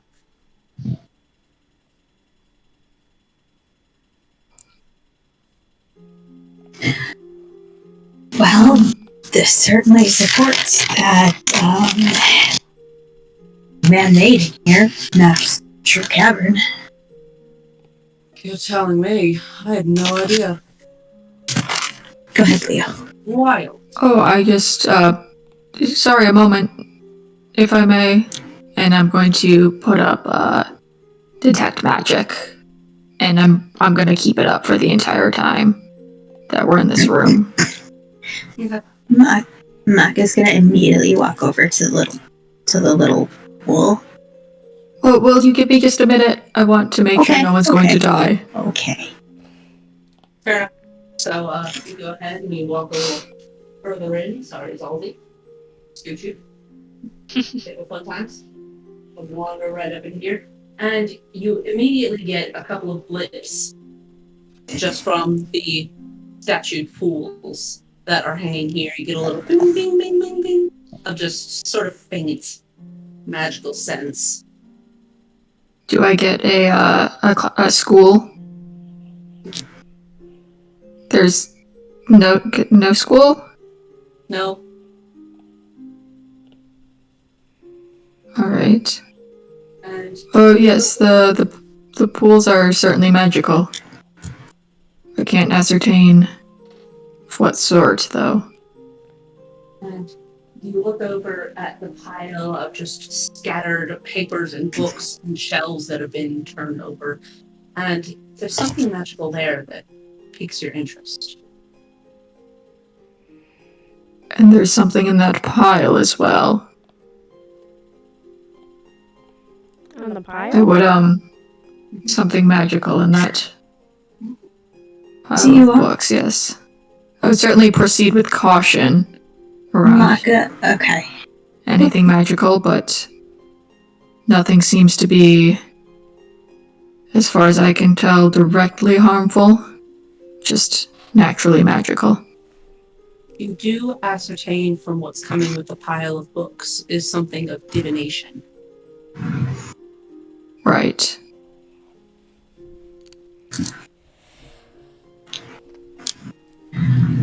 We can search through the pile with Mage Hand to pinpoint the magical object. Yes, well, I can see it quite clearly right there. It's glowing quite brightly. I could just grab it, but yes, you're right. Mage Hand might be a good idea. Go ahead. Sure. Yeah, I'll Mage Hand grab whatever is glowing. And kind of like grab it between two fingers of the Mage Hand and just lift Do it the up. like dirty, sneaky washcloth. Exactly, just kind of pick it up and like Dirty sock. carry. Yeah. Oh, yeah. And just pick it up and, well, first we'll pick it up and see if anything happens. Skin dainty. So you go ahead and you pick up this item, and from it, you pick up this beautiful, ornate mirror. A little hand mirror. You scoop it up and bring it a little closer, and you can see that the front face of it is cracked. The mirror itself is broken. But it's still glowing fairly strongly magically. Mm-hmm. That's bad luck. You can see that the crack originated from a corner, but the closer you look at it, it's not just a crack, it's almost a spiderweb shaped crack. Like it originated from a point and cracked outward. Really bad luck. Sure, whoever broke that is in a shape.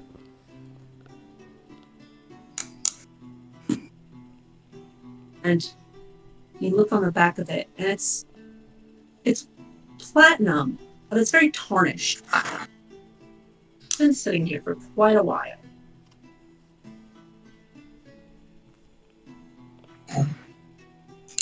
Well, if we're in... Oh, go ahead. And on the back of it is a symbol of a rose.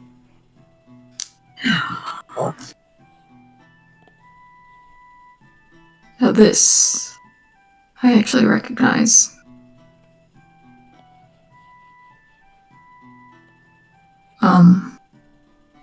Interesting.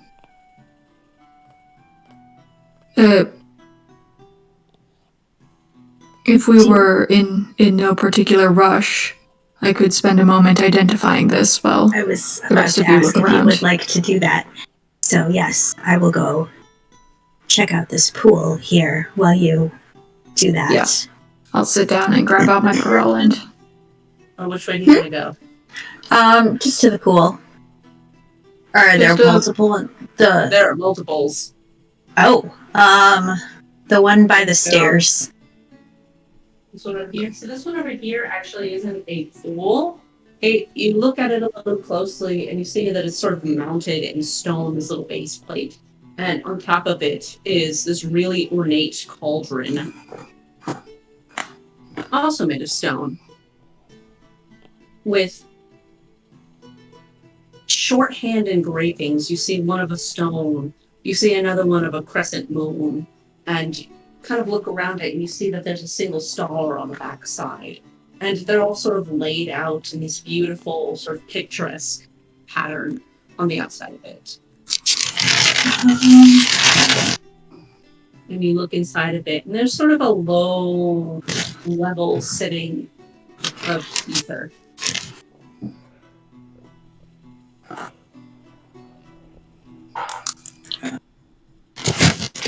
Hold on.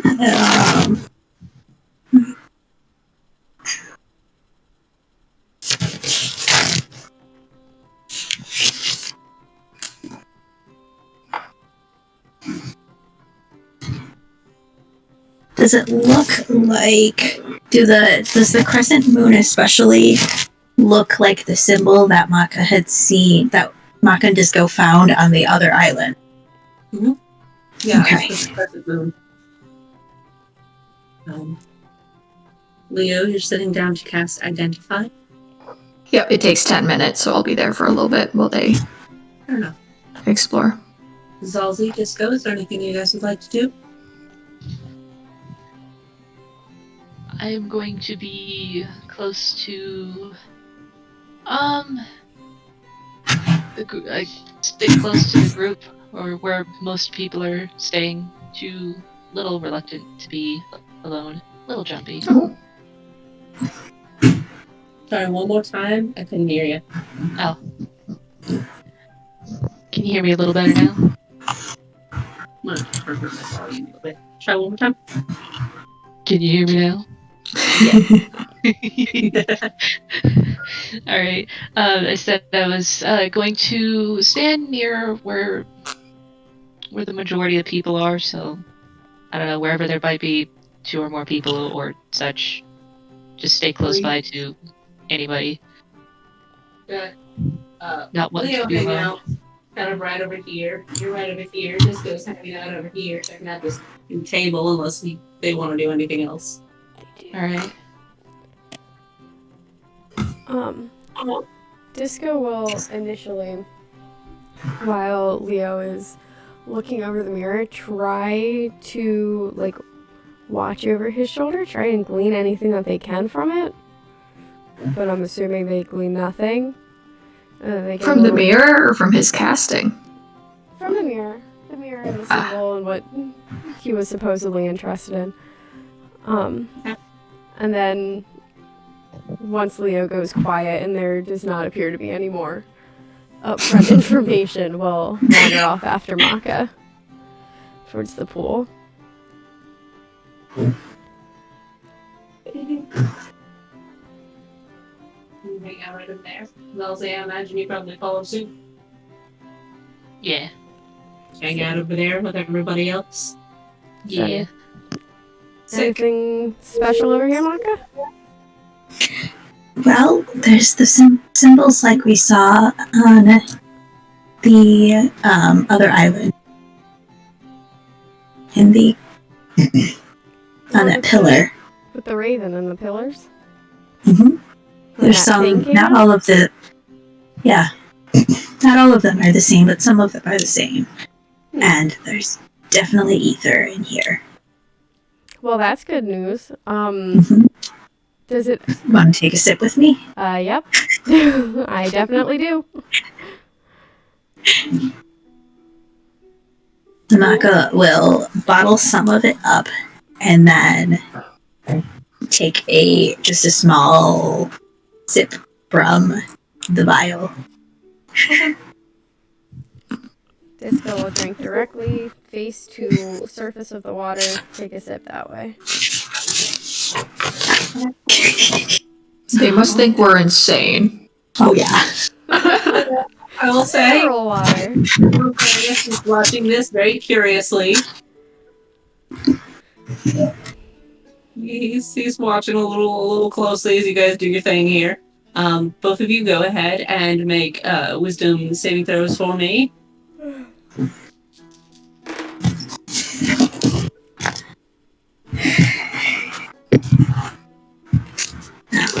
Oh boy.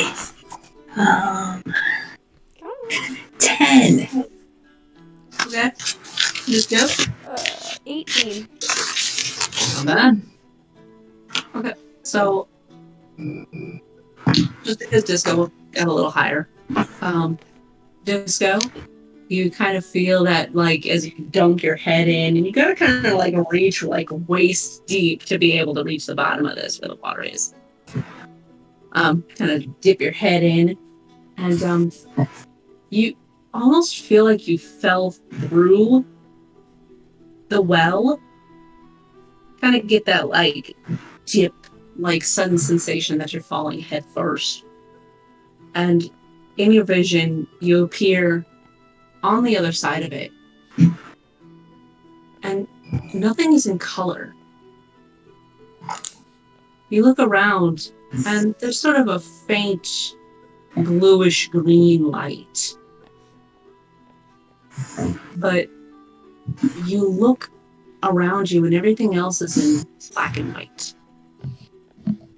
And the room itself is intact. The pillar over here next to the stairwell isn't broken over and collapsed. You see that the cavern is actually more built out than this. And you see that the space is sizable. The pools weren't there previously.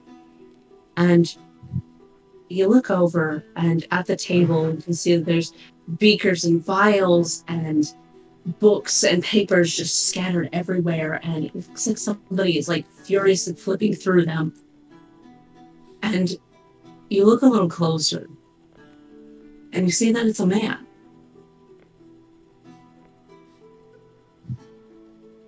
Sort of this long overcoat, some dusty up shoes.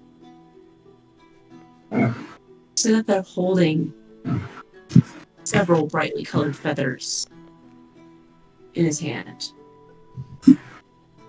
He's kind of spinning them around and looking through. And you see off to the far side in the cavern, you see the koala. But it's not alive. It's laying there, wings spread out. Just decimated on the floor. With a solid burning hole ripped through its chest.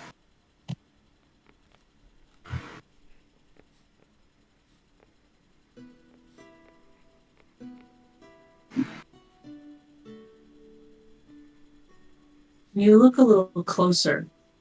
You see that there are spiders all over it. Slowly moving up and over and up and over and up and over. Almost cocooning it. One by one. And you look back over to the man. And you see that he's saying something to the mirror. You can't quite make it out. It sounds fuzzy and muffled.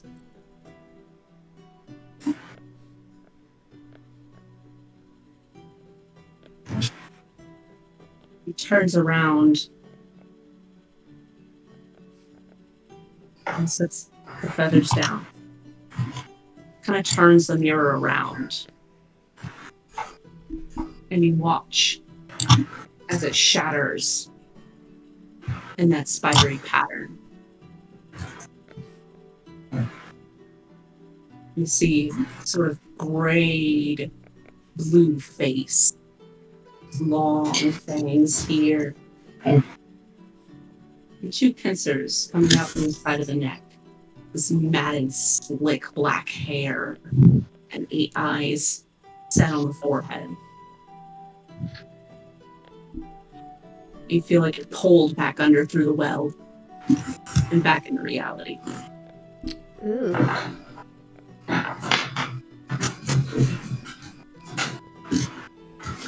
Immediately look around to see if this man is anywhere. Just like a instinctual.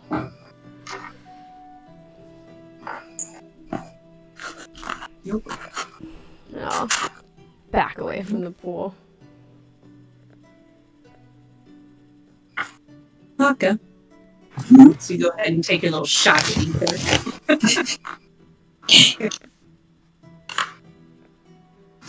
You down it very quickly. And sort of fuzzy, hazy image comes to mind.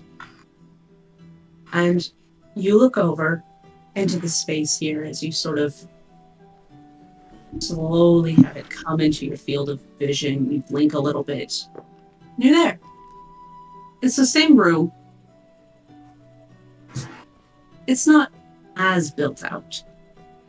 You can see that there's still pillars being put up, that there's support beams being set there, and that stones are being pulled out. And you look around, and you see, standing there, is a very, very young-looking, but very recognizable Lord Rylord. See that instead of her usual look, she's got a little spunk in her step a little bit. So that the ears have double piercings along the side. So that the hair is shaved clean and bald, and that it's actually sort of flipped over and long. Just almost like a mohawk, but flat down. I don't know what you call that hairstyle, but you know what I mean. You see that she has different white facial markings sort of set here, and her outfit's a little more casual. It's not the good robes that she wears. She's actually got some fancier studded leather armors, and oh shit, my roommate is home. We'll have to wrap up here in a second. You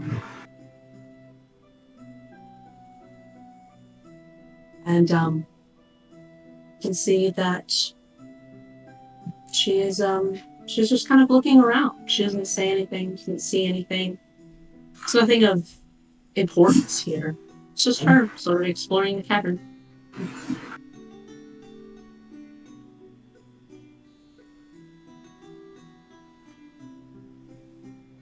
You kind of pop out of the bubble and go back to reality.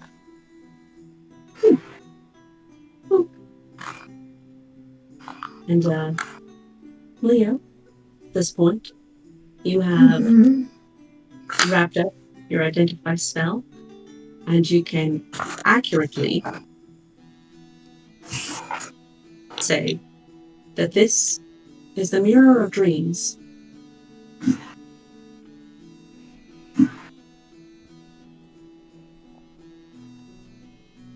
Okay. Do I know any of the properties? Yes. Yes. It is a divination item, and it was once used to uphold the standard of Soon's followers. It was used in all of her temples. And it is, what's that word? Artifact? No? I'm trying to remember what it was called. For, like, special items for deities. Vestige. Yes. It's a vestige of Soon. That's all you can glean from it. Yes. And it's broken. Yeah, does it seem like it's still in order, or like it could be used? It definitely seems broken. You try to activate it and look into it, but you don't even see your own reflection. Ooh, that's spooky.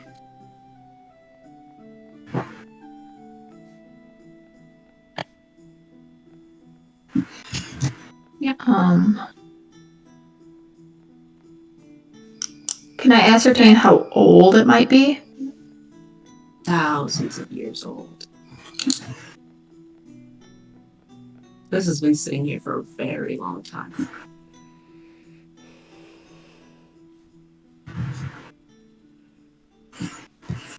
Do I see any other symbology of Soon around? Any more roses around the Other than the what's on room? the wellspring that Mako and Disco are standing by? No. At least not within your immediate vicinity.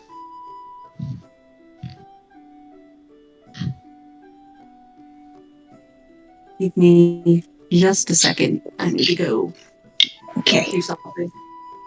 Feel free to talk amongst yourselves. Okay. Yeah, I'll turn to the rest of you and say, this is a rather powerful item of Soon's. It seems to be broken now, but the rose is a fairly clear indicator that it is linked to her. I mean, mirror, that kind of makes sense, right? What do you mean? Isn't she about, like, beauty and stuff? Beauty, yes, but if I remember correctly, the beauty in all things, not just necessarily yourself. Yes. Oh, yeah, But a mirror can be beautiful too. and it can help you see the beauty in yourself and, I don't know, yourself. Things behind you. That's Ooh. That ether water didn't go down quite right. It was a little spicy. A little different from the other ones. That's concerning. But yes, it was known as the Mirror of Dreams. Oh. Oh. I'm not sure if it's meant to activate any sort of memories or show you anything, but it's certainly divination based. Well, that's kind of like fun and Interesting. funky. Yeah. Well, it wasn't in the vision I saw, but I did see Lord or Lower. So it seems the Blood Hunters are far longer and with this island than I realized. You cut out a little bit there. Sorry. The Blood Hunters are far what? Have a far longer and deeper history with these islands than I realized.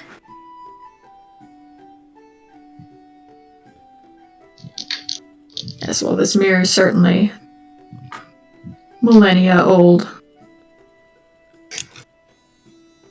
Mm-hmm. Did you see anything, Disco? Oh, yes, very much. I definitely saw that mirror break. Oh. Right. You just saw the mirror and it broke? Well, somebody was holding it. And, one of the feathery things that we're looking for? I think, I'm assuming. Well, we're kind of looking... You mean the snake thing that we're looking to avoid? Looking to avoid. It's all the same, right? Tit for tat. Yeah. I think I saw one of them. Not the same person that was holding it, though. Person that was holding it looked kind of spidery? Spidery? Yeah, like spidery. What does...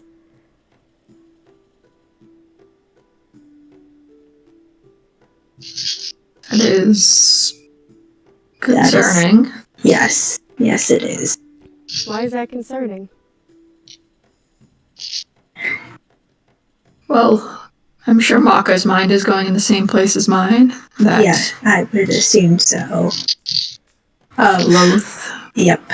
May be involved. Care to share Spider with us? Queen. The Spider Queen.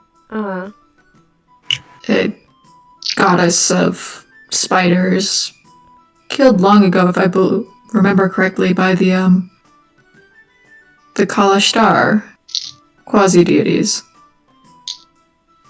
Once one of the gods of death. Yes, definitely not someone we would particularly wish to associate with. No. No, she was not a goddess of death. She was a goddess of spiders and the drow and... If only we had a walking encyclopedia with us. Darkness. Chaos. But, not in a good way. Sorry about that. That's okay. I don't see how... I'm still not Trickery and war. Trickery and war as well. Mm-hmm. She was quite bad, yes. You keep saying maybe none of those. She's bad. Shouldn't associate. I'm getting a lot of, generalizations and not a lot of details here. Okay. Sorry about that. Fill me in. What the hell did I miss?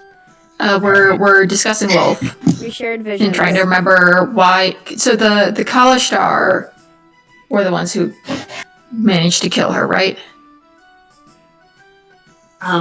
Actually, go ahead and make a history check for me.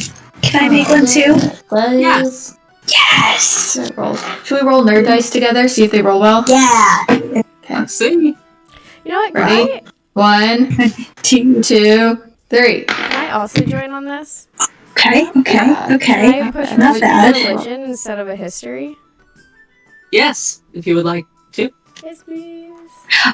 Do I get... This is not Faith Eater and that, right? This is Loaf. This is Yes. Wolf and Soon history. It's still a 20. Yep. It's still a 21. Damn. I only It's got that 17. expertise. It's that expertise. What did you roll naturally? 11. Ah, damn, I rolled a 10. We were Plus close, 10, baby. What? Plus 10, baby. Oh, no, I was like, man, we should it would have been cute if we rolled the same. It would have been. We were so close. Yep. But yeah, I got 17. Okay, so 17, 21. Disco, what'd you get? I'm trying to decide if I want to give myself advantage on it or not. I'll just keep it. I got a 9. Oh, honey. It's okay. No, you're still a little shaken from your vision that you saw to accurately focus on the conversation between the nerds. However, nerds, yes, the history of Soon you're not super familiar with, but the history of Wolf is certainly something that through ostentatious amount of deep occult research, you could definitely find out. Maka in particular, the Bloodhunter Library did keep very good, accurate records of what happened in the history of Khalees, where the final battles of Wolf's reign were put to an end. So the Kalashtar people and the Silver Elves, as now acclaimed Drow by Lolth, finally put together an uprising with quasi-deities at their aid to finally put an end to Lolth's reign.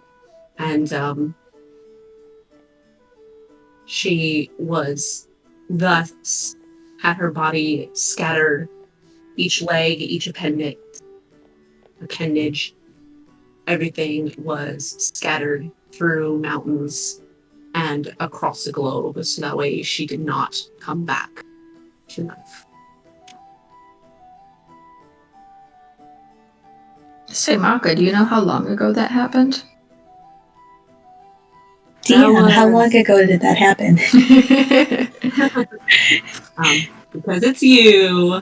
That was accurately recorded through secondhand accounts from the people of Khalees and the Kalashtar people.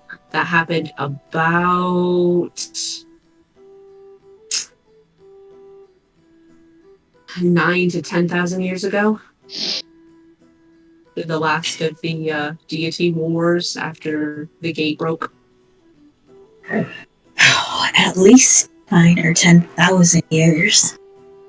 Or at least just right before. Right around the time the gate broke. Like right before. It's a little bit unclear because it's kind of secondhand stories, but it seems to be hard right to get around a the direct time. account of something 10,000 years ago. Yes.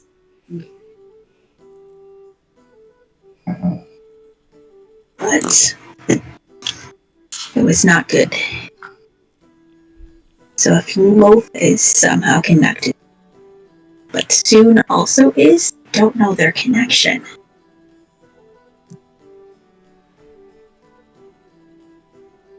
The history of Soon is difficult to trace because she herself was behind the Divine Gate as an over-deity. She was not somebody who had a lot of interactions with people on the ground. She left that image, that austerity, and that influence to her aspect. a lot of over deities will not interact with the mortal world like that, but only have their message spread and sent in that kind of way. At least what it seems from what you guys have gathered from accounts from Diana and Sehanine and Coraline. Yes, I'm afraid I don't know that much about Soon in general. I know she was brought into the sky, given refuge by Saloon, and protected during the deity wars in the sky, but as Hanali was her aspect. She had a church, I suppose you could call it, called the Order of the Ruby Rose, which is why it holds up the mirror, shows the rose on the back. Why this symbol is so revealing of it to be an item of hers. But that seems to have been long since disbanded, fallen.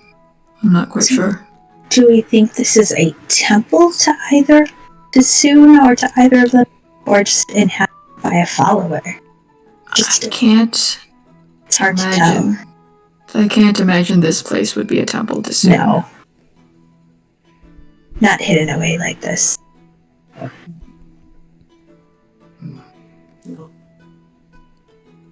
Well, I would certainly like... Because Soon, granted, was the deity of beauty, but was often associated with elven culture more than anything else. Message renowned, but more often associated there. Well, I would certainly like to spend some time looking through these papers, at least see if I can find anything interesting. Of course. I will go check out this other pool over here.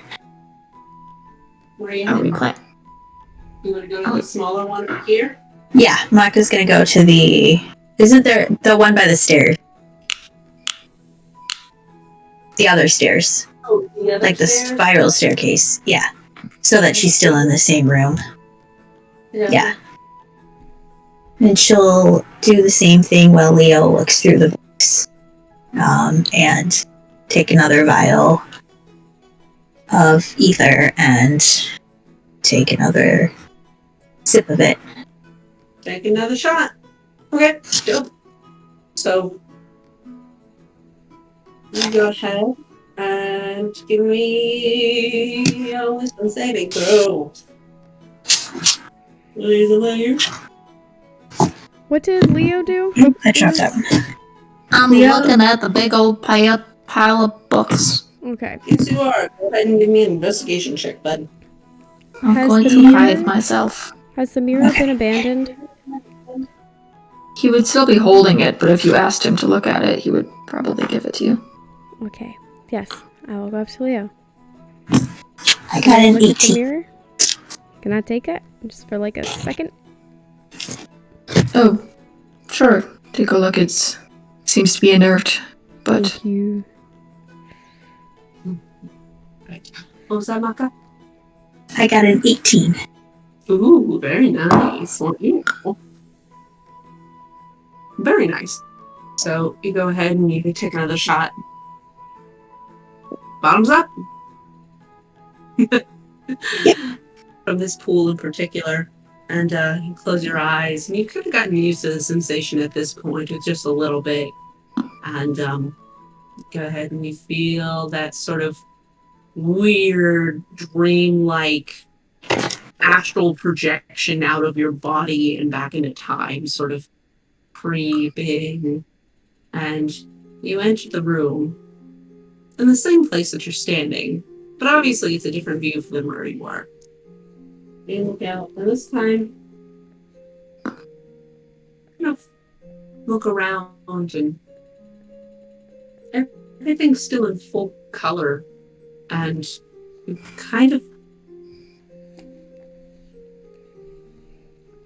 It feels weird. Because it doesn't feel like it did anything. You look around and the books are still scattered on the floor. Everything is left exactly how it was. But you look over to the entryway. You see a man kind of walking down the stairs. You see that there's sort of gray patch all around the backside of the head with just little streaks of dark hair. See the under eyes are really baggy and dark, just heavy. Who was this? Just a random person? Just a random guy. Okay. No idea who he is. Those deep set bags under the eyes, little like squint glasses resting on his nose, deeply furrowed brow. It's just short hair. It's a little messy, kind of popped up in the front, like, you know, when you're sweaty and you like push the hair back. Kind of vibe. You see that he looks human. Sort of black duster rider coat. See that there's thick scar that runs all the way down here and stops right before the neck. And you see that the other side of it, the other ear is just kind of clipped right at the edge.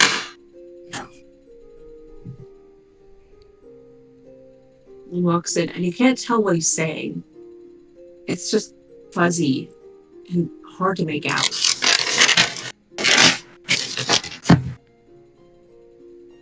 But you see that he walks over to the books, kind of rests his hand on the table. Like he's been here before.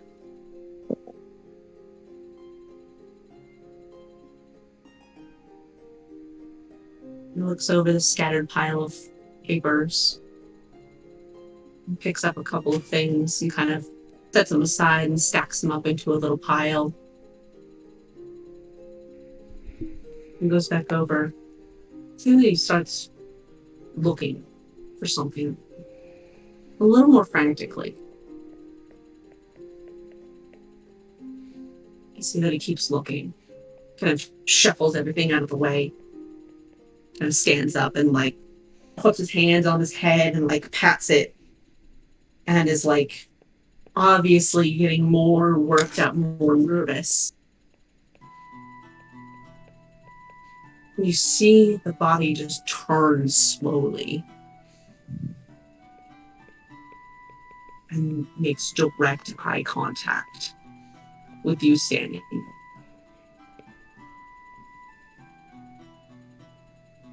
Just furrows his brow more as he stands up to walk towards where you're standing.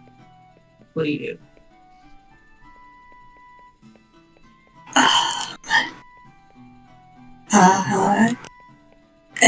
Hello?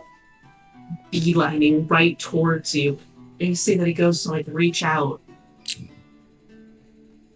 And just the hand mists through the air.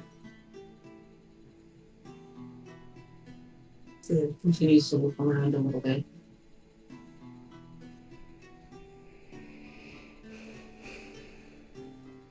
Almost like he saw something, but not quite it.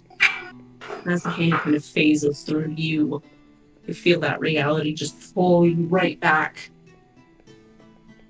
And you're back in present tense.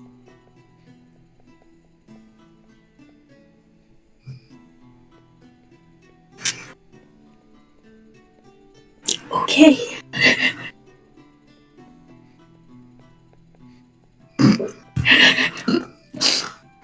That was new.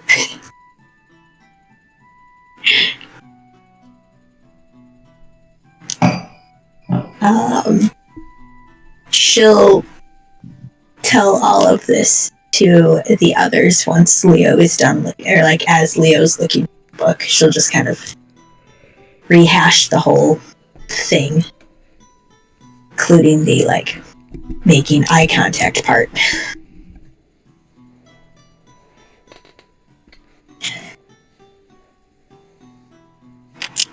Interesting. Yeah, that was different. You could see me, but couldn't touch me.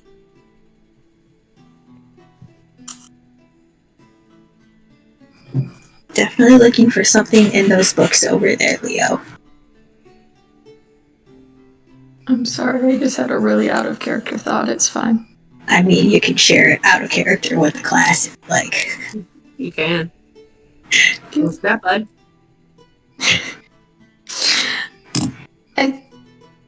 I don't think I can. How? We're 18 plus. I was just thinking like a a dancer. Can look but can't touch.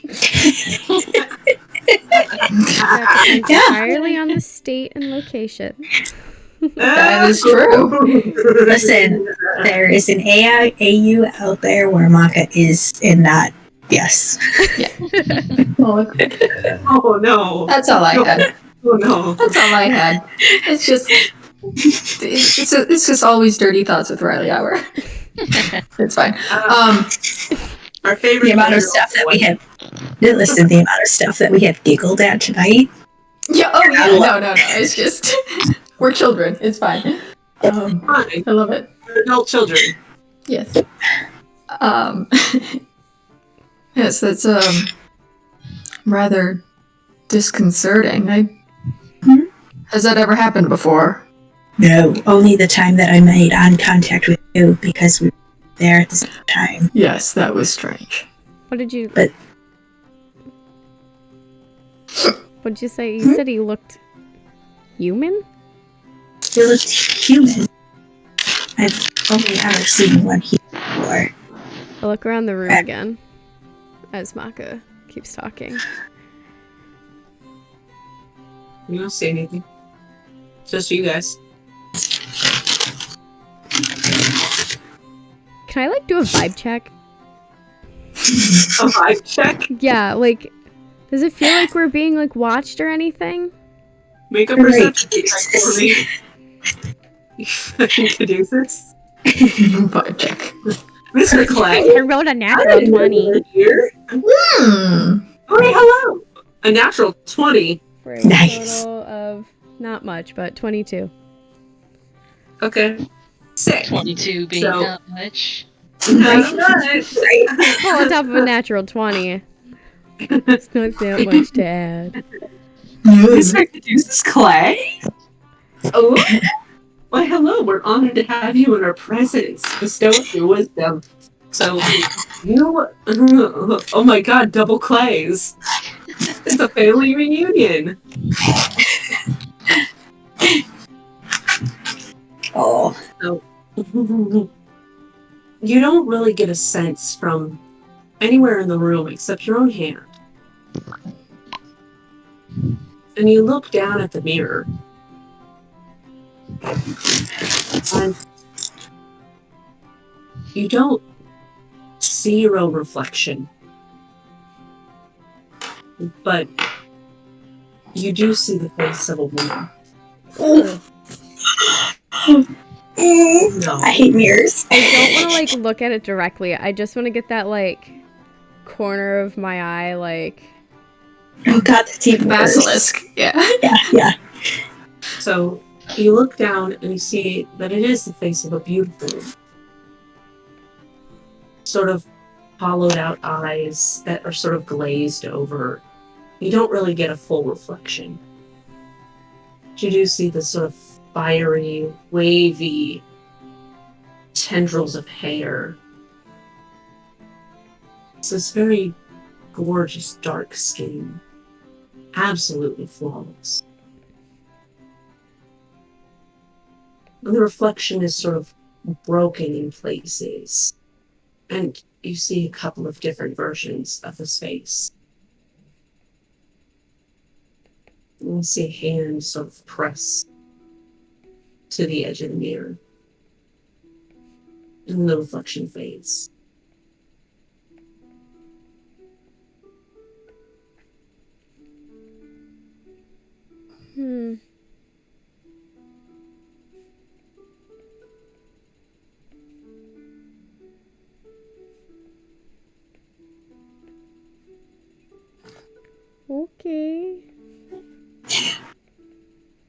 I say out loud. Did you say something, Disco? Huh? Never mind. If I hold that mirror up and kind of do like a spin, do I get anything else? So you like hold it up and you like do a 360 no scope. Yes. Perfect. 16. You kind of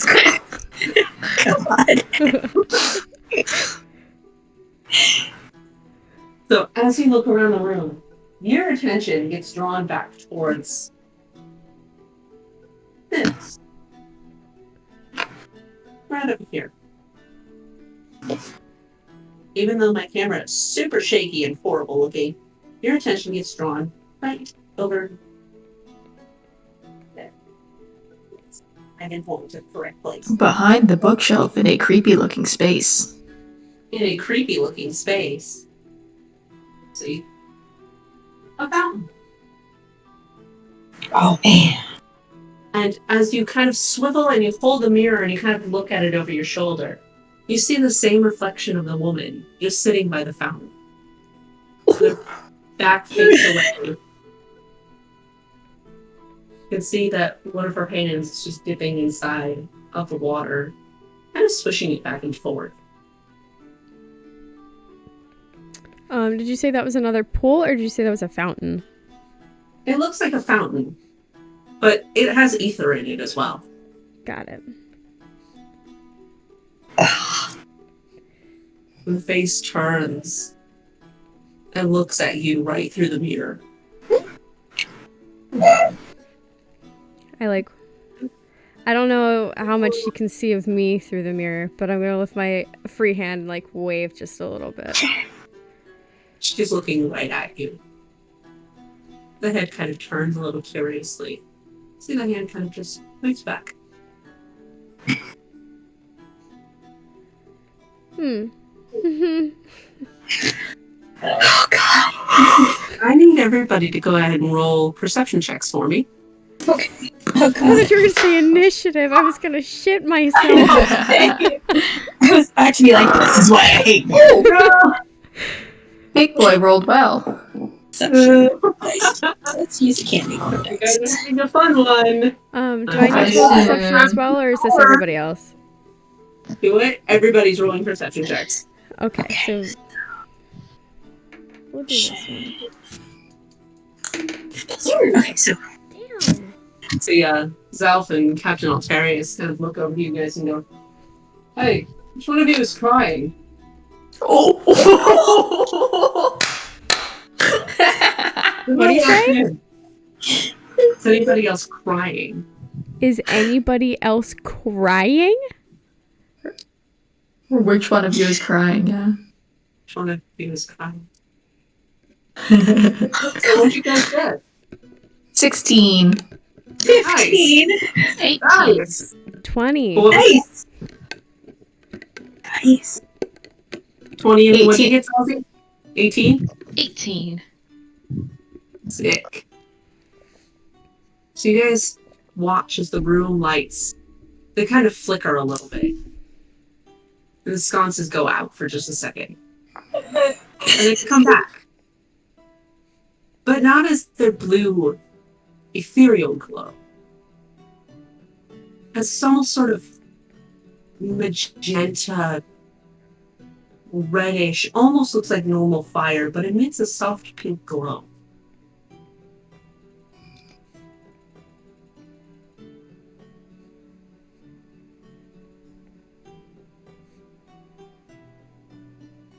All of you hear it.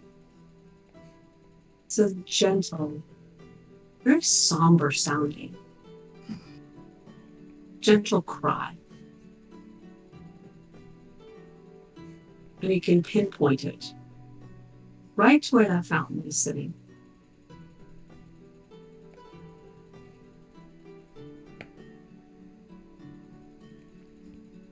It's a quiet, mournful sounding cry.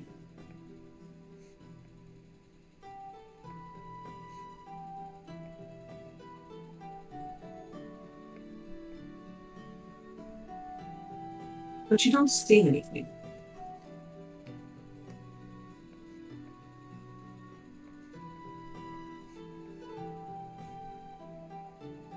Do I detect anything with my magic eyes?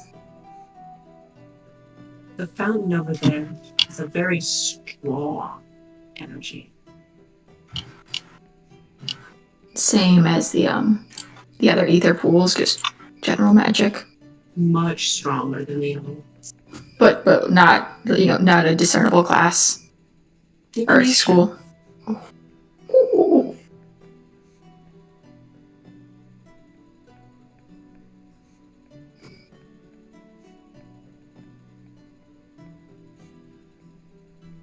So that is something definitely to look into. Definitely coming from over there. She'll kind of look at the captain when saying that. You see there, both of them are already. They're already walking. They're walking through piles of books here. And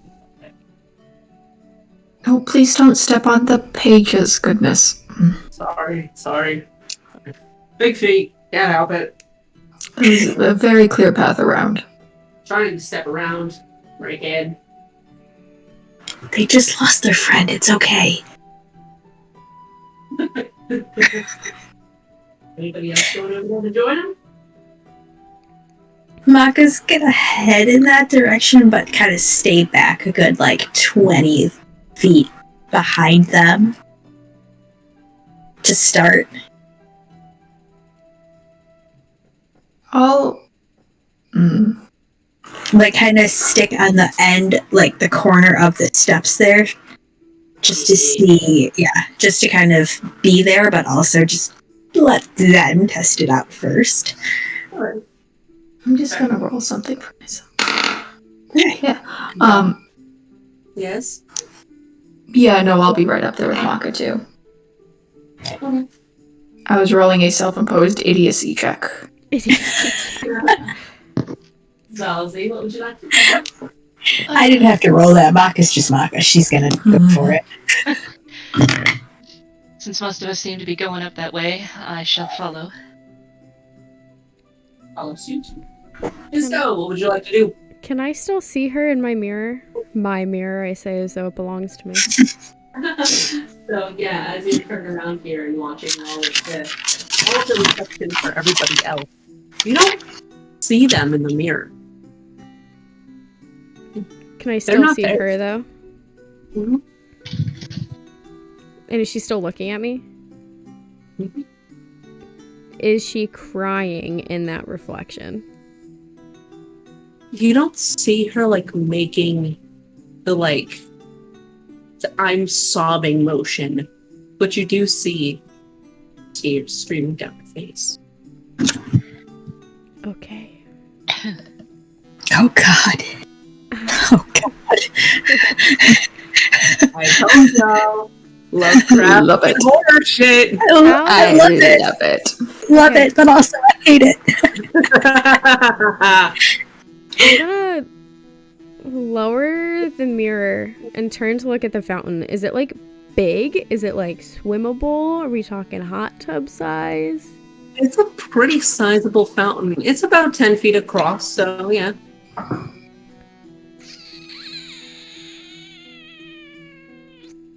Okay. And Disco in particular, you look over and you see just this the vaguest outline of a form. And you watch as the feet kind of swing over the edge of the fountain. And this beautiful flowing dress follows behind you. You see that she kind of submerges into the fountain.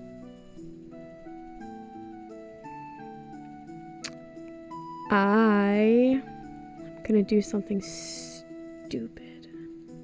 What are you doing? I would like Yes. to run and hop into the fountain. Yes, but also what? Yes. Do it. Do it. I hope you appreciate how delicately I balanced that hitting. It's perfect. Can't tell you otherwise. So, Disco, as you push past everybody here and you go, and Olympic sprint and jump into the fountain because, my God, They're a runner. They're a track star. Are we talking swan dive or cannonball I'm thinking cannonball. or belly flop? Disco feels like a belly flop. Definitely cannonball. Cannonball. Okay, cannonball works. It's a Too small for a belly flop. contained. Yeah. Hardcore parkour cannonball into the ether pool here, and as you kind of submerge your head under and you open your eyes for just a second, and you see that same reflection, but she doesn't look hollow. She looks beautiful and radiant. You see that there's these little golden freckles that are just sparkling everywhere. These bright green eyes. There's this wavy, flowing hair that's trapped, almost in a still picture before you. See that she smiles. It's bright, radiant, gorgeous smile. I smile back. And I'll wave again. See that she lifts up her hand and waves again. She kind of reaches her hand out. Just a little bit in front of you. She kind of stops. This Looks isn't at you. through the mirror, right? This is like actual. This is in the water. Cool. I would like to meet her hand halfway if I can. And as you reach your hand out, fingers touch. And it's solid. And you don't see her speak, but you hear it in your mind.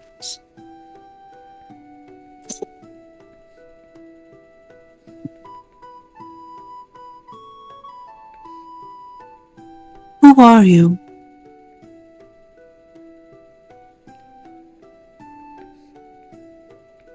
I will open my mouth and speak underwater, even though I have telepathy.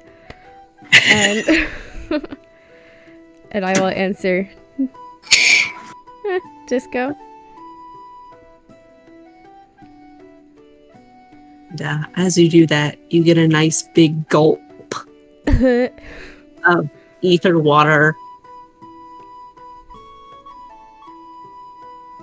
I need you to go ahead and make a wisdom save for me. I need different dice. You. Ooh, not good. No. 15. Not terrible, It's though. not bad. Not terrible. Not terrible. Not terrible.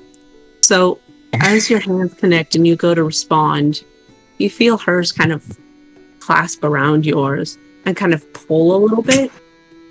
And then suddenly you guys aren't floating in water anymore. You landed, feet on the ground. And you look around you and you recognize where this is. Bathed in gorgeous golden light, soft clouds that drift by, a mountain range far in the distance, covered by fields of flowers. You guys are standing in the ethereal plane. All of us? Nope, just Disco. Okay. Disco is effectively drowning, granted, but That's fine. she's just holding your hand tightly and goes, Disco. What a delight to meet you. Do you know who I am? You know, I have a feeling, but you may as well tell me. My name is Soon.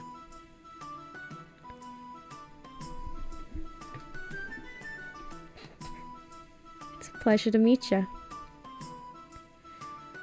The pleasure is all mine. See what you did there.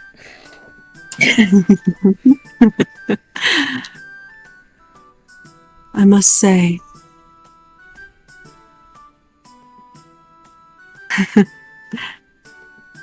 usually, when I try to reach out to others, they run away.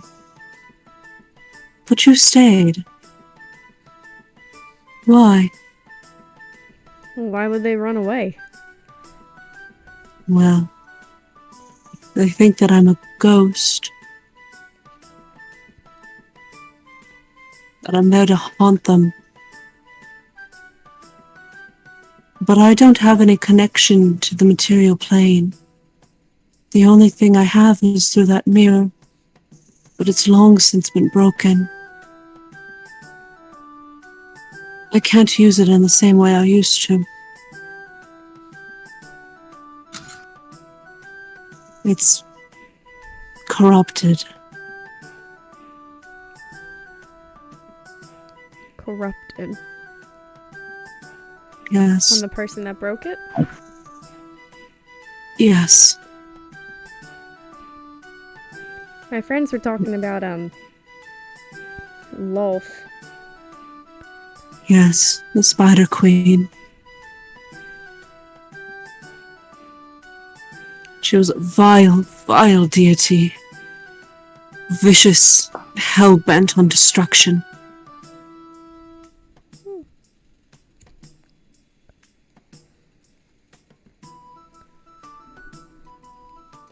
Unfortunately, her influence still affects the world. We haven't gotten rid of it yet.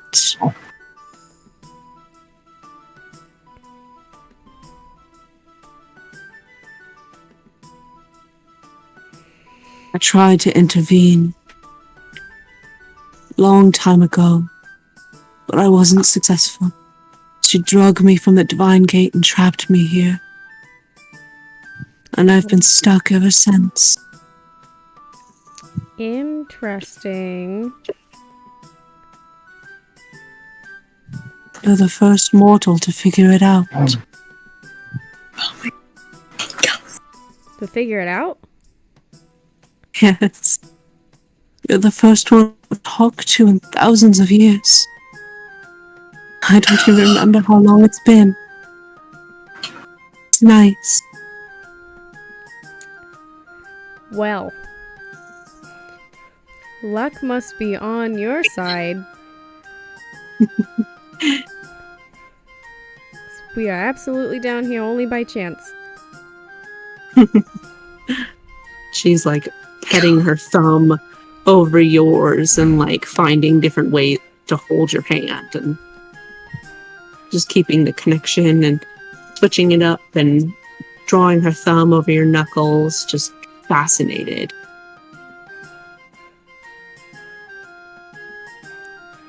It's been a while. Do you want a hug? I would like that very much. I'll open my arms for her. And she kind of just leans into it. Pet her hair a little bit. As you do, it is like petting through strands of silk. It's absolutely gorgeous. And she herself is warm and very gentle.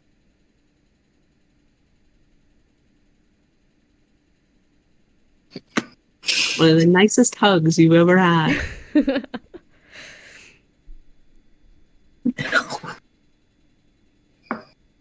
She just kind of lays her head on your shoulder.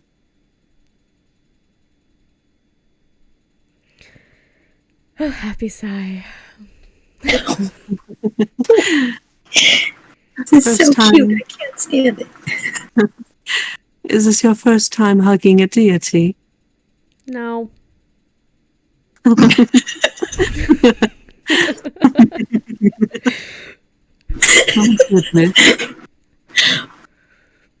At least I don't think so. No. Maybe. I don't know. Labels are funny.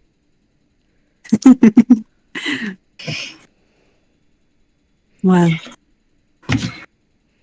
thank you. Oh, that's no reason to thank me. Truly, this has been very, very nice.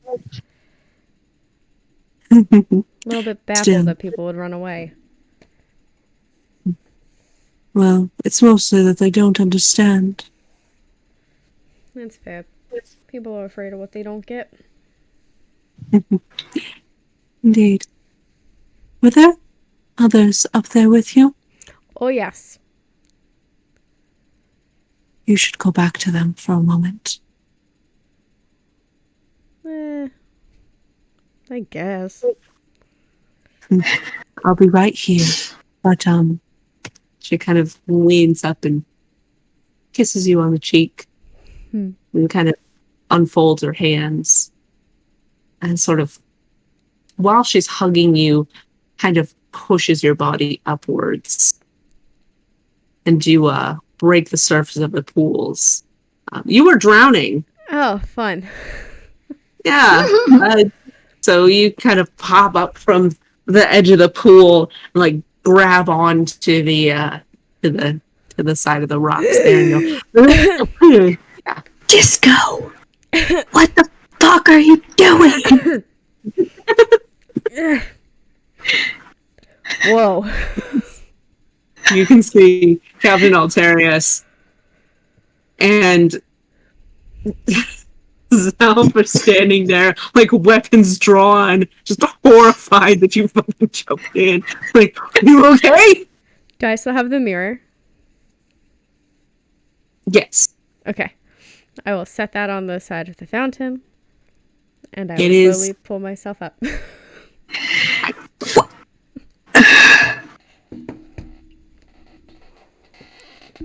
Well, I do hope that was interesting, at least.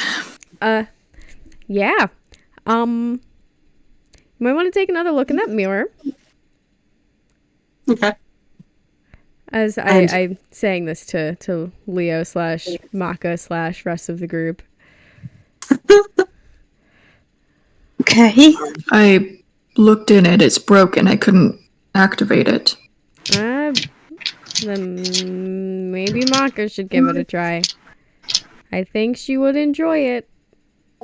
As you look down in the mirror, you see that the crack is healed. No way. What? You see a glossy, beautiful reflection in the mirror.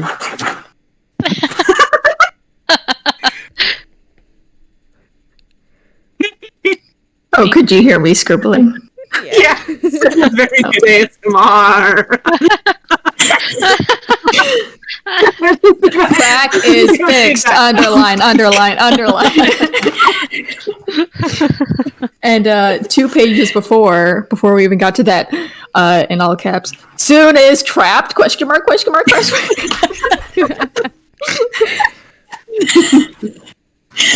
Oh my god. I may not be the lore master, but I have fun with it. That's the important part. Listen, I have about 6 pages today in a big giant notebook. I'm giving y'all food tonight. I know we're going a little late, but it's worth it. Mm-hmm. Yeah, It's I have so to be worth awake. it. Oh my I have to be god. awake in like 6 hours. Oh Yeah, no. we'll wrap up here in just a second here. So as you look it over and you see that it's just this gorgeous glossy finish to the front of the mirror, the rust is still there, but the crack is no longer. You look down and you kind of spin it around and you do see your reflection. Disco. Mm-hmm. And you see sort of pressing to the front of the mirror there. It's the same hand.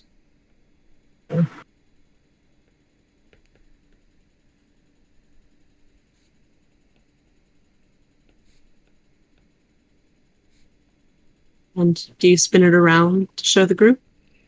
I'm going to touch my hand to that hand for just a second, and then I'll spin it around. Less spin it around, more like get out and like stand next to them and like Just more like spin hold it myself up around, for I them. guess. Yeah. That's fair. So the rest of you guys see this hand sort of press at the palm just a little bit lighter than the edges of the fingertips there. See the palm pressed to the front of the glass. And it lowers. You see the same beautiful face. Bright green eyes, little golden freckles everywhere. Wavy, motion-capped hair. She looks almost exactly like Diana, doesn't she? Almost, but very different in the facial features. She's got a round, flattened nose, bright eyes, smooth eyebrow, long ears. Maka's having a gay panic moment. She's so beautiful. She wears dark red lipstick. I've seen an image of her, a depiction at least. Soon, yeah? Yeah. Yes? Yeah. Yes? Okay. Good. We have a goddess in a mirror. This is... She's also in the fountain. Yeah. All right. You see that as you're talking, Leo, you notice that the face turns and looks at you. Dead eye contact. She knows you're talking. Mm-hmm. Kind of tilts the head. Kind of holds up the palm again.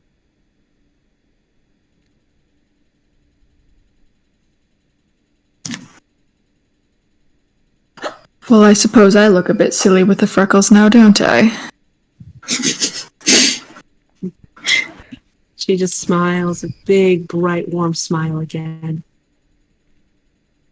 And in the back of your mind, make an intelligence check. Just a check. Mm-hmm. What do you use? What do you use? Oh, God. Or using the Labradorite. I haven't rolled that tonight. This feels special. And I rolled well. That's a dirty 20. Nice. You look at the shape of the hand. It's not so much the hand itself presented to you that looks strange, but it's the shape. See crease lines where they fell. You see how slender the fingers are. And you get that image that pops up in your mind of when you opened up the book. What's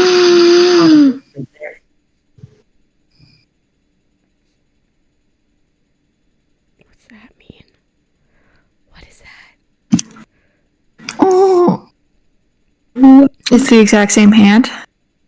Mm-hmm. Looks exactly the same. The big thing you notice is that the ring finger and the middle finger are the same size.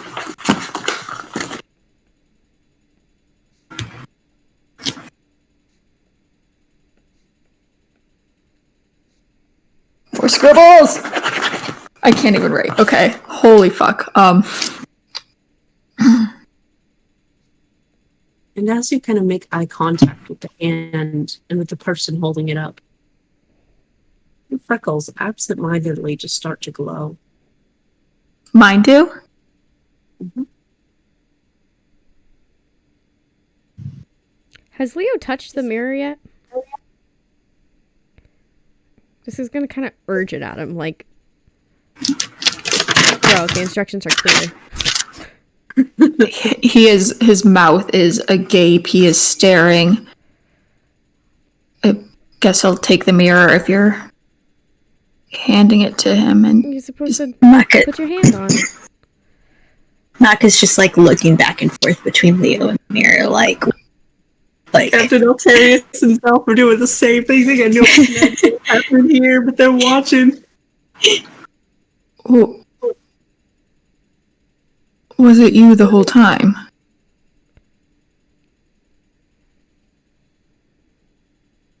No. The brow kind of furrows a little bit more.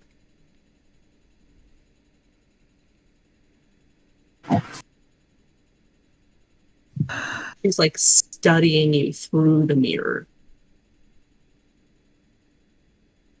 I am.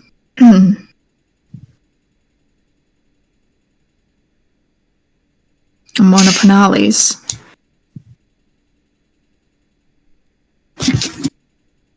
Her eyes go wide. She kind of backs up a little bit.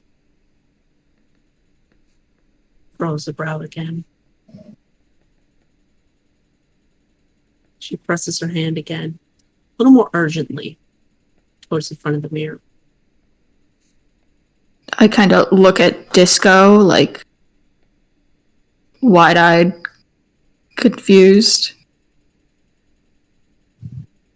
Do I... I think it's pretty obvious. I mean, you don't have to if you don't want to, but like, yeah. It turned out great last time, and I'll put my hand Last time. onto hers. So you go ahead and you connect your palms together. And you feel that through the mirror, it kind of stretches a little bit. And the hands shift. And the fingers grab onto yours.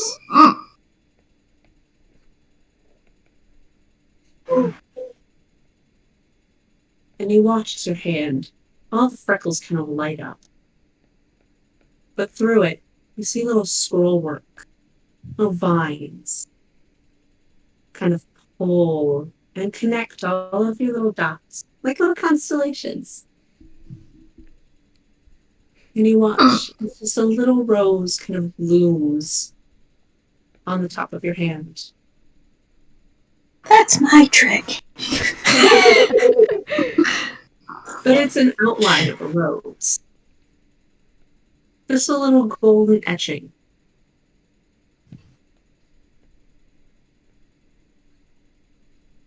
Do you grab onto her hand? Yeah, I do. So you take hold of it. And you feel magic just surge through your body. Like nothing you have ever felt before. And you hold on to this hand. And she's like pushing against you. Trying to push herself out. I'll grab her and pull. Okay.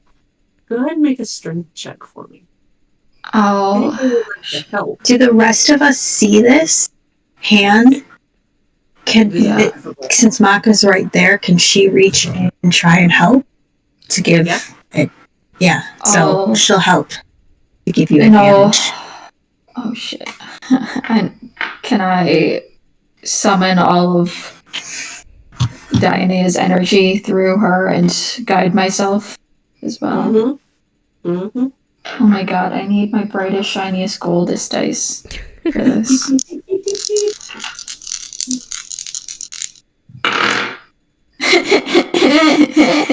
Guidance, please. Oh shit, dropped it.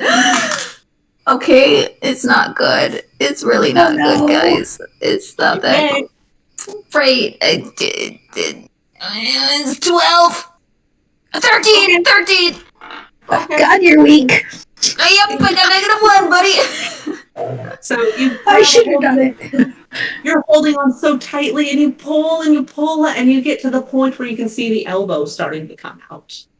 And you keep pulling and keep pulling and keep pulling, and you kind of slip a little bit. And at this point, Captain Alterius and the others are coming over and like grabbing behind you to like pull the rest of the way out. Can I also help at this point? Yeah, if you want to grab on, Yeah. go ahead and make another check with advantage. I am going to Still pulling. By holding the mirror. Yeah, you do that. That was actually really helpful. Yeah, no one's holding the mirror. Yeah. Yeah, it was It just has- on the ground at this point. It has to be me again. It can't be anyone else. Nope, it's gotta be you. Fuck, I'm Go gonna ahead and roll do different it. ones. Okay. We're not actually gonna do You got red this. gold. We'll do the red. Yeah. I need a red D4. My red D4s. There's one. Okay. I'm so nervous. Okay, a little better. 15. So you, with everybody else combined, go ahead and just grip a hold of this hand, and you even shift to grab at the wrist. And you feel hers sort of grabbing back onto yours. You pull until eventually you see the top of the head come. You see another hand reach around the outside of the mirror and push up through it.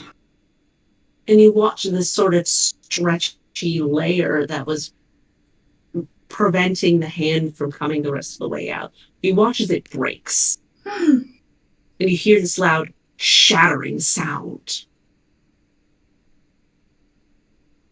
As you finally pull up, the figure will soon up and out of the mirror.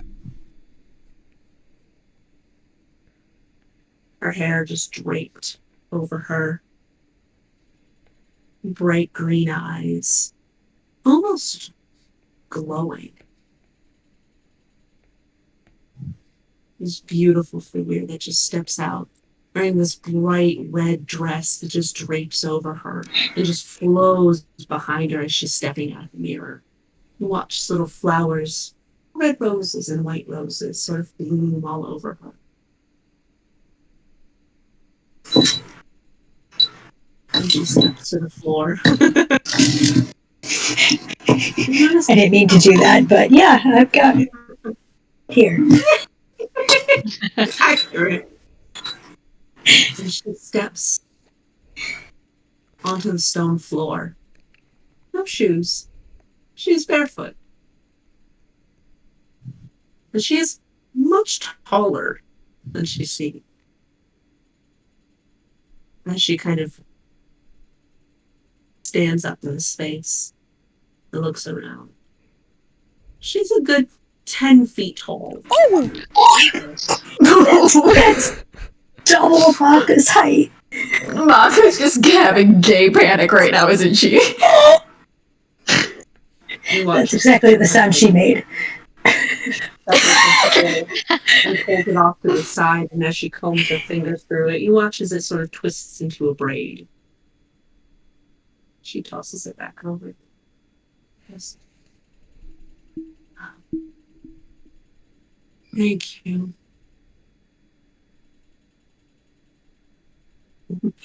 I suppose I am a little large like his aunt. By all means, stay that way.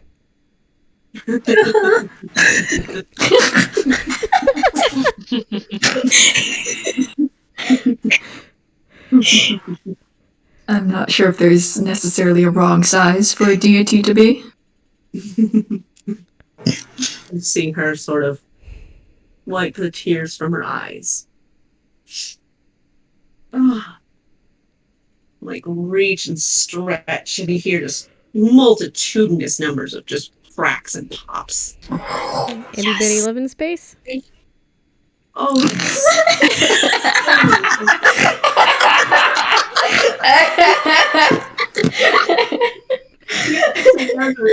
God damn it! Painful.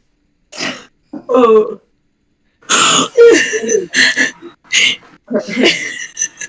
Confirm. Soon is Robin Williams. Yep. Oh, 10,000 years can give you such a crick in the neck. Feel free to do with that what you will. It's been about that long too, which is hilarious. Guys. Yeah, she's Robin Williams. Mm-hmm. It's Robin Williams. Robin Williams is the deity of Yes, yes. Let's be real. Yes. Let's be honest. Yeah, you're right.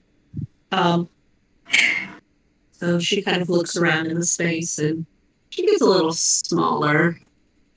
A little bit, anyways. She still stands at about 6 feet tall, but at least now she's slightly more appropriate size for the room.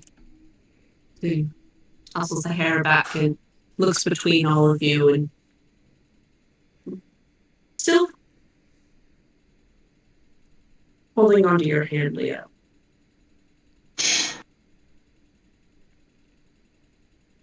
Maka would probably have dropped it upon seeing her at. Maka was holding Leo in her hand. Probably. Yeah, in that game panic moment. Oh, Miss Maka. She furrows her brow again. How is she alive?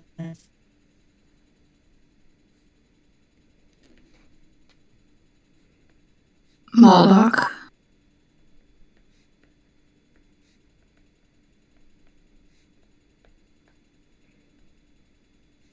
It's impossible.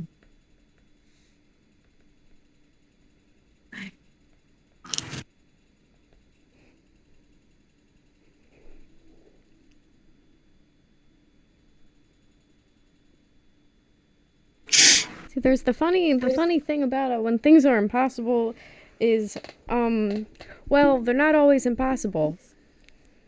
Mm-hmm. That's what it's immortal.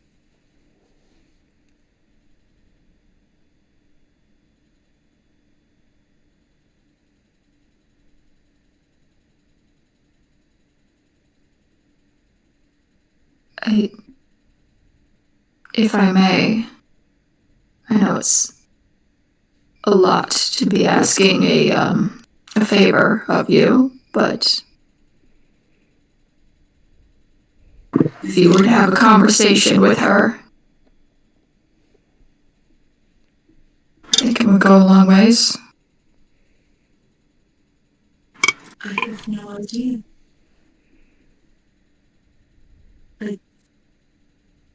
I've been hearing. Hey, Cheese, you are very difficult to hear right now. Sorry. Thank you. I shall move a little closer. I wish I could say, but maybe. I have no idea. It's been so long since I even saw her last. The last thing I remember was watching her fall from the sky. Well, unfortunately, that is more than she remembers. Oh. Oh no. Where is she now? Around. Yeah. Generally comes when spoken about. Especially when I Mark could. is around.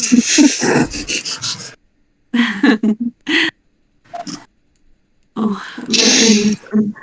I'm so rude. If I may, she kind of reaches her other hand out to you, Maka, and goes, soon. You all? Maka? A pleasure to meet you. And might I know your name? She looks at you, Leo. Leo. Pleasure. Wow. She looks over at Disco and just goes, gives a little nod. Kind of looks over to Zalzi and goes, and who might you be? Kind of shakes their head as if they were stunned while you encounter. Yeah. It's not often a goddess walks out of it. Hi, I'm Dalsey. Halsey. Pleasure. And she looks over to where Captain Altarius and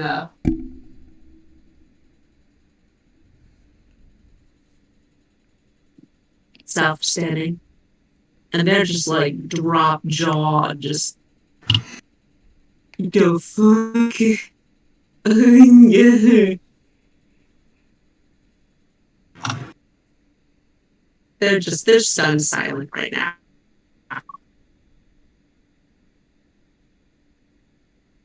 This Maka adjusts her horns and flower crown. It was falling too far forward, don't mind me.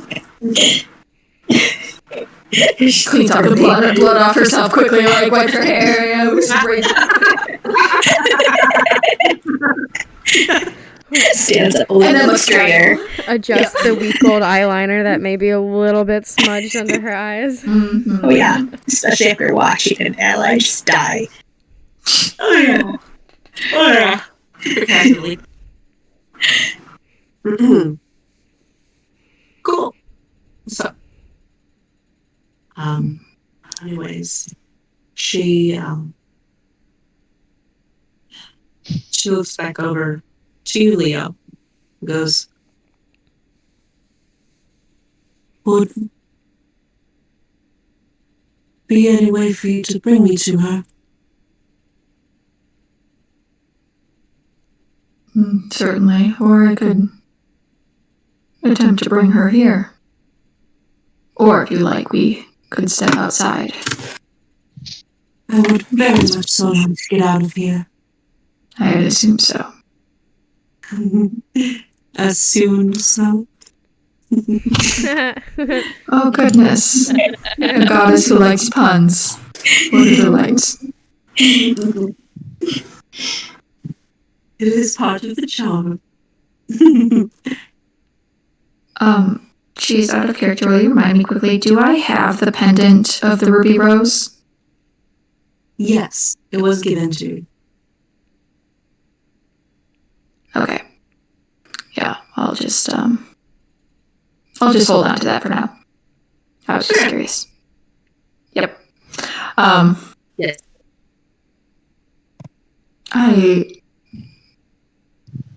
Looking at the others, did we want to continue to investigate here? Or did we perhaps find... I mean, we can continue at the other. I don't know if we act out of character. I don't know if we had anything. We didn't open any of the like crates or anything that were in there or chests. And I think there wasn't the books yet. Yeah. So there is technically still stuff we can investigate. Mm-hmm. But I mean, you've got a goddess with you, so I'm sure if you walk outside, we'll finish up. I mean, Got some protection.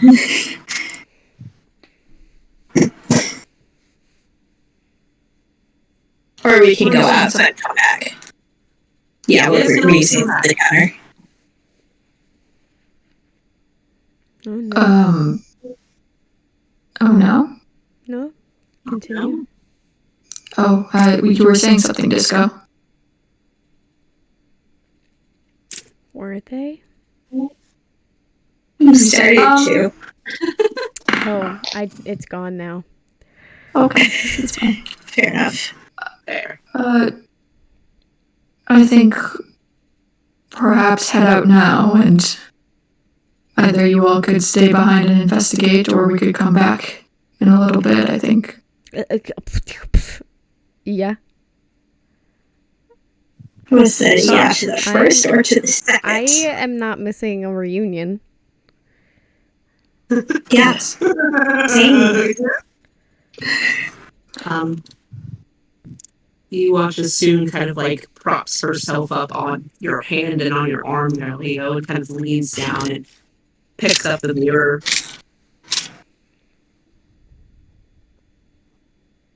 She holds it and spins it around. You see that it's broken again.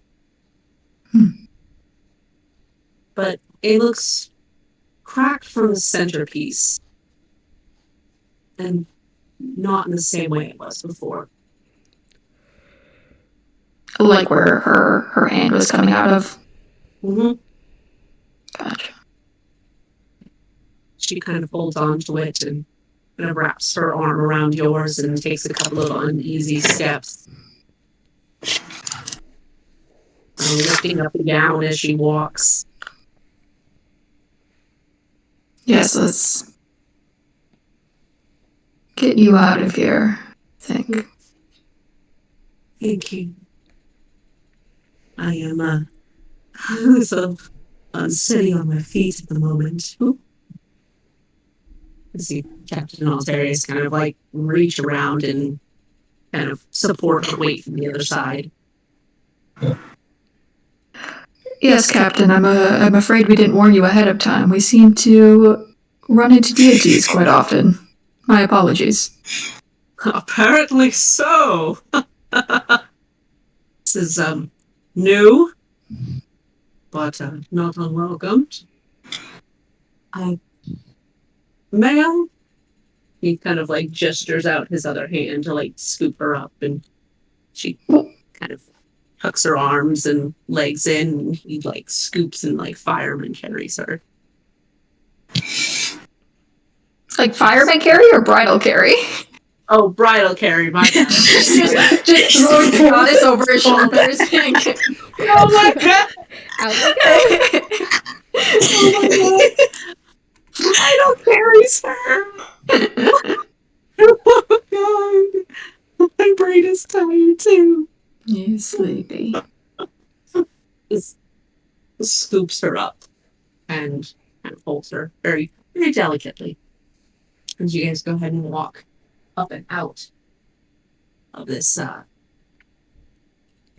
cave here. We bring the mirror. Yeah, she's got the mirror. Okay. The mirror. You guys go ahead and walk up and out. And it is now at this point edging on evening time. You guys definitely were down there for quite a while. We see that she kind of shields her face for a second as the sun kind of hits. She blinks and goes, "Oh, goodness. Oh, my goodness.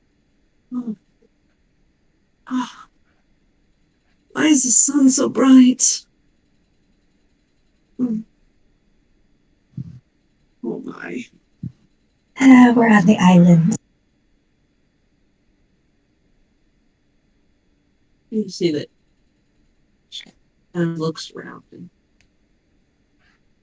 where am I? The Sensum Republic. Ingermond.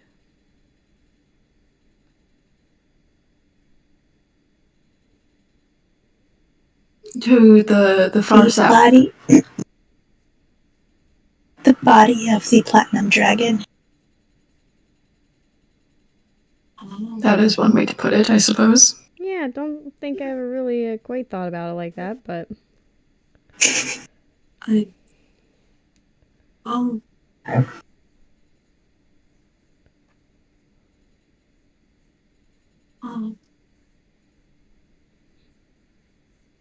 And one way to break the news, I suppose. I suppose. Oh.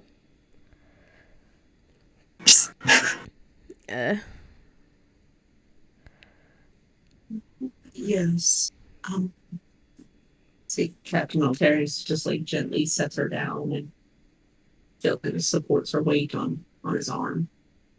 Lets her take a couple of steps along the little bit of shoreline that laps up against where this is at. Watch her as she like gently like baby toddler steps kind of walks along the grass there. And with each step that she takes, see that there's little white primroses that kind of bloom around it.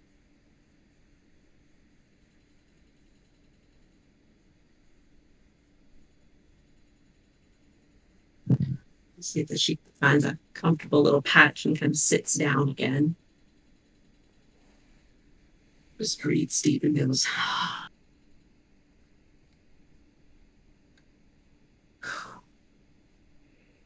I'm ready. And that is where we will pick up next week. God. Oh my god.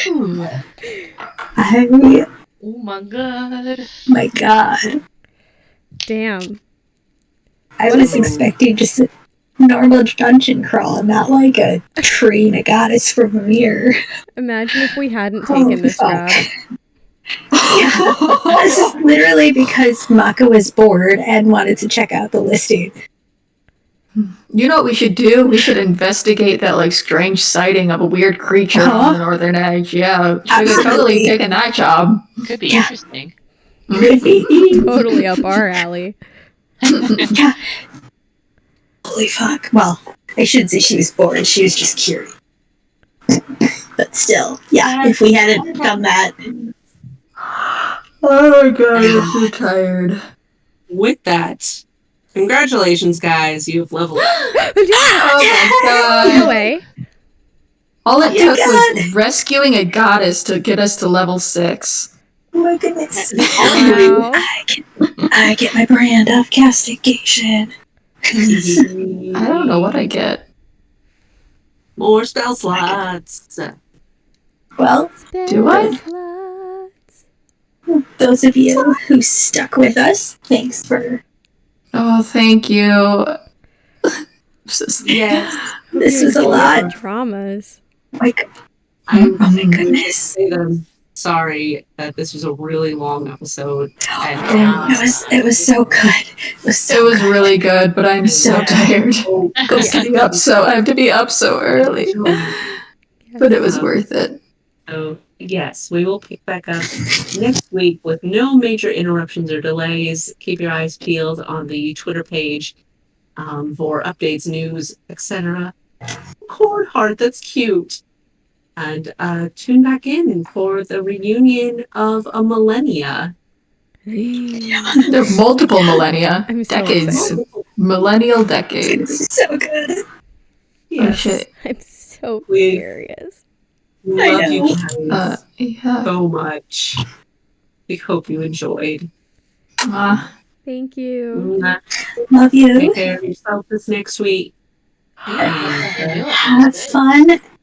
Have fun. Is it Be safe. Monday? Take a nap. Bye bye. Cradle a goddess.